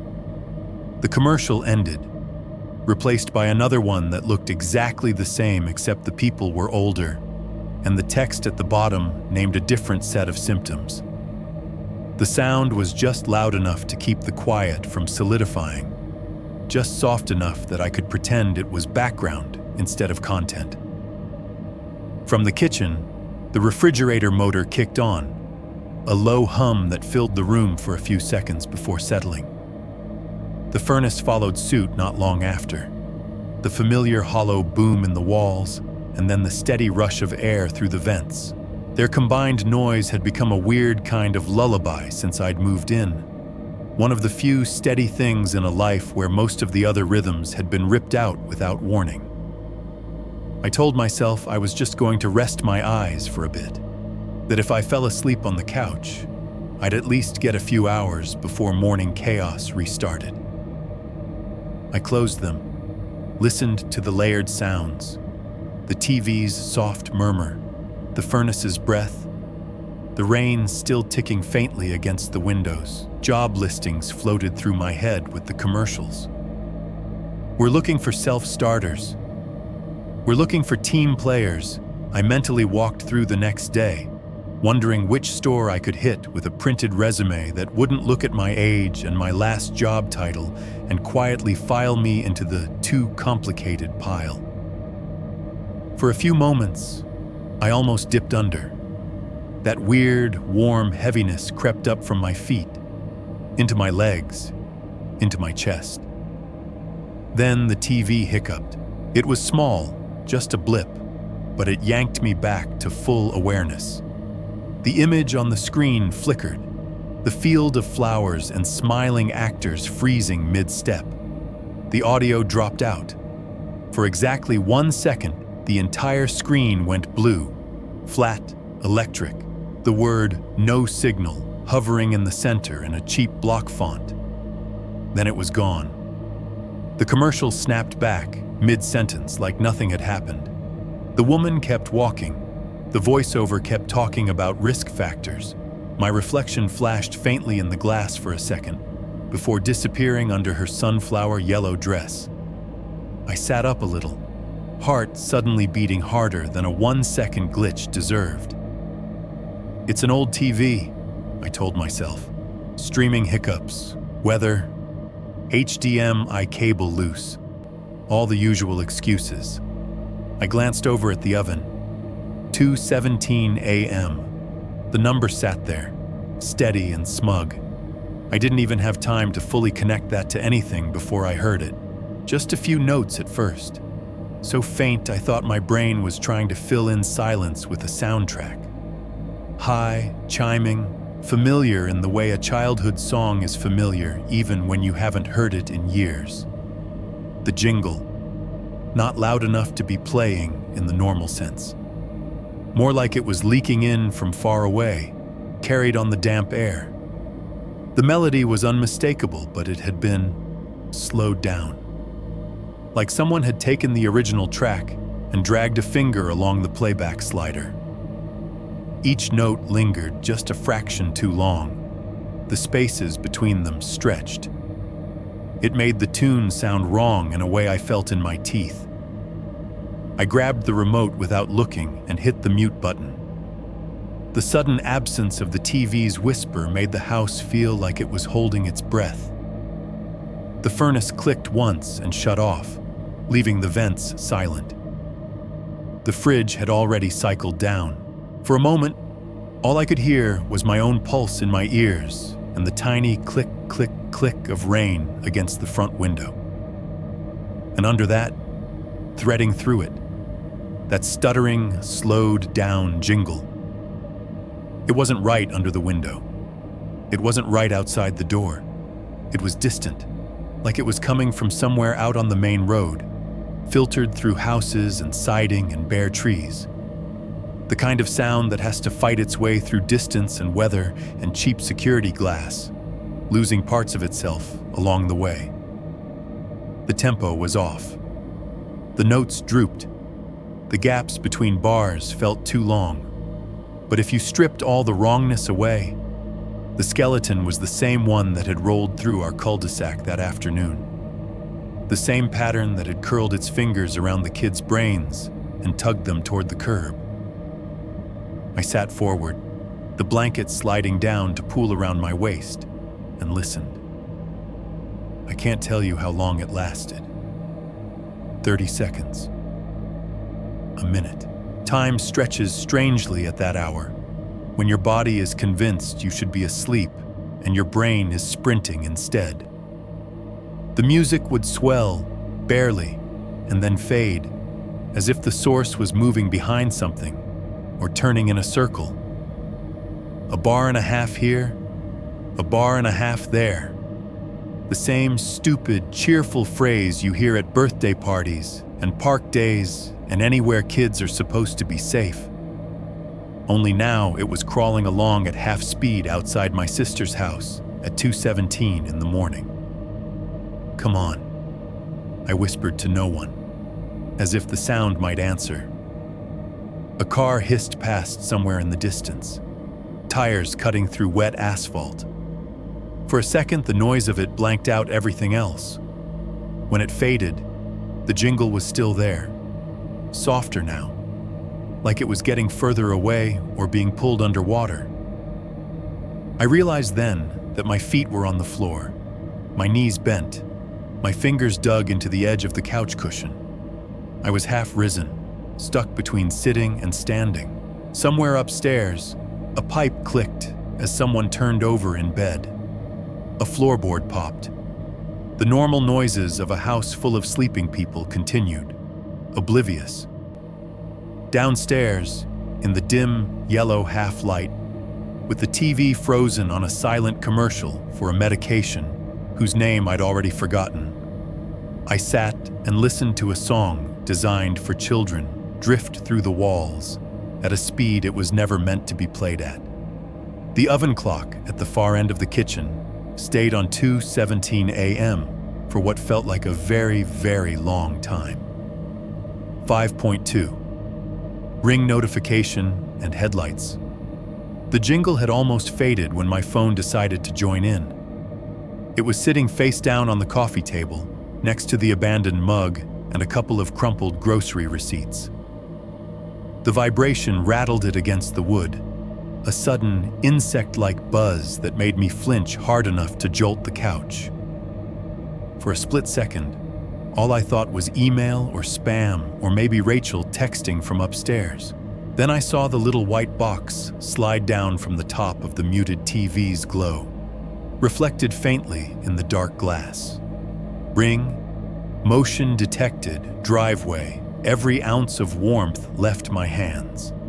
The jingle outside hadn't been loud enough to justify this kind of reaction, but my body wasn't interested in a vote. I grabbed the phone, thumb clumsy on the screen, and tapped the notification. The app opened onto a frozen thumbnail. Our driveway in that weird, bluish night vision, rain streaking across the lens, and in the top corner of the frame, twin cones of light cutting into the cul-de-sac. Headlights. Too bright in the small, fisheye view. They were caught mid-turn, angled slightly as they swung into the circle, bathing the wet asphalt in hot white and casting long, sharp shadows of the mailboxes. Even in that split-second image, my brain knew the shape they belonged to. A white rectangle, too tall for a sedan, too long for an SUV, the nose of it just out of sight, the bulk of it sliding into view. "Come on," I muttered, my voice cracking in the empty room. I jabbed the live view button. For half a heartbeat, the screen went black.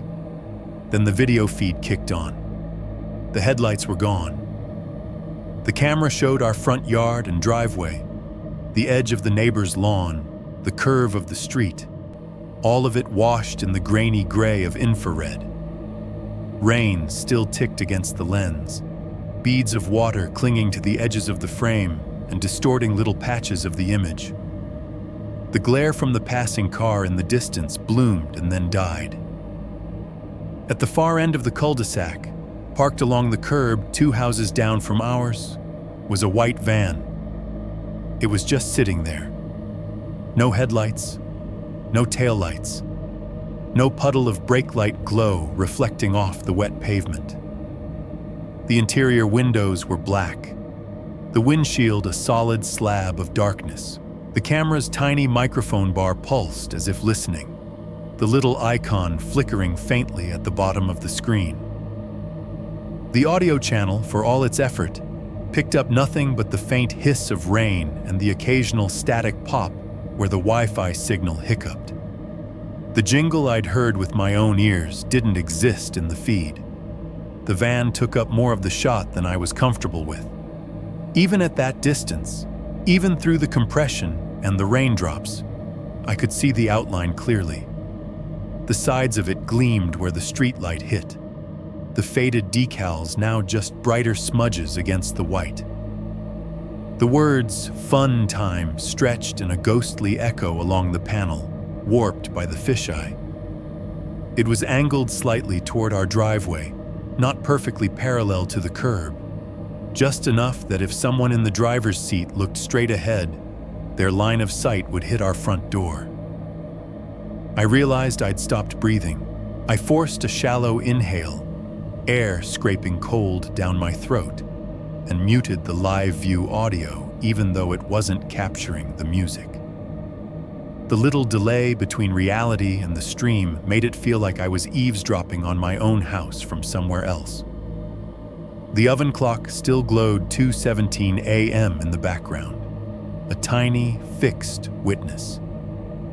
I set the phone down on the coffee table without closing the app, the live feed still playing, and stood up. The living room felt even darker now that the TV was muted, the only light coming from its blue wash and the small, soft spill from the dimmed kitchen fixture. Shadows pooled under the coffee table and along the baseboards. The furnace hadn't kicked back on yet, so the whole downstairs had that thin, hollow quiet you only get between cycles. I moved slowly, more because my legs didn't quite trust me than because I was trying to be stealthy. The carpet under my feet was cool, fibers flattened in the path between couch and window from 100 previous nights of pacing. The front window looked out over the lawn and the street, a big rectangle of black broken by a faint sheen where the streetlight opposite bounced off raindrops. The blinds were half drawn. I slid my fingers into the edge of them and eased one slat up, just enough to create a narrow viewing strip. Cold glass met my knuckles.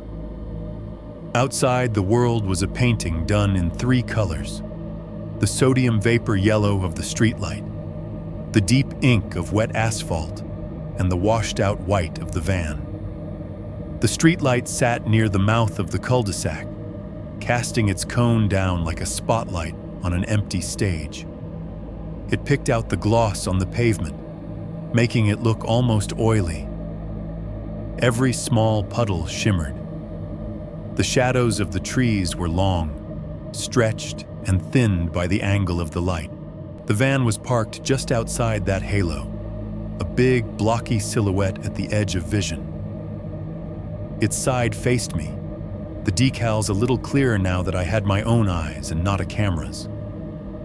The cartoon popsicle looked worse in reality than it did on my screen, its smile half worn off, eyes faded into faint, ghostly dots. The cabin was dark. The windshield reflected the weak glow from the houses across the way, giving me nothing but a vague impression of a shape behind the glass. No movement. No flicker of a phone screen, no red ember of a cigarette. It was the kind of stillness that felt too intentional. If the jingle was still playing, it was too far away, or too soft, or too distorted by walls and rain to reach me here.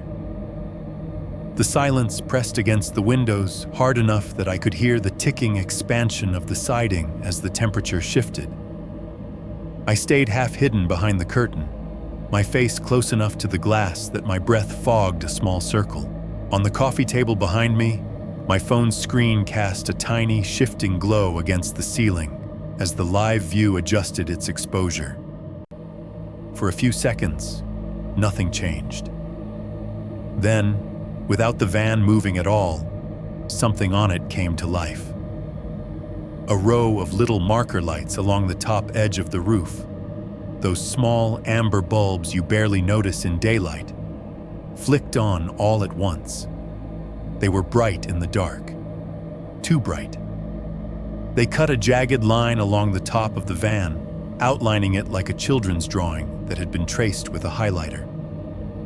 The wet metal around them caught the glow and threw it upward in a faint, rusty halo. The effect, from where I stood, was like someone had suddenly drawn attention to the shape that had been trying to hide. I flinched hard enough that the blinds rattled against the window frame, a dry plastic clatter that sounded obscenely loud. My heart jumped into my throat. For a second, I was sure whoever was inside had to have seen the movement, had to know I was there. Then, just as quickly as they'd come on, the lights went out.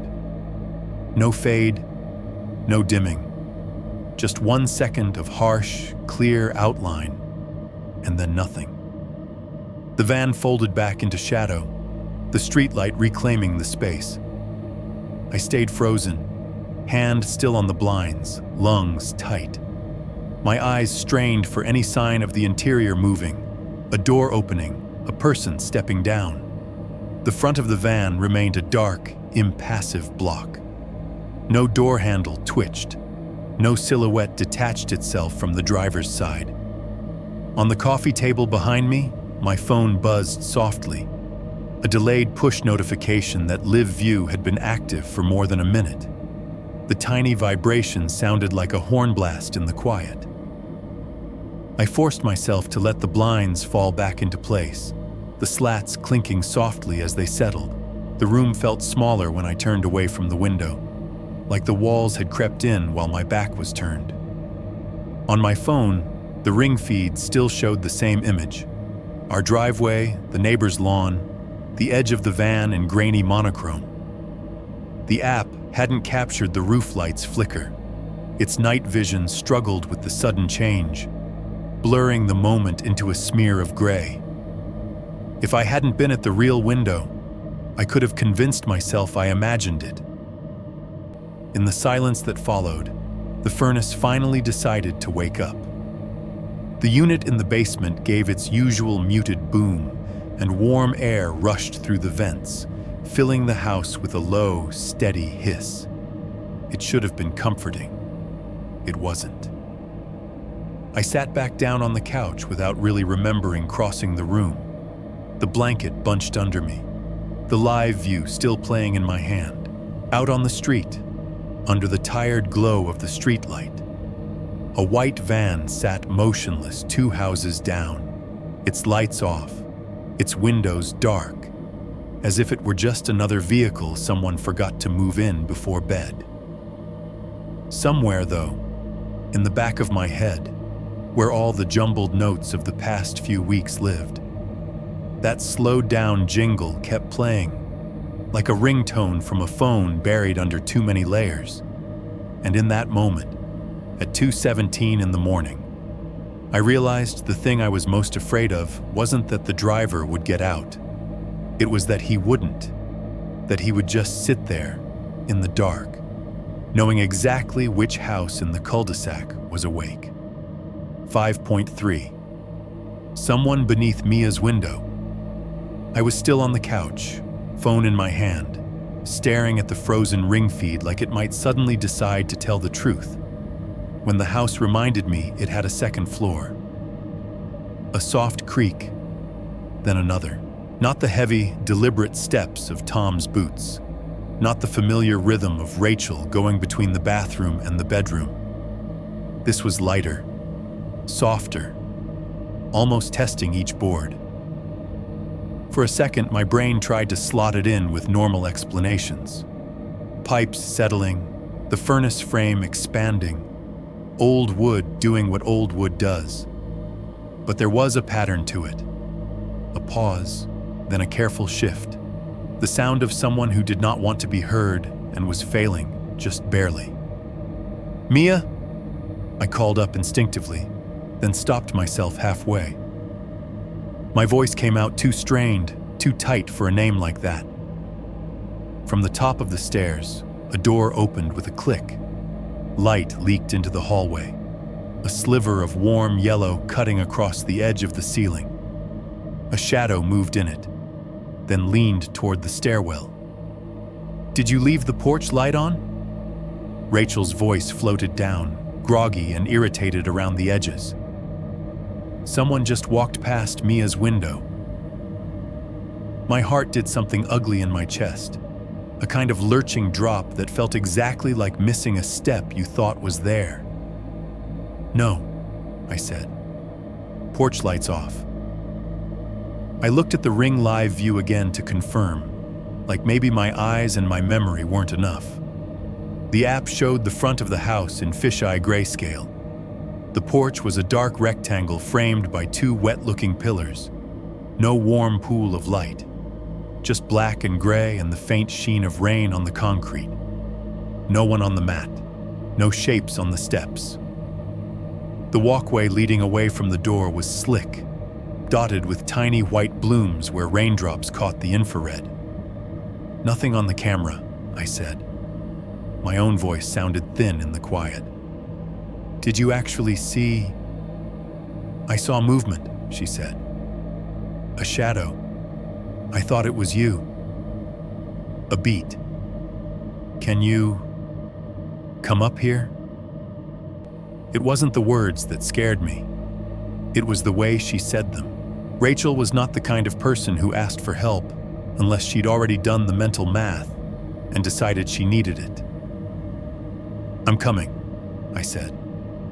I closed the Ring app, killing the live view of the van and the empty driveway, and set the phone down. The downstairs lights were still on their dimmest setting, smearing a weak yellow across the kitchen tile and into the living room.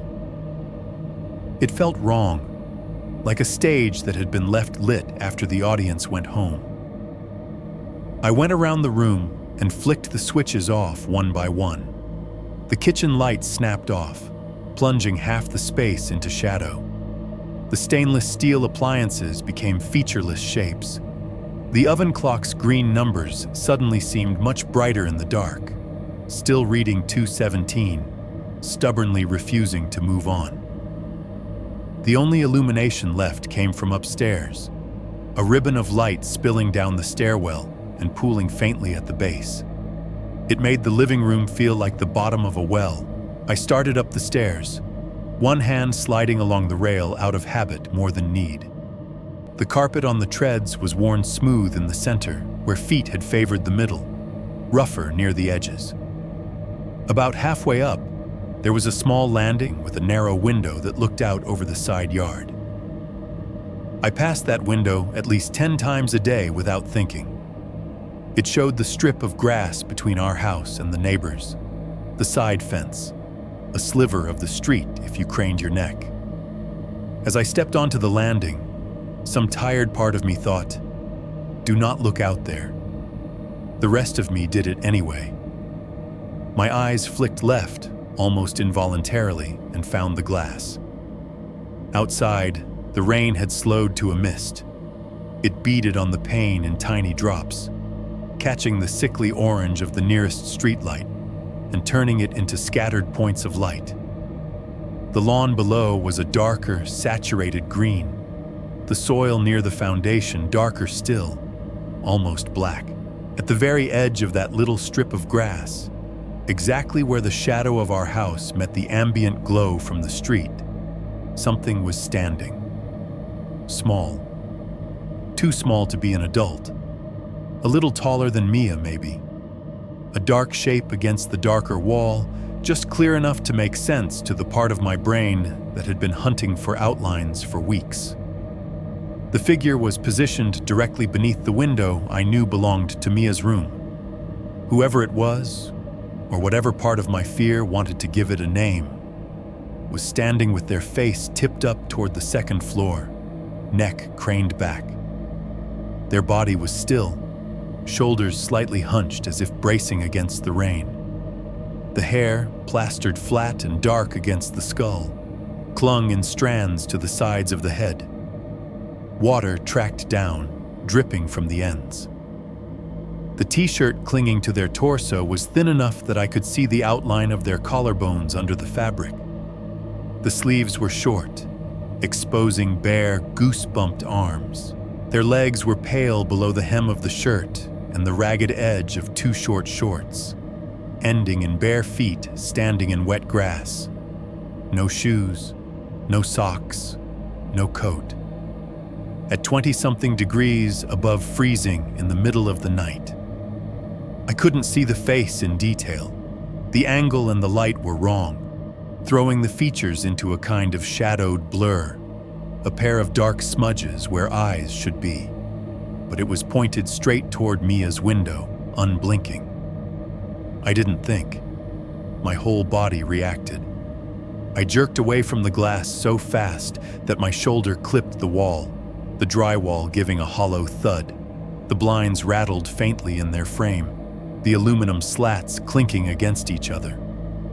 For a second, I pressed my back to the wall beside the landing window, heart pounding hard enough that I felt it in my throat. The upstairs hallway light cut across my chest in a bright diagonal. Everything below was swallowed up in shadow. The jingle outside stopped. I didn't realize how much it had been there, faint and dragging, until it wasn't. The sudden absence of it made the sound that replaced it stand out even more. A soft, irregular patter on the roof above, like a handful of pebbles being tossed lightly. At first, I thought it was just the rain changing, some gust catching it at a new angle, making it hit the shingles differently. But the rhythm was wrong. Rain is chaotic. This was measured. Small impacts, tiny taps. Something was hitting the siding, too. A light, scraping contact that made the walls carry a faint, gritty vibration. I moved toward the top of the stairs, every step an argument between wanting to be quiet and wanting to be fast. Rachel was waiting in the hallway, just outside Mia's door. She had one hand on the knob and the other wrapped around her own elbow, fingers digging into the fabric of her sweatshirt. Her face was a shade paler than usual in the overhead light. "What is it?" she whispered as I reached her. "Did you see someone?" I thought about telling her what I'd seen by the side yard. The wet hair, the bare feet, the upturned face. The fact that the figure had been exactly under Mia's window, as if it had been standing there long enough to know exactly where to aim its gaze. Instead, I said, "Someone's out there," which was the closest I could get without feeling like I was making it worse by giving it details. We both froze as a new sound cut through the house. A small, dry tuk against glass. It was sharp, distinct. Not the duller thud of something hitting the siding or the roof. This was higher, cleaner, a direct contact. Maya's window. We stood there, two adults in a hallway with a nightlight shaped like a moon plugged into the outlet near the floor, listening. Another tuk came a couple seconds later. Then another, a bit softer, like whoever was below was calibrating their throw. There was a tiny scrape afterwards. The sound of something hard rolling a fraction of an inch against the top edge of the window frame before coming to rest. Rachel's mouth opened, then closed again. Her eyes went to the door, then to me. For once, the person whose life had been relentlessly practical and scheduled and explainable was looking at me for instructions. "He's throwing rocks," I heard myself say. The pronoun slipped out before I could stop it. Maybe because I'd already given the van a he in my head, some nameless driver sitting behind a wheel. "Who?" she whispered, as if saying it too loud might make them hear.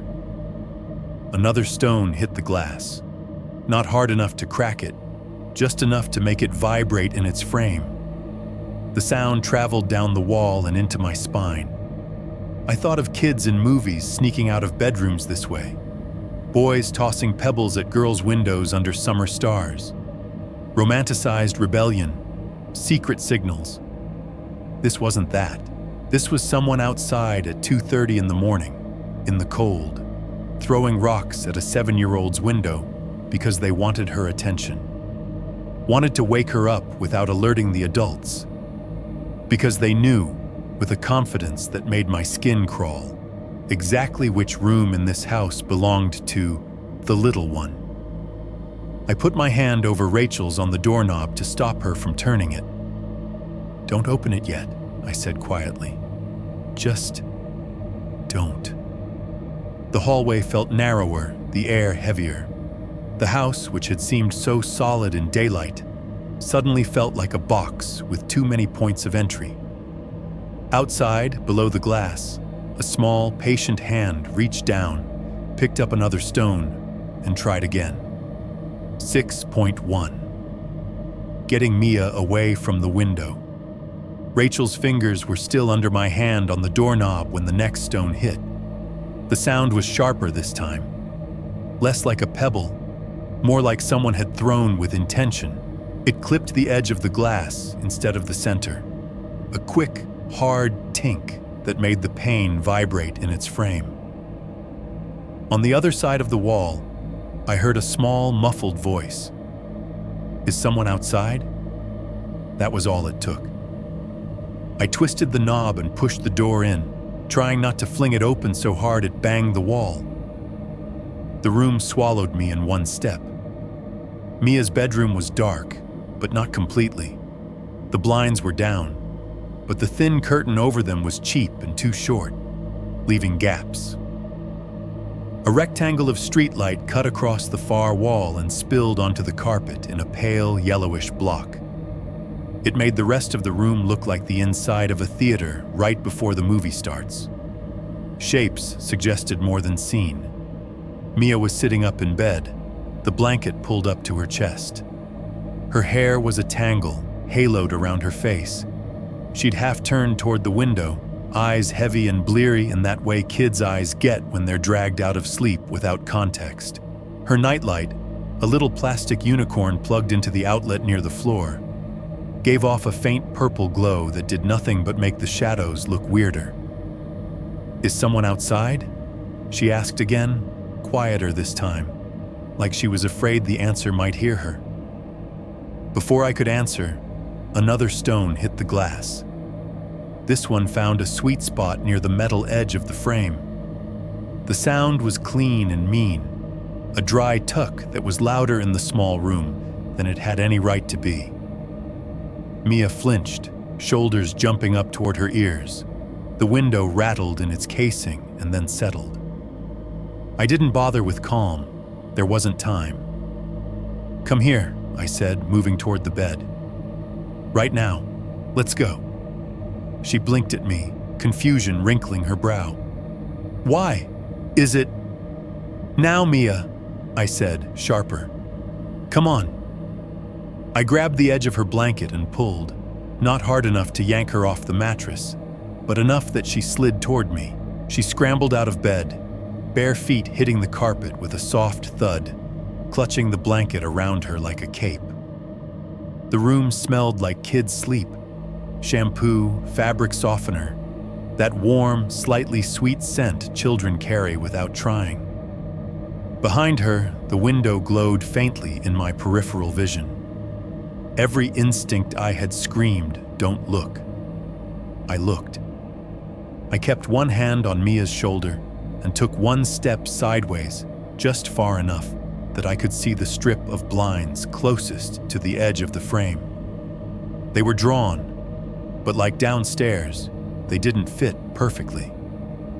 There was a narrow slit where the plastic had warped over time, leaving a vertical crack of view barely wider than my thumb. Very slowly, like I was disarming something, I pinched the blinds between two fingers and tipped them down. The world outside snapped into that thin, distorted view. Directly below the window, maybe 2 feet out from the house, something small was standing in the wet grass. It was the same size as the figure I'd glimpsed from the landing window. Up close, the details sharpened and got worse. The t-shirt clinging to its torso was white or had been at some point. The rain had turned it gray in patches. The fabric stuck to narrow shoulders and a chest that looked too thin. You could see the line of the ribs if you squinted. The hair was dark and soaked, hanging in clumps around the face, dripping onto the shirt. It flattened against the skull in places, giving the head an odd, elongated shape in the uneven light. The skin I could see was pale, almost colorless under the streetlight, except where cold had flushed the knees and knuckles. Bare legs, bare feet. Toes splayed slightly in the grass, pushing into the mud. No shivering, no shifting weight from one foot to the other. Just stillness.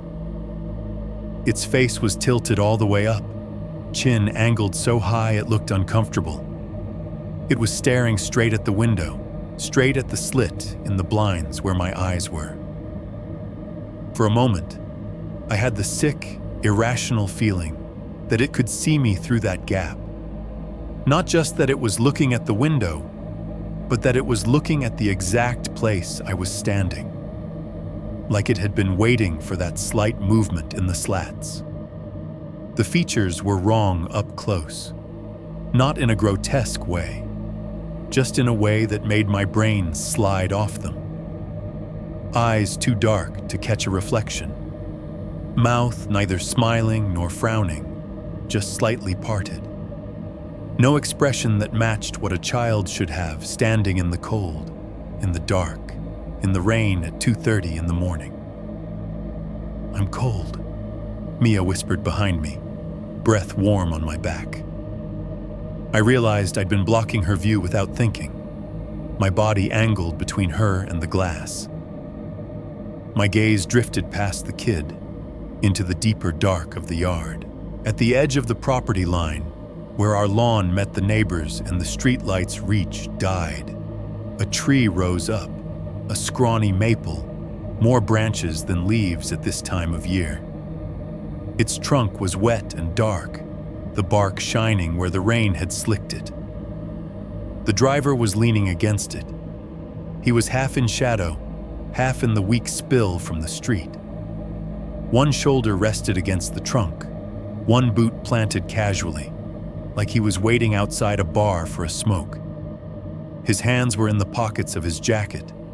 His cap brim threw his eyes into shadow, but I could see the lower half of his face clearly enough, the scruff catching stray drops of light, the mouth set in a line that wasn't quite a smile. His head was tilted a little to one side as he looked up toward the house, toward Mia's window, toward us. It was the kind of angle you take when you're trying to get a better look at something in a store display, when you're evaluating a piece of meat or a tool or an appliance. Interested, curious, detached. He wasn't looking at the kid in the yard. He wasn't looking at the van, which I knew, without seeing it, was still parked 2 houses down. He was watching the window, watching for a reaction. For mine. In that moment, any lingering part of me that had wanted to give him rational explanations died. There was no version of reality where a man randomly selling ice cream was standing in my sister's side yard in the middle of the night, in the rain, using a child like a doorbell for a 7-year-old's room. My hand tightened on the blinds so hard they creaked. I let them fall. The plastic slapped softly back into place, cutting off the view. The room felt smaller instantly, the dark thicker. I turned, heart hammering so hard it made my vision pulse, and grabbed Mia properly this time. Not just a guiding hand on her shoulder, but both arms around her, blanket and all. "We're gonna play a game," I said, the words tumbling out too fast. "Okay? Quiet game. Closet game." She frowned, confusion cutting through the sleepiness. "Why?" "Because I say so," I snapped, harsher than I meant. I forced my tone down. "Because it'll be fun if we win." Another stone hit the glass. The sound was duller now. Maybe because my ears were full of blood rush. Maybe because whoever was throwing had adjusted their aim. It was followed by a soft scraping noise, like something small sliding down the pane and catching in the frame. I didn't wait for Rachel. I didn't wait for the next one. I half-carried, half-steered Mia across the room toward the closet. The carpet swallowed our footsteps, but every rustle of fabric sounded enormous to me.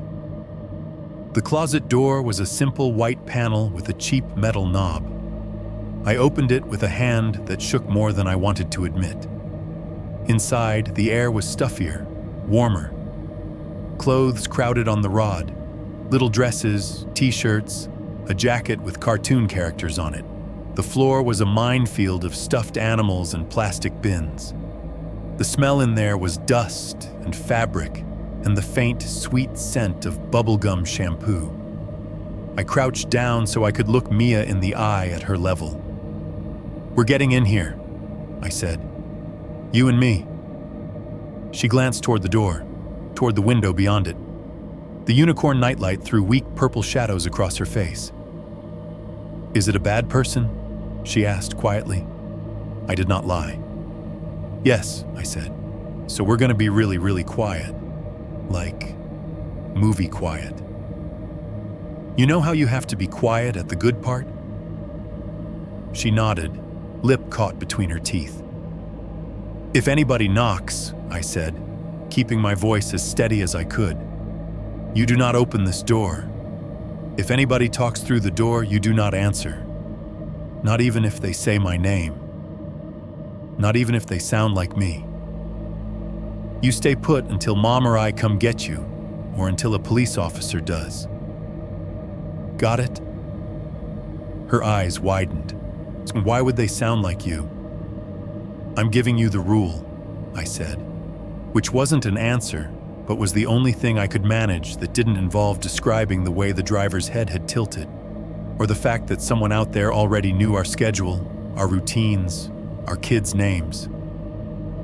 She stared at me for another heartbeat, then nodded again, more decisively this time. Okay, she whispered. I pulled her into the closet, nudging a pile of stuffed animals aside with my foot to make space. She sat down on the floor, blanket wrapped around her shoulders, knees drawn up. I squeezed myself in next to her, knees bent awkwardly, back against the wall. The clothes brushed the top of my head. I could feel the rough texture of the drywall through my shirt. I left the door open a crack, just enough that I could reach out and pull it shut when Rachel slipped in with us, or when I heard something that made it necessary. The stones kept coming. From inside the closet, the sound was muffled, but not gone. Each impact traveled through the wall, through the studs, into my bones. Between them, there was another noise, the faint clatter of something small rolling down the roof above, bumping against shingles, then dropping into the gutter with a soft, metallic tink. Mia's breathing was audible next to me, short and shallow.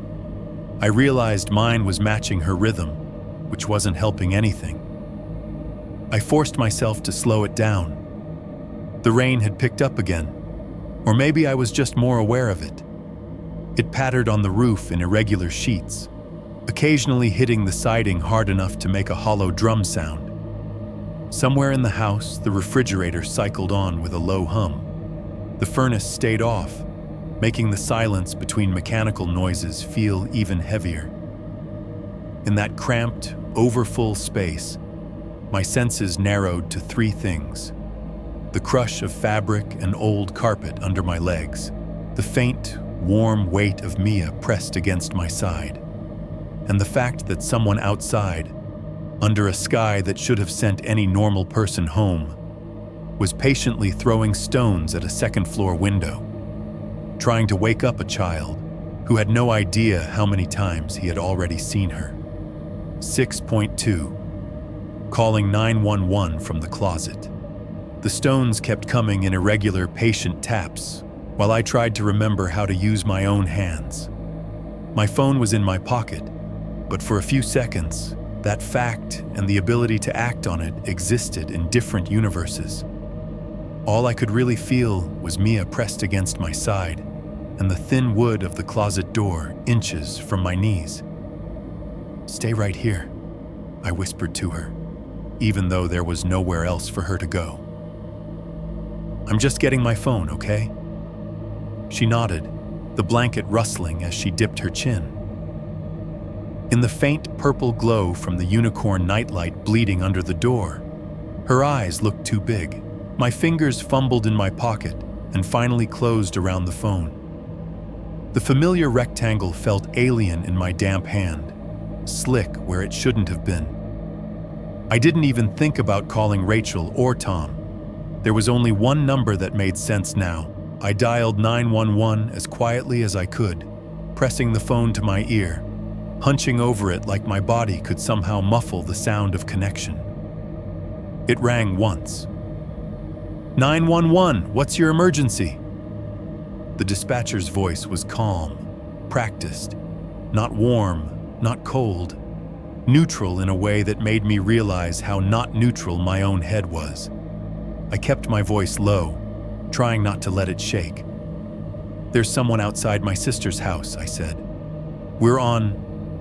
I rattled off the street name, the cul-de-sac number, the city. Aurora, there's a van. It's the same van our HOA reported. Fun Time Frozen Treats, the ice cream truck. He's been around the neighborhood a lot, and now there's a kid outside my niece's window. It's 2:30 in the morning. There was a tiny pause, the sound of keys clicking on her end. "Okay, sir," she said. "I've got your location pulled up. Are you in the house right now?" "Yes," I whispered. "Second floor, in my niece's room, in the closet." Beside me, Mia tensed at the word closet. I put my free hand on her shoulder, tried to make the pressure feel reassuring. "Is anyone else in the residence with you?" the dispatcher asked. "My sister," I said. "She's in the next room over.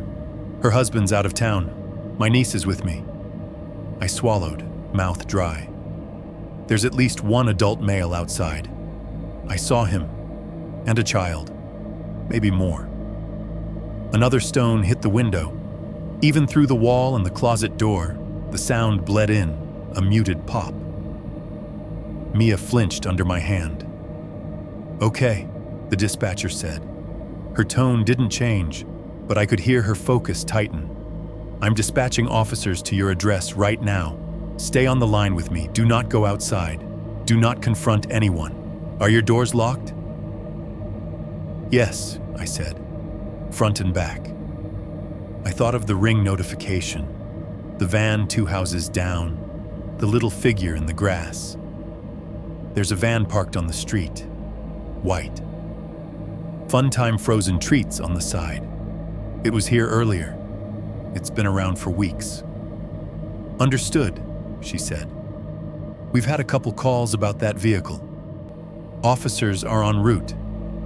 Do you see or hear anyone inside the house with you?" I strained my ears. The house sounded wrong, or maybe it was just that I'd never heard it from inside a closet at this hour before. The usual hums and clicks felt distant. The furnace still hadn't come back on. Without it, the silence between sounds felt like huge pits you could fall into. "No," I said. "I don't hear any footsteps. No doors, just the rocks. They're throwing rocks at the window." "Okay," she said again, like she was planting the word in the room with us as an anchor. "You're doing the right thing by staying where you are. How old is your niece?" 7.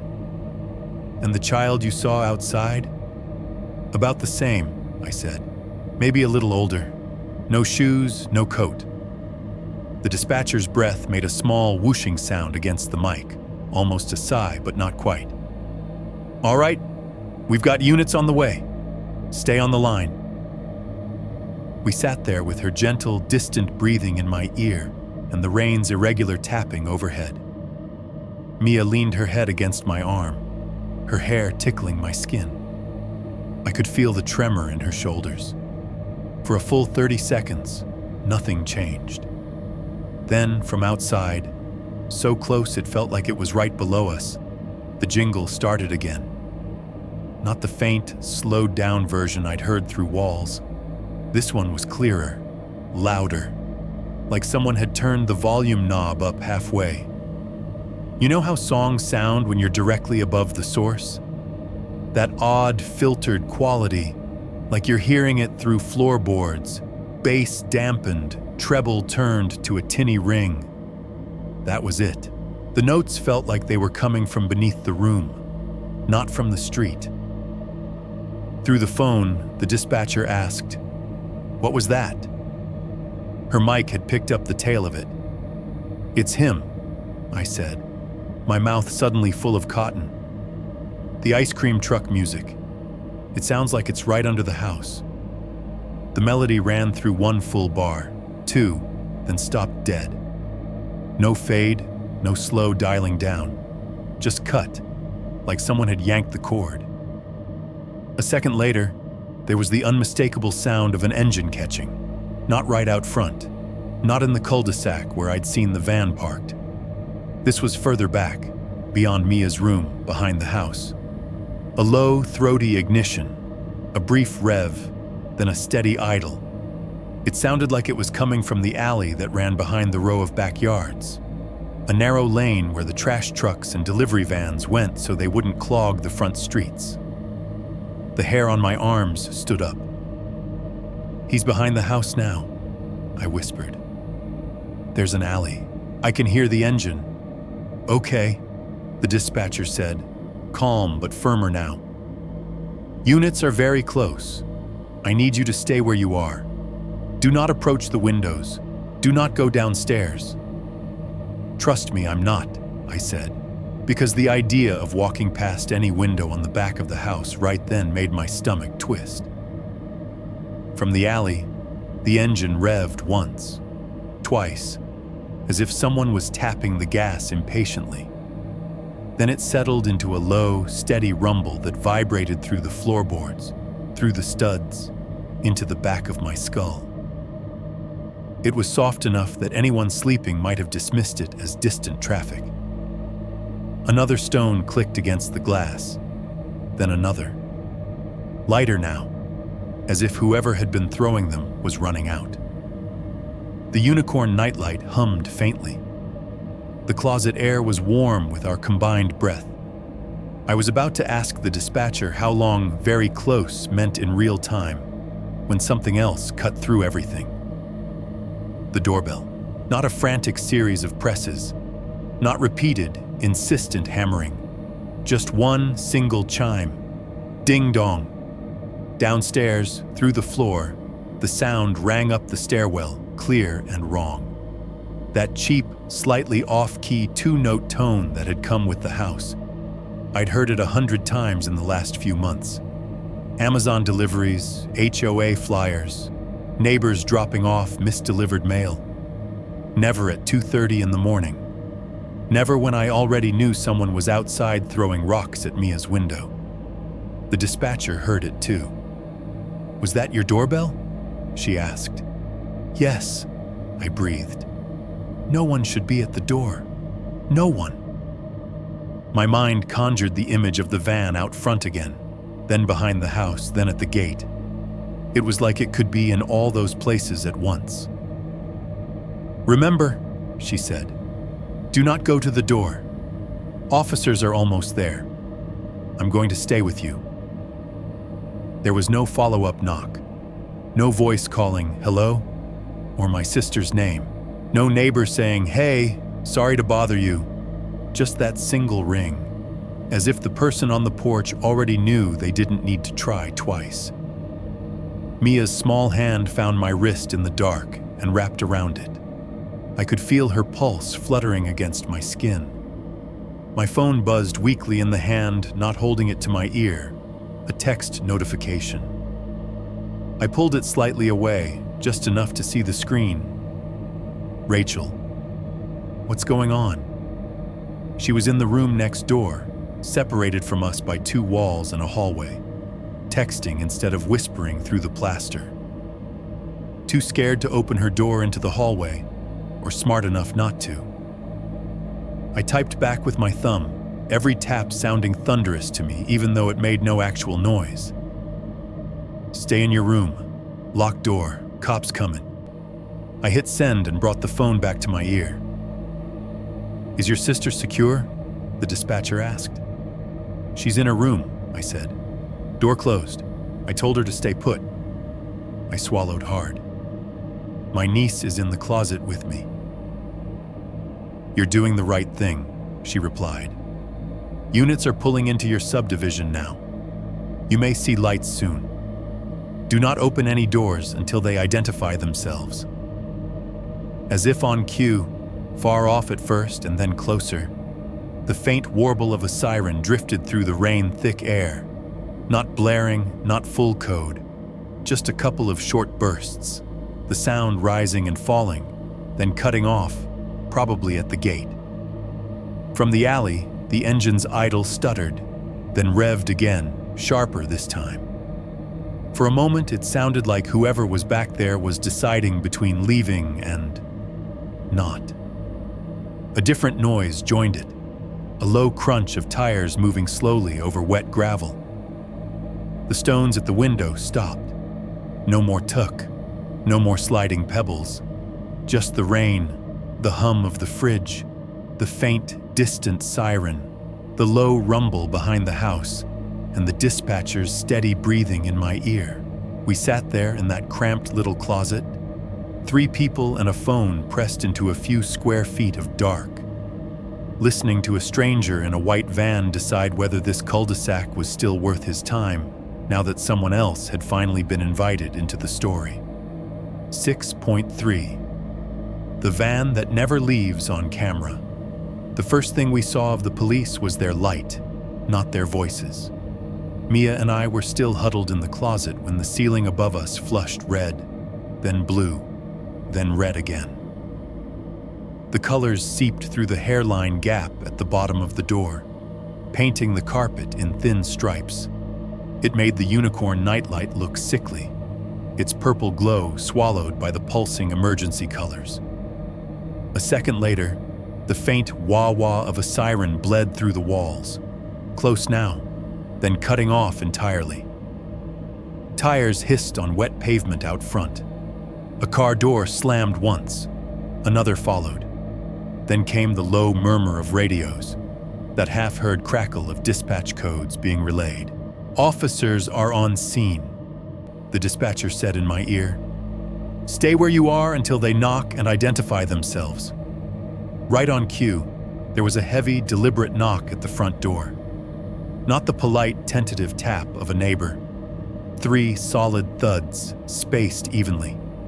Then a voice, deep and projected. "Aurora Police. If anyone's inside, call out." I let out a breath I hadn't realized I'd been holding. My throat hurt. "They're here," I whispered to Mia. "It's the police. Stay with me." "Aurora Police!" the voice called again. "We're coming in to check on you." I told the dispatcher I could hear them. She told me I could hang up or stay on the line. I honestly don't remember which I chose. At some point, the call ended. Whether by my thumb or hers, I couldn't tell you. Rachel opened her bedroom door first. I heard it creak somewhere to our right in the hallway. Her footsteps were quick, bare, crossing toward the stairs. I pulled the closet door open the rest of the way and stood up, knees cracking, everything in my body protesting the sudden movement. "Stay behind me," I told Mia. She clung to the back of my shirt with one hand, dragging her blanket with the other like a trailing shadow. We stepped out into the hallway. The house felt strange, too bright now, with multiple lights on and the flicker of red and blue spilling in through front-facing windows. The banging pattern at Mia's window had stopped completely. The only sounds were the distant murmur of radio chatter and the muted voices of officers outside. By the time we got downstairs, Rachel was at the front door with an officer, the threshold crowded with wet boots and reflective stripes. Another officer was just stepping inside, shaking rain off his jacket. His radio crackled softly at his shoulder. "You the one who called?" he asked, eyes flicking from Rachel to me as we appeared at the bottom of the stairs. "I did," I said, raising my hand like I was answering in class. My voice came out hoarse. "Upstairs, in the back. Someone was outside my niece's window. There's a van." "White ice cream truck?" he cut in, not unkindly. "Yeah," I said. "Fun time frozen treats. He was parked 2 houses down, then behind the house. There was a kid with him, outside, throwing rocks at the window." He nodded once, jaw tightening like he was slotting our story into a folder that already existed. "All right. We've got a couple units here. We're gonna clear the property first, then talk, okay? Everybody stay inside for now." They moved through the house with practiced efficiency. One officer stayed with us in the entryway, asking quick questions. Anyone else home? Any pets? Any weapons in the house? While the others split up. We heard boots on the stairs, Doors opening and closing. Someone's voice calling clear from the back bedrooms. Through the front window, I could see another squad car idling at the curb. Headlights off. Light bar still throwing its color against the wet asphalt. A neighbor across the way had cracked their door open a few inches, their face a pale oval in the gap, curiosity winning out over decorum. Within minutes, 2 officers were in the backyard, their flashlights cutting sharp white paths through the dark. The beams glinted off the wet grass, the fence posts, the metal caps on the posts. One of them disappeared through the side gate toward the alley. The rain had settled into a mist again, catching the lights in a fine, glittering haze. "No one in the yard," the first officer reported when he came back through the sliding door. "We've got tire tracks behind the fence, though, fresh ones." He showed us later. After they were satisfied we weren't harboring anyone inside, we stood at the back fence, the 3 of us in borrowed coats, while his flashlight beam traced 2 pale arcs in the mud beyond the slats. Parallel, wide, cutting across the strip of dirt behind the line of backyards. "There's an alley back here," he said. "Trash pickup uses it. If he pulled in and killed his lights, you'd hear him, but you wouldn't necessarily see him from the front." The tracks curved away toward the far end of the alley, where the mist swallowed them. The street out front was empty now. No van, no phantom headlight glow. Just the police cruisers and the stupidly normal outline of other people's sedans and SUVs sitting in their spots like nothing had happened. Inside in the kitchen, the officers asked to see our cameras. Tom's Ring setup turned out to be their main source of entertainment. We crowded around the tablet he kept on the counter while one of the younger cops, couldn't have been older than 26, flicked through the timeline. "There," I said, pointing. "Motion at 2:16. Driveway." He tapped the thumbnail. The feed jumped to life. In black and white night vision, the Fun Time van cruised into the cul-de-sac, headlights piercing the mist. It slowed, then rolled to a stop just outside the edge of our driveway camera's view, close enough that we could see the front end clearly. The logo along the side was fuzzed out by the infrared, but the shape was unmistakable. The timestamp read 2:16:09 a.m. "There he is," the young officer said. "It's a good angle. We might be able to pull a plate if we clean this up." The van idled in the shot for a few seconds, exhaust barely visible. Then the clip ended. Motion event over. "Front door camera," I said. "Right after. There should be..." We went back to the timeline. Sure enough, there was another event less than a minute later labeled "Front Door." 2:16 a.m. The officer opened it. This clip showed the small slab of porch, the welcome mat, the top half of the steps, and the stretch of sidewalk leading left toward the side of the house. Rain dotted the lens, making little comets of light where street glow hit them. About 5 seconds in, 2 figures moved into the frame from the right. One tall, one small. The taller one was clearly an adult, broad shoulders in a dark jacket, cap brim low, head turned slightly toward the yard instead of the street. The smaller one walked half a step behind, bare legs visible below the hem of a too thin shirt. They didn't come fully onto the porch. They just passed in front of it, on the sidewalk, heading toward the gap between our house and the neighbors. We watched them disappear out of frame in silence. "Is that him?" the officer asked. "Yes," I said. My voice felt like it belonged to someone else. "That's them. That's exactly where I saw them from upstairs." He scrubbed the clip forward, looking for their return. Nothing. The motion ended a few seconds after they left the frame. "Okay," he said, backing out. "Let's see when they leave." He scrolled further along the timeline. There were more motion events. One at 2:26, interior movement when Rachel crept to her bedroom door. One at 2:29, me, blurry and hunched, moving through the living room with my phone. Then the 2:36 event, officers' lights washing across the porch as they approached. Later clips showed neighbors peeking out, packages being dropped off in the morning, a delivery driver hurrying past. There was nothing showing the man and the child returning along the sidewalk.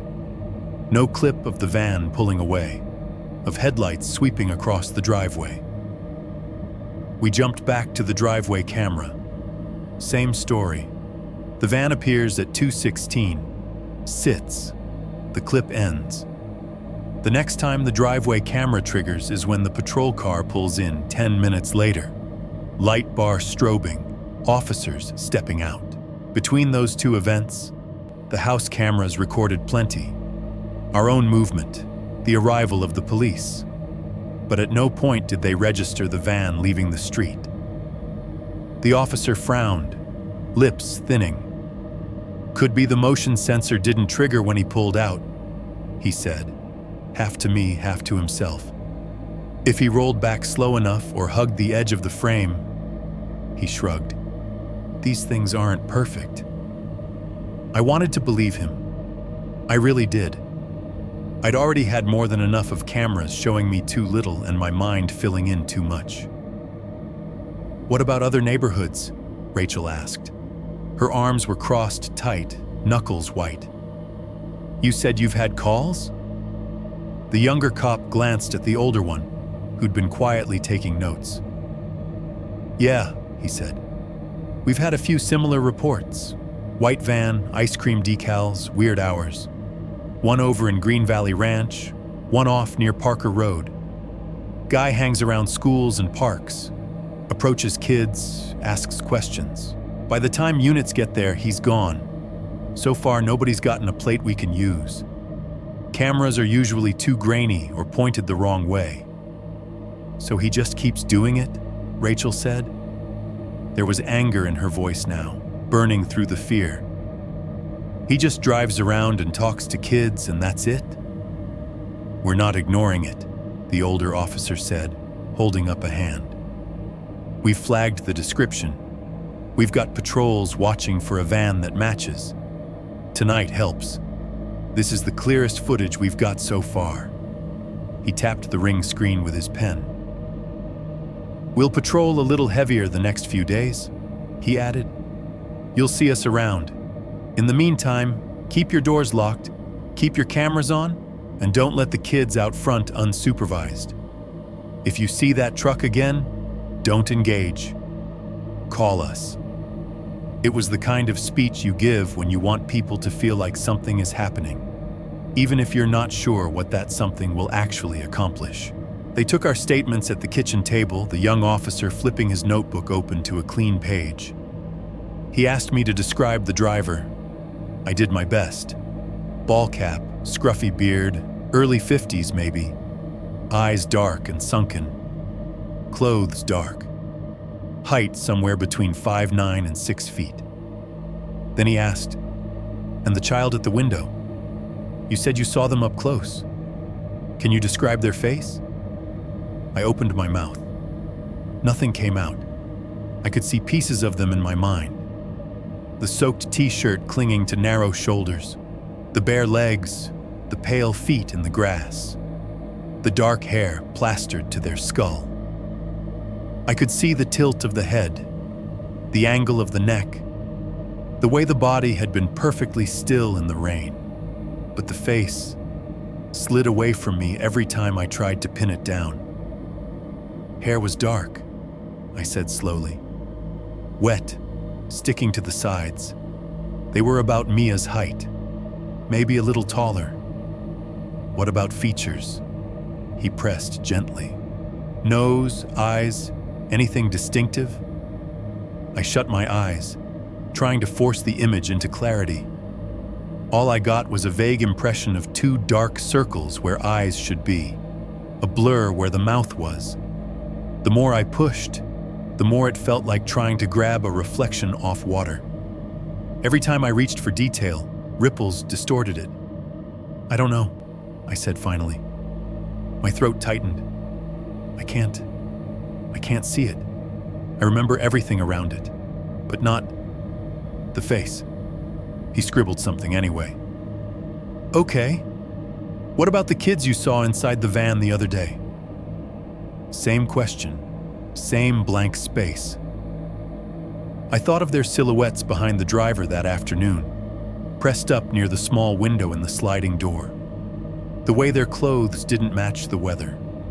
The way they'd watched without the urgency you'd expect from kids in front of ice cream. Just standing. Just looking. I remembered their number. 3, maybe 4. I remembered the shapes of their shoulders, the way one of them had turned their head slightly when the jingle cut out. But when I tried to assemble one single face from that memory, it was like someone had smudged them all with a thumb. "I should remember," I said, more to myself than to him. I was right there. I looked right at them. Sometimes, when something traumatic happens, your brain erases parts of it, the officer might have said. Sometimes it protects you. He didn't say that, though. He just wrote down "unable to describe" and moved on to the next question. Later, after they'd gone and the cul-de-sac had gone back to being just a circle of wet asphalt under a tired streetlight, I lay awake in the guest bed and tried again. I pictured Mia's face easily, every freckle, the exact way her nose scrunched when she smiled. I could conjure Rachel's expression in perfect detail.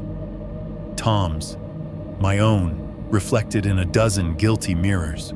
But when I tried to recall the child under the window, or the ones behind the glass of the van, it was like my mind hit static. The outline was there, but the middle was missing. You can call that trauma. You can call it lighting or panic or the fog of stress, or you can call it what it feels like. If you're being brutally honest with yourself, standing in front of a painting and realizing that the faces have been scraped off on purpose. 7.1. News articles and non-missing kids. You'd be amazed how fast something like that gets folded into normal. 2 weeks after the night of the stones and the van and the closet, our lives looked almost the same from the outside. Rachel shifted her hours. She started taking earlier blocks at the office so she could be home by 4 on most days. Whenever she had to stay late, she texted 5 times more than she used to, sending ETA updates like she was reporting to someone. Tom added a second deadbolt to the front door, just in case, and started double-checking windows before bed in a way he hadn't bothered to do before. The sound of the locks sliding into place became part of our nightly soundtrack, right between the dishwasher starting and CNN fading into infomercials. Mia wasn't allowed to play in the driveway alone anymore.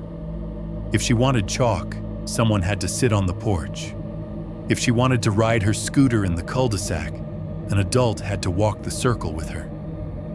At first she argued, whining in that small, sharp way kids do when they know something's changed and no one will tell them exactly why. Then she adapted, the way kids do. Spring kept happening, because it didn't care about vans or police reports. The last of the snow melted out of the corners of the yards, leaving dark, damp patches of earth where grass would eventually remember how to be green. The trees along South Piccadilly pushed out small, bright leaves. The air didn't hurt your lungs when you stepped outside anymore. Nothing else obvious happened. No more 2:17 a.m. jingles. No more rocks at the window. No more emails from Fun Time Anything. The van didn't roll through our cul-de-sac again while we were watching. If it did, it chose angles we couldn't see. We noticed more police cars than usual cruising the main road near the entrance to the subdivision for a while, then fewer. Patrols always taper off eventually. Humans go back to sleep. One afternoon, I was at the kitchen table pretending to care about a job application form when my phone buzzed. A text from Rachel. "Did you see this?"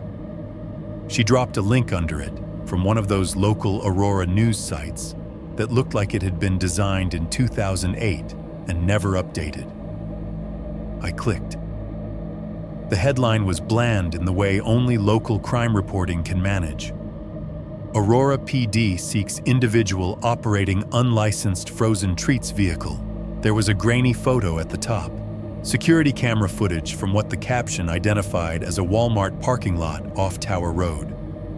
The angle was high, fisheye, washing everything in a greenish tint. The van was unmistakable. White panel sides, faded cartoon popsicles and balloons. The words, "Fun Time Frozen Treats," peeling along the length of the cargo area. The logo in the photo looked worse than it did in person. The distortions of the cheap camera making the smiling ice cream faces warp into stretched, melting things. Beside the van, near the driver's door, stood a man. The reporter, or more likely, the officer who'd sent the photo, had circled him in red in the copy that appeared on social media. In the original image on the site, he was just another shape in the frame, half caught in motion. He looked like moving stills always look, slightly blurred around the edges, limbs not quite where they should be. He was turned 3/4 toward the camera, head angled up like he'd just noticed it. The brim of his cap shadowed his eyes, but you could see the bottom half of his face clearly enough. Scruff, lines around the mouth, the hint of a smile that could have been friendly or could have been something else entirely. The text of the article was short. They always are. Aurora police are asking for the public's assistance in identifying the individual pictured, believed to be operating an unlicensed frozen treats vehicle in the Aurora and Green Valley Ranch areas. The vehicle, a white panel van with Fun Time Frozen Treats decals, has been observed in multiple neighborhoods and near several school zones. In at least 3 incidents, the driver is reported to have approached children and attempted to engage them in conversation and offer rides.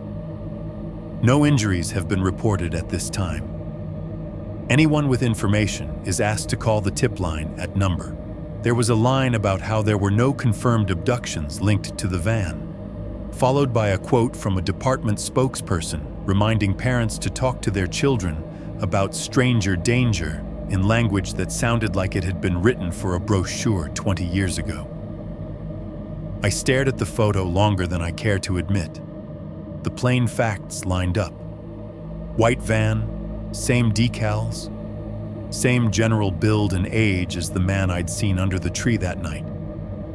The scruff around the jaw matched. The slightly hunched posture matched. The way he seemed to be half facing the camera, half looking past it, matched. And yet, something in my brain refused to lock the 2 images together. The man in my memory leaned against a wet tree in the dark, head tilted at that assessing angle. His eyes had been covered by shadow from the brim, but the lower part of his face had seemed empty, not expressionless, not menacing, just unnervingly neutral. The man in the photo had a kind of half smile. It could have been a smirk. It could have been the moment before or after someone said something to him. It could have been the camera catching a micro expression out of context. They were probably the same person. I still couldn't say it with the kind of certainty that feels like snapping a puzzle piece into place. My thumb hovered over the share icon, then retreated. Instead, I scrolled down to the comments before I could stop myself. That was a mistake. Looks like half the guys in this town, someone had written. Maybe stop criminalizing people just trying to make a living, said another. If my kid wants ice cream and the guy has a permit, who cares? It literally says he doesn't have a permit, someone replied. People are too paranoid these days. We all walked to the ice cream truck alone growing up. Yeah, and some of us didn't make it back. Someone else shot back. I closed the comments before it devolved into politics, which it always did. The article had a little box on the side with the tip line number in bold. Below it, in smaller print, a note. If you believe you or your child have had contact with this individual, please call. I didn't want to pick up the phone. I did it anyway. When the line connected, a recorded voice thanked me for calling and warned that calls might be recorded. Eventually, a human came on. Another calm, neutral voice, this one with a hint of end-of-shift fatigue. I gave my name, my sister's address, told them I'd seen the article, told them they needed to pull the report that had been filed 2 weeks earlier about the white van in our cul-de-sac and the rocks at my niece's window. As I talked, I watched Mia in the backyard through the sliding glass door. Tom was out there with her, standing near the fence as she kicked a soccer ball around in the patchy spring grass. The ball kept hitting a muddy spot and changing direction in ways that made her laugh. Tom looked up at the alley every few seconds without realizing he was doing it. The officer on the phone pulled up our previous report. I could hear the keyboard clacking. "Okay, I see it here," he said. "You're the uncle? You mentioned a child outside the window and multiple children inside the vehicle?" "Yeah," I said. "There were 3 or 4 inside the van the Saturday before, and 1 under the window that night. All about 7, 8 years old. No shoes in the rain, no coats. They didn't look like kids from the neighborhood." He asked me to go through the events again. I did. The parked van, the gate footage with missing exits, the email about Tuesdays, the jingle at 2:17, the stones on glass, the child outside in the yard, the driver under the tree, the engine in the alley, the porch bell with no knock. I could hear the officer breathing on the other end as he typed. The sound of police keyboards should be a sleep study field of its own. Fast, decisive, punctuated by short pauses when they copy language from somewhere else. When I finished, there was a longer silence. "All right," he said finally. "We appreciate you calling back with that. We're trying to build a timeline of his movements." He hesitated, then added, "Do any of the kids you saw match ongoing missing persons reports in your area? We've got a couple active cases, but none from your subdivision. Did anyone go door to door after your incident? Check for missing children?" The question landed like a small stone in my chest. I thought about our HOA Facebook thread, the flood of comments that had come in after Rachel's post about the van, parents swapping stories, neighbors sharing clips, someone attaching the gate footage. People talked about being creeped out, about almost letting my kid go alone that day, about makes you think twice now. Nobody mentioned a missing child from our street, or the next street, or the elementary school catchment. After the police cars pulled away that night, we'd all done what you always do in neighborhoods like ours. We checked on our own. Rachel had texted the mom next door. I'd seen porch lights flick on up and down the circle, silhouettes in windows, a few pajama-clad figures stepping out onto driveways to see what the commotion had been. No one came out screaming that they couldn't find their son or daughter. We would have heard that. The cul-de-sac would have become a crime scene instead of a weird anecdote. "No," I said slowly. "No, I don't think so. There haven't been any Amber Alerts for around here. No flyers on mailboxes. Nobody in our HOA has said their kid is missing. So none of the children you saw have been reported missing from your neighborhood," he clarified. "Not from here." I watched Mia chase the ball, her hair bouncing.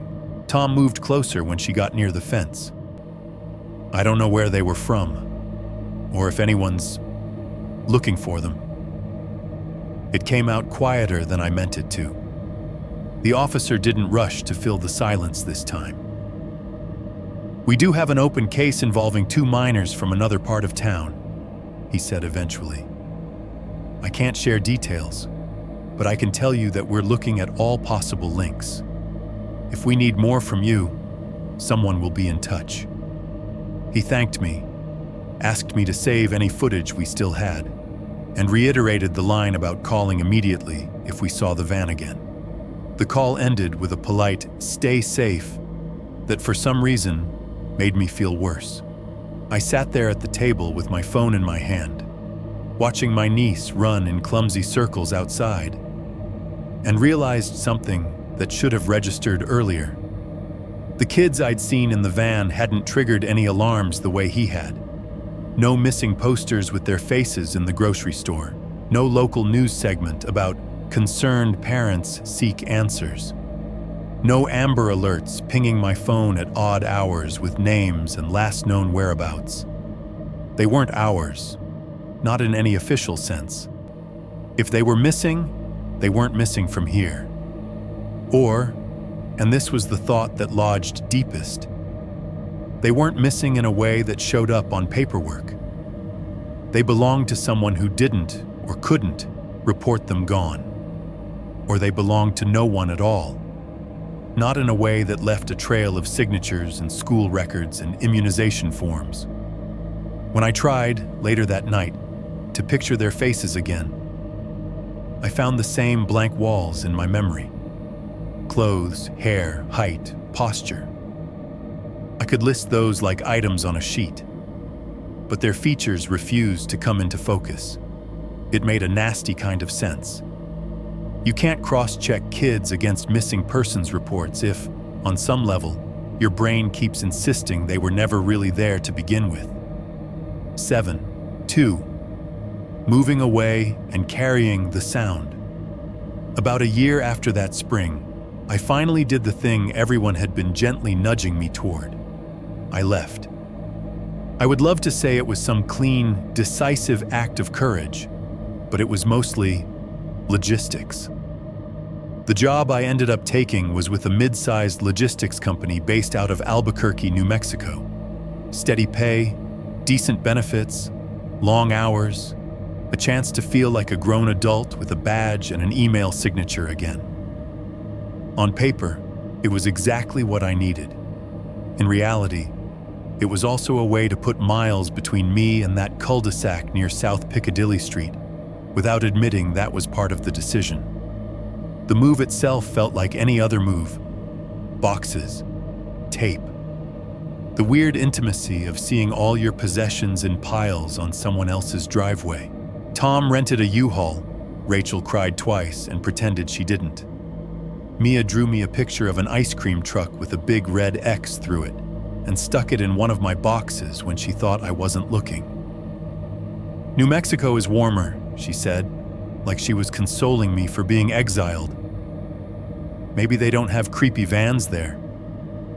"I'll let you know," I told her, and made it sound like a joke. My new apartment was nothing like my sister's house.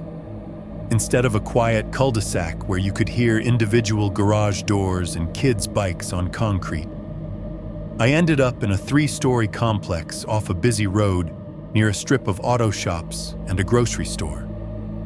The parking lot was a patchwork of oil stains and faded lines, always full. Sedans parked at weird angles, pickup trucks backed into spots like they were ready to leave at any second. A couple of cars that never seemed to move at all. At night, the lot hummed. Engines coming and going, doors slamming, people laughing too loud as they came home from late shifts. Somewhere, always, someone's bass turned a floorboard into a drum. It wasn't loud enough to call management over. It was just constant. The hallways inside the building smelled like old carpet and fried food. Someone was always cooking something that involved oil and onions. The scent seeped into the walls, into your clothes if you stood around too long. The overhead lights in the stairwell flickered when they felt like it. You could hear your neighbors whether you wanted to or not. Muffled arguments, a baby crying, someone's TV leaking game shows through the drywall at odd hours. There was no fence between us and the world. No HOA gate camera with missing minutes. No cul-de-sac that could feel safe just because it was shaped like one. For the first few months, I threw myself into work. If you've ever worked for a company that moves things for other people, you know it's basically a socially acceptable way to turn anxiety into a paycheck. Phones ringing, emails flying, schedules to adjust, and routes to tweak, and problems to be solved in half-hour increments. It suited me a little too well. The busier I stayed, the less room there was in my head for slow jingles and wet grass and faces I couldn't remember. I got better, if you asked anyone who hadn't seen me jump at my own reflection in the microwave door some nights. I slept more, ate regularly, stopped checking the peephole 3 times before opening the door for a package. And most days, I didn't actively think about the van. The problem is, not thinking about something and not being affected by something are 2 very different states. The first cracks showed up the next spring. In New Mexico, winter is a rumor more than a season. It gets cold, sure, and sometimes there's snow, but it never sits on the ground long enough to turn gray and crust it the way it did in Colorado. Still, there's a moment every year when you can feel winter let go, when the air changes, when the wind doesn't bite as hard. That first almost spring in Albuquerque, I found myself standing on my apartment balcony one Saturday morning, watching the parking lot. Melting snow in Aurora had sounded like specific things: drip from gutters, slush under tires, the faint crunch of ice breaking under someone's boots. It was background noise you could use as a calendar. Here, it was different. No gutters, fewer trees. The noise of things thawing out got replaced by other sounds. The drag of plastic trash bins over asphalt as people hauled them to the curb. The sharp slam of dumpster lids as the truck came through. The whine of delivery vans shifting gears in the strip mall lot across the street. They shouldn't have bothered me. They did. There's something about the scrape of a trash can being pulled across rough pavement that will, if you've heard enough wrong sounds in the wrong season, trigger a very specific kind of panic. The low, rolling rumble, the intermittent clack when a wheel catches a crack. If you're not fully awake, if your mind is already halfway somewhere else, it sounds a lot like an engine idling at a slow crawl.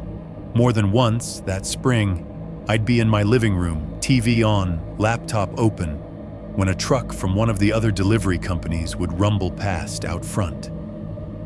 The Doppler rise of its engine, the squeak of its brakes, the hiss of its airline's bleeding pressure, all perfectly normal in a mixed commercial/residential area. And for half a second, every time, my chest would seize because my brain filled in the missing piece. The memory of a thin, slowed-down melody floating in behind the mechanical noise. That stupid song. The one my ears had stretched and warped and filed under danger. Sometimes the sound that set me off was even dumber than that. One evening, I heard a kid somewhere in the complex whistling. Just a high, bright, tuneless whistle as they came up the stairs. The first 3 notes accidentally lined up with the beginning of the ice cream jingle, and my hand tightened so hard around my fork that it slipped and clanged off the plate. When I told myself to relax, to breathe, to be rational, my heart did nothing of the sort. Friends noticed, in the blunt way friends do. "Dude, you jump like you owe everybody money," one coworker joked after I flinched at a pallet jack squealing on the warehouse floor. I laughed it off. Just wired from all the coffee. There's only so many times you can use caffeine as an excuse before you start to sound like you're protesting too much. My family group chat didn't forget either. Every once in a while, someone, usually Tom or one of my cousins, would send a TikTok or Instagram reel of some retro-looking ice cream truck rolling through a neighborhood in another state. Bright, sunlit clips with commentary over them like POV, "You grew up in the good old days," or "Remember when this sound meant happiness instead of $7 paletas?" They meant it as a joke. The caption under one of them was literally, "This reminded me of you." They didn't know that was a little like sending someone a photo of the intersection where they got T-boned and saying, "El Mao, look familiar." I tried to laugh along, threw in a couple of LOLs and good times, and the occasional nope, hard pass. You learn to mimic the tone the room expects. One night, though, one of those videos hit differently. It was a random clip from some nowhere suburb. Sun high, shadows short, kids in shorts and Crocs clustering around a truck. The van in the video was clean, newer, with big cartoon decals that hadn't been peeled and weathered into something else yet. Parents were visible in the background. Lawn chairs, a dog on a leash. Safe.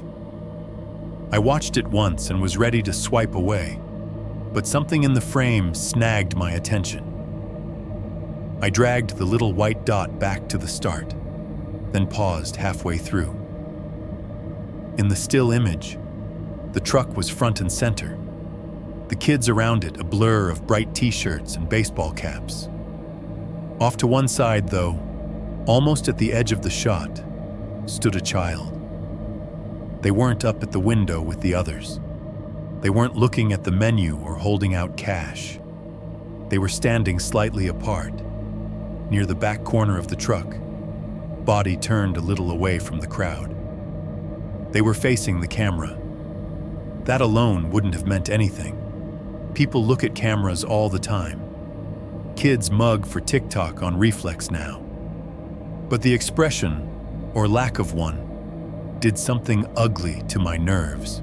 The kid's face was completely neutral. Not annoyed, not shy, not performing. Just blank. Eyes fixed directly on the lens, mouth relaxed, shoulders down. The way you look at a security camera in a store without meaning to. The way someone looks at you from the other side of tinted glass when they're taking inventory. It was the same kind of non-expression I remembered from the kids in the van that day in Aurora. The ones behind the driver, watching through the small window. Not excited about ice cream, not upset, not curious. Just there. I stared at the paused frame until the details started to drift. Background compression artifacted into blocks. The kids' features blurred. My thumb hovered over the zoom toggle and found it useless. You can't enhance meaning out of pixels. For a second, though, just one. I felt that same sensation I'd had in Mia's room. Like I was standing at a window, and someone much smaller but much older in a way I couldn't articulate was looking back at me, waiting to see what I would do. In the chat, Tom dropped a laughing emoji under his own "This reminded me of you" comment. Rachel sent a "and too soon." Mia, from her mom's phone, added a string of ice cream cone emojis. I typed, "LOL yeah, cursed forever," and hit send. Then I turned the volume down on my own TV, because somewhere in the apartment above me, springs in someone's old mattress had started squeaking in a pattern that, if you listened half distracted, almost sounded like music. 7.3, where the music stops. I guess this is the part where I tell you why I bothered to write all of this down, because I know it does not sound like the kind of story you usually hear on this channel. There was no thing crawling out of a lake, no shadow man at the end of the hall, no possessed doll throwing itself off a shelf, no knife, no blood. Just a van, some kids, and a song that refuses to stay in the year it happened. Right now, as I am typing this, I am not in Aurora anymore. I am in that third-floor apartment in Albuquerque I told you about. The one above the parking lot with the oil stains that never go away. The one where the hallways smell like fryer grease and reheated leftovers, and the neighbors talk way too loud on speakerphone. The clock on the microwave says 11:42 p.m. The little digital one on my stove is 3 minutes fast, but I have not fixed it in months, so it reads 11:45. Outside my window, the lot is mostly dark. The sodium vapor lights in the corners bathe everything in that sick yellow glow that makes all cars look the same color. From up here, I can see the roofs of a handful of SUVs, the boxy outline of an Amazon delivery van someone drove home, and the silver hood of a sedan with a trash bag taped over the back window. The asphalt is still shiny from an earlier drizzle. There is no cul-de-sac, no trees, no fence. Just concrete, metal, and the occasional stray shopping cart some drunk decided to bring home from the grocery store. I started writing this a few hours ago as a way to get it out of my head, and somewhere along the line, I realized I was basically doing what all those people in your videos do, typing into the void and hoping a stranger reads it out loud, so I do not have to keep being the only one who remembers. I wish I could tell you that. With time, the whole thing faded. That moving states and changing jobs and putting miles between myself and that cul-de-sac cured it. The truth is dumber and smaller than that. Most days I function. I go to work. I answer emails. I sit in traffic on I-25 and wonder how many of the people next to me are also carrying around some invisible, stupid little horror like this. I watch basketball and argue in group chats about which team is wasting their draft picks. I send memes. I do laundry. And then it's late March or early April or whatever passes for first spring in New Mexico. And suddenly every noise outside starts sounding like it could be something else. A trash can dragging across asphalt 3 floors below me is not just a trash can. It is an engine creeping around a circle of houses. The squeak of a delivery truck's brakes hits a certain pitch, and my fingers freeze above the keyboard, because for a stupid fraction of a second, I am waiting for a melody that does not belong in this state. Sometimes, when I walk from my car to the stairs after dark, a car radio somewhere down the block plays a tune in a major key, and my brain stretches it into the first bar of that jingle, whether it actually matches or not. People think the scary part is the night itself. The truth is, the scary part is how much of it your body keeps, long after you have convinced your mind to move on. Friends and family do not really get that, and I do not blame them. They remember it as that ice cream van thing that happened when you were staying with your sister, the same way you remember a weird news story you saw once. Every few months, somebody in the family group chat drops a video of a normal, colorful truck rolling down a normal, colorful street, kids chasing after it with dollar bills in their hands. They put text on it. Old school vibes. Remember this? Sometimes my name is tagged with a laughing emoji. I play along. I make a joke about trauma unlocked. I drop a skull emoji. It is easier than trying to explain the way my stomach drops when I see children lining up at a window like that. One of those videos is still stuck in my head. It was some random clip off TikTok.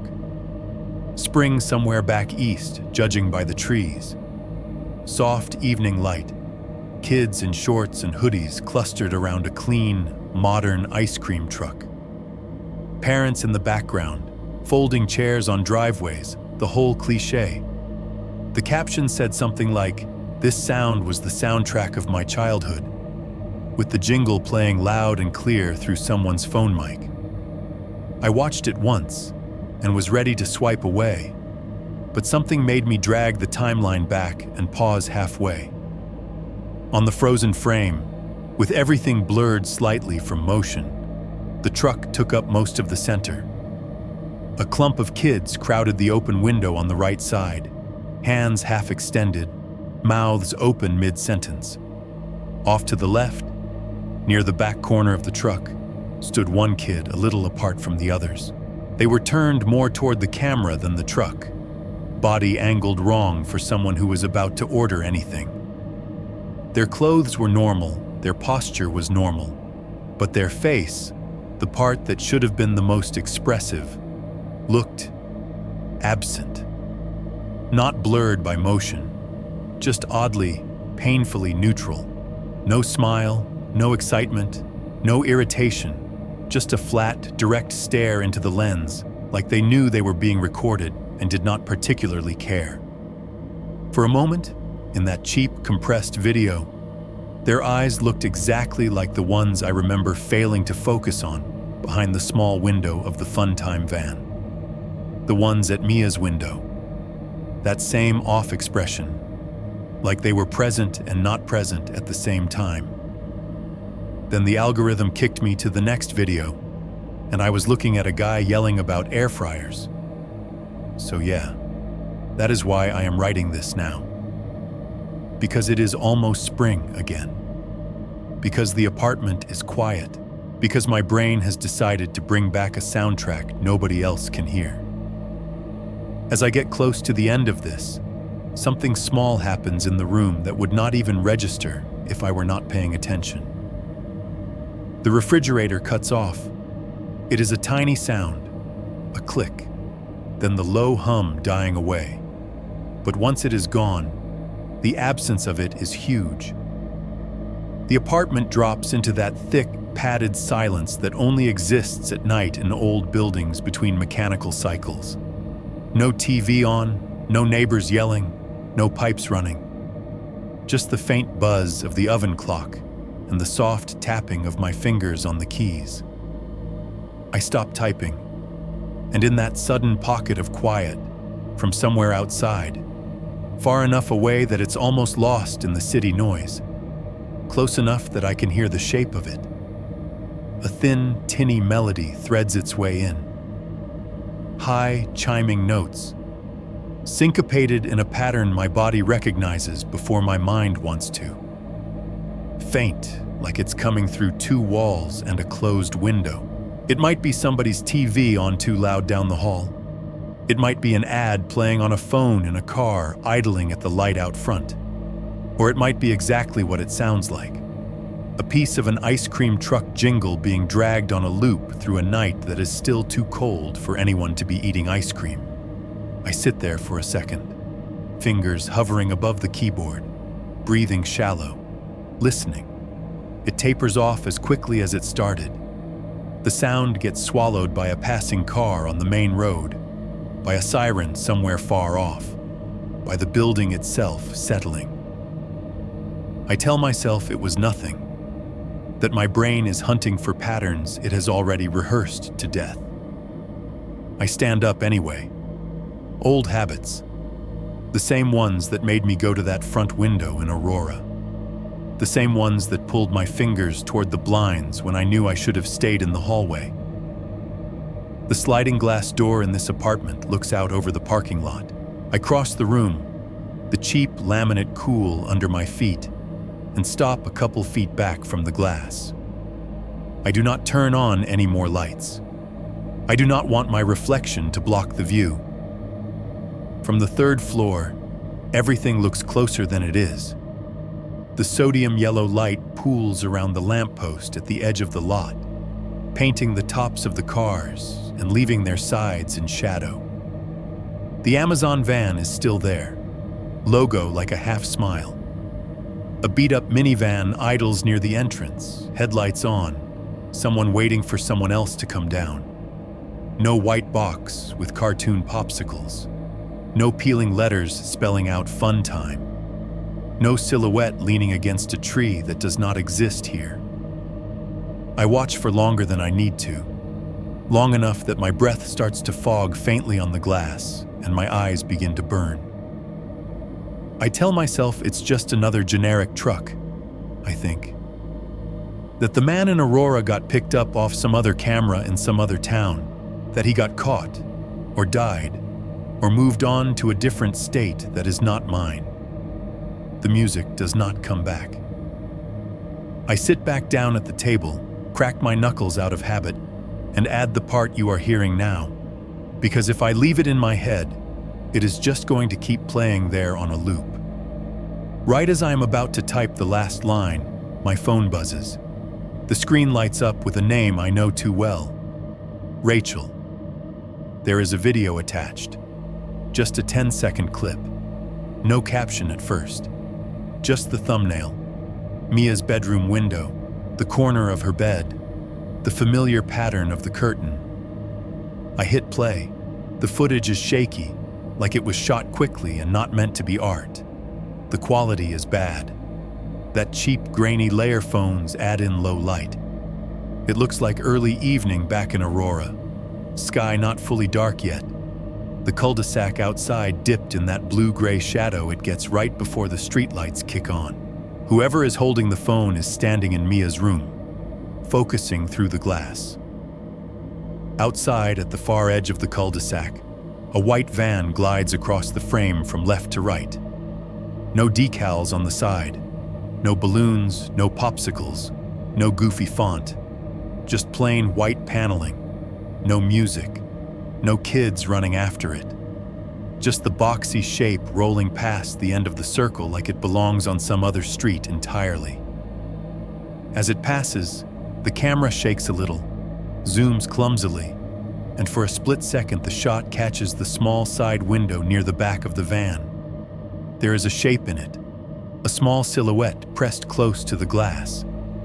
You cannot see details, just the outline of a head, the suggestion of a shoulder. It is dark inside the van, brighter outside, so all you really get is that cutout, that void where a face should be. The clip ends as the van disappears out of frame. A second later, Rachel's follow-up text pops up under the video. She says she recognizes one of the kids now, from a dream. I stare at those words for a long time. I don't text back right away. I don't call. I don't ask which kid or which dream, or whether it was one of the ones behind the glass that day, or the one in the yard, or someone else entirely. Instead, I open a new paragraph, the one meant for you. Because there is one last thing I can give you, and it is not comfort. If you ever hear an ice cream jingle on a cold spring morning, and you cannot tell where it is coming from, do yourself a favor and do what I should have done the first time. Do not go to the window to see if there are children on the other side. Some of them are not supposed to be anywhere at all.